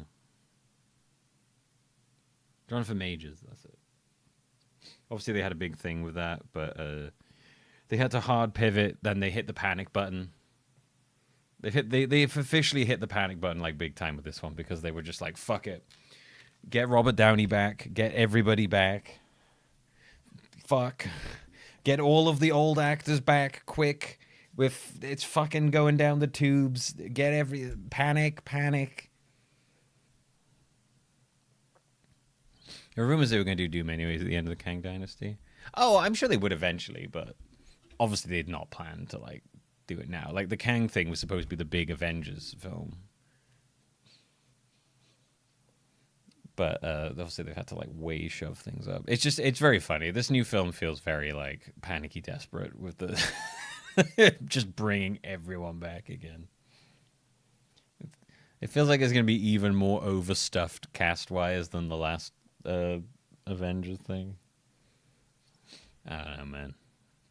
You got like all of the old Avengers cast, and then you've got the fucking Fox X-Men in it, and all the other Watson shit they're doing. I haven't watched anything Marvel since Endgame. Don't need to. Honestly. Endgame is an incredibly good endpoint. You don't watch anything after Endgame, then you're fine. Endgame is a really nice ending to all of that build-up. And if you just leave it there, you go, that was fun. You know? I enjoyed that. I enjoyed all the build-up and Endgame. What a nice ending to that, you know? And then everything else afterwards is just a sloppy, uncoordinated mess, basically.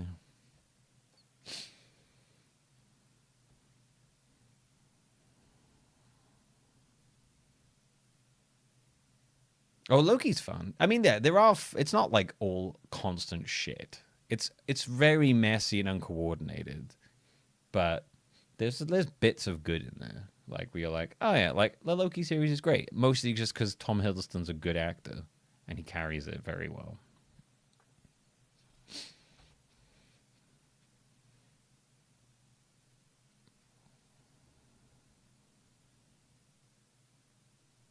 Yeah, I don't know about that, Grand, but yeah.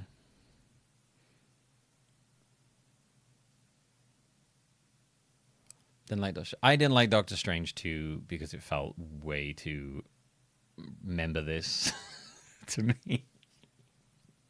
I don't know, it felt like a bit remember this? The entire like Illuminati thing, I just kind of like I felt like my soul drift out of my body when that happened.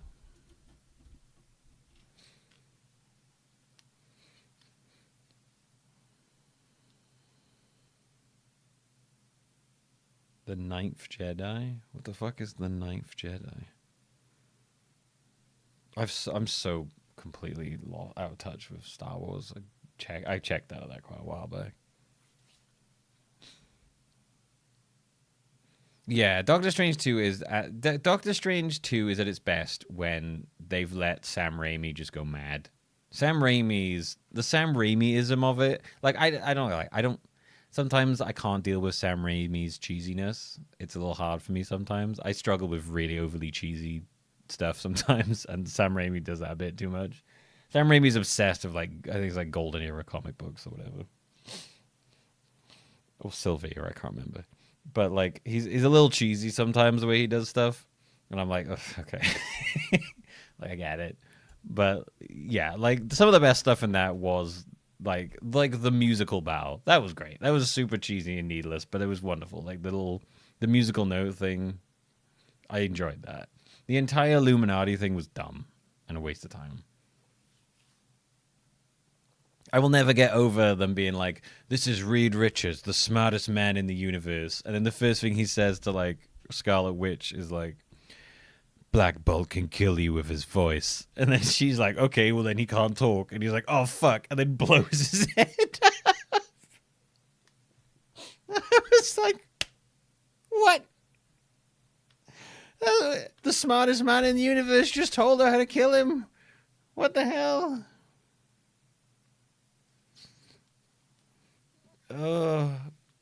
That whole scene is so fucking funny. And then Reed Richards gets turned into, like, string cheese. It's such a funny scene. I feel like they were like, he's like, fuck, I have to make this scene. All right, I'm gonna make it really dumb. I did love the like, the Doctor Strange, like, zombie Strange. Like, that was funny, where he's like, hey, how's it going? That was super Evil Dead. He's just like, doing, like, like zombie, like, thumbs up and shit. Like, that shit was funny. Oh, yeah, and Pizza Papa punching himself into the end credits. Like, that shit's funny. There is, like, there's lots of Doctor Strange 2 that I find funny. I just couldn't deal with the, like, the entire Illuminati scene was so funny. The Illuminati scene was literally just a fan casting, like, hey guys, you've all been wanting this guy to play Reed Richards. Like, that was it. It was so pointless. Yeah, Sam Raimi murdered your fan casting. But yeah, it was ridiculous. The more I'm remembering of Strange 2, the more I'm remembering how funny it is at times now. There are bits I do quite. I think any part where they're not dealing with the Scarlet Witch, basically, and they just any time where Raimi just gets to do really creative shit and doesn't have to deal with the interconnected Marvel universe is, like, when it's at its best.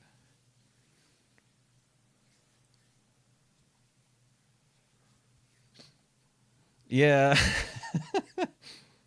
Patrick Stewart, it's really funny to me. I'm like, oh, Patrick Stewart was in Marvel. Oh, his character died because he's got his neck snapped. Okay. And then I'm like, oh, he's back again. This is going to be like the third time he dies now. He also, like, I honestly thought his send off in Logan was, like, the best way to send him off. Yeah, it was really fucking sad, but it was like, that whole film was really fucking miserable and sad. But, like, I was like, this is a good send off for the character. And now he's back again, like the fucking third time. I don't know how he's gonna die this time. Maybe Black Bolt will sneeze on him and his head will explode. I don't know.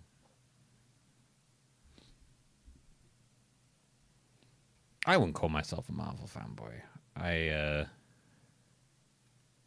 just got really into the whole MCU connected film thing. I thought it was just fun, you know. I just enjoyed that whole thing. And every now and then I'm like, every now and then I get a little bit lonely and I gotta watch a film. MCU. Every now and then I get a little bit lonely and I gotta see a little Spider-Man. You know, a little bit like that. Every now and then I turn around and come back and I'll be like, oh, what's up? And I'm like, oh, that was okay. I think also partly I watch them because I've got like Stockholm syndrome. And maybe like that sort of, you know, gambler's fallacy. Like, well, I've watched them this far. I might as well keep watching them. Although at this point, I kind of pretty much just watch the films. I kind of given up on all the TV series shit because it's always bad. Almost. Got to watch the third Avatar movie. Let me know if you feel a certain way about Crazy Fire Lady. I was literally talking about that earlier. I watched it the other day. Crazy Fire Lady is hot. She's a sexy blue lady. I felt weird. I felt some kind of way about it. Pedro Pascal, Fantastic Four on a Long Flight. Yeah, fine is probably the best way to describe that film. It felt like a bit of a waste of fucking... What's his face? Galactus. But... yeah, I guess it was fine. It was very just fine. It wasn't awful, it wasn't horrible, it was just kind of like, yeah, alright.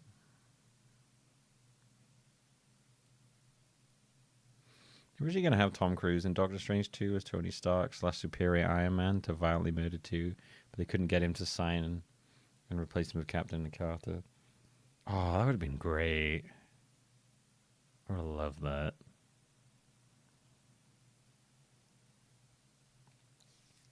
That would have been so good. Anyway, I'm gonna watch Doomsday because, like, you know, why not? It feels like one of those, you know, you don't get very many monoculture things anymore, and like the big Avenger films are one of those kind of like monoculture things that I'm like, yeah, you know, I wanna be involved in that. Sorry, I'm like picking a spot on my nose and making it bleed. I mean, on my chin.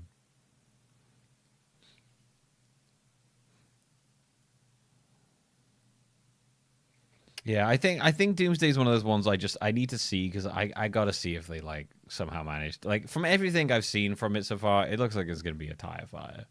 It just looks like there's too much. But like,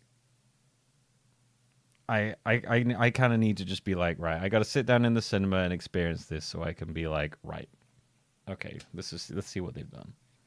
It's just one of those ones I feel like I've got to experience.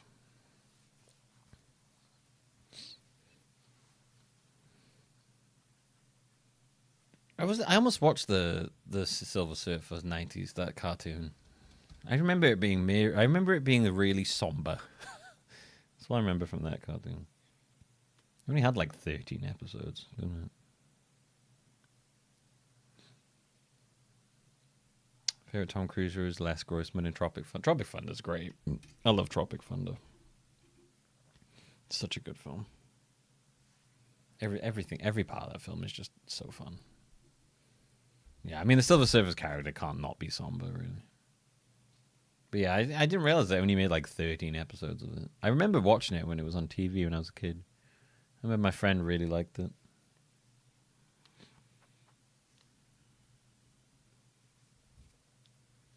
I'm the Silver Surfer. Ooh. Look out, Galactus is coming. Ooh. He's gonna eat your planet. Ooh. Anyway, watch me hit this nebula wave. Ooh. You know, that's the theme song of the Silver Surfer show.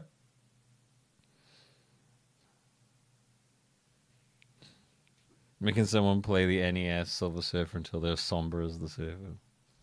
Oh yeah, let's enjoy the Silver Surfer on the NES music for a moment.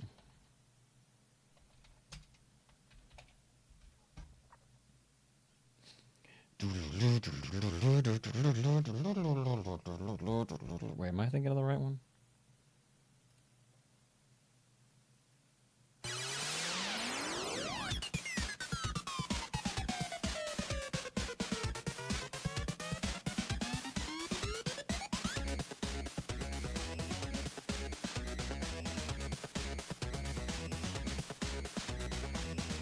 It was Tim Follin, I believe.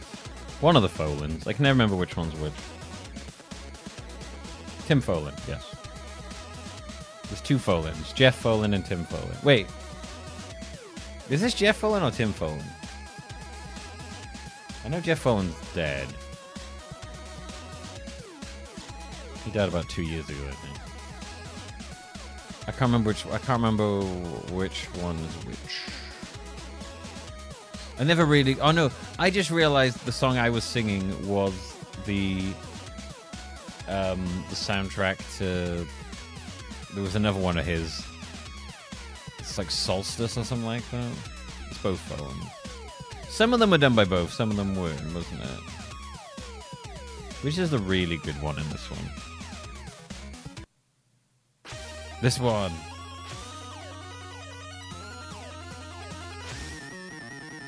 This is the good one.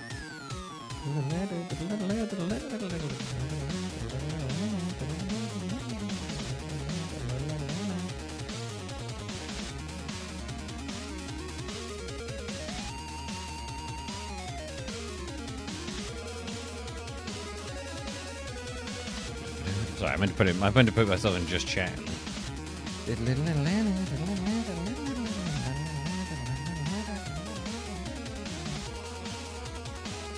Such a good one. Yeah, we were just I was just playing it earlier, Dev. I did a revisit to Hand of Fate because a new Hand of Fate came out. Hand of Fate Hordes, which is like made by a bunch of people from the old team because their studio closed down. So it's like a new studio with a bunch of ex-devs from Hand of Fate. They have made a new game, and it's like it's got the old dealer voice backs, the old artist back, and but now the gameplay is like Bullet Heaven Vampire Survivor style, which is very interesting. It wasn't too bad, to be honest. Playing it made me remember how much I enjoyed Hand of Fate, so that's why I kind of decided to come back and reacquaint myself with Hand of Fate 1 and 2. Fun games. Fun games. They're fun games. It's like playing with a really enthusiastic game master for a D&D night. Anyway, right, I got distracted because I was just chatting about random shit with you all. I'm gonna go. Thanks for watching. And I will see you tomorrow for more Professor Layton.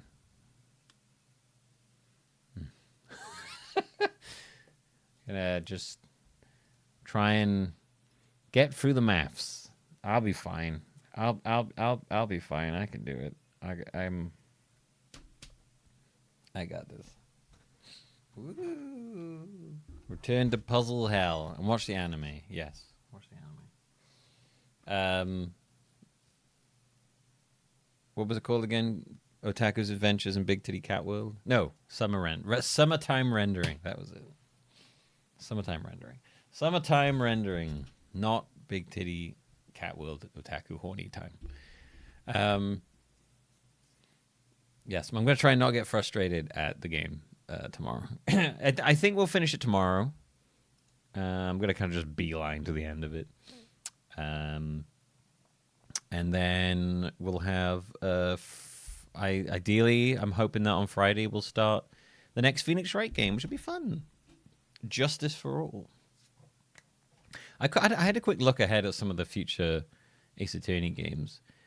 They really up the visuals after the first three. I'm looking forward to them. All right. Thanks for watching. Thanks for hanging out. I am out of here. And I'll see you all tomorrow. Bye. I'm the Silver Surfer. Here comes Galactus. He's gonna surf all over your planet. Gonna eat you up. Gonna surf on your corpse. I'm gonna take out a loan for too much money, and you're not gonna pay it back. And he's gonna financially ruin you. So the surfer.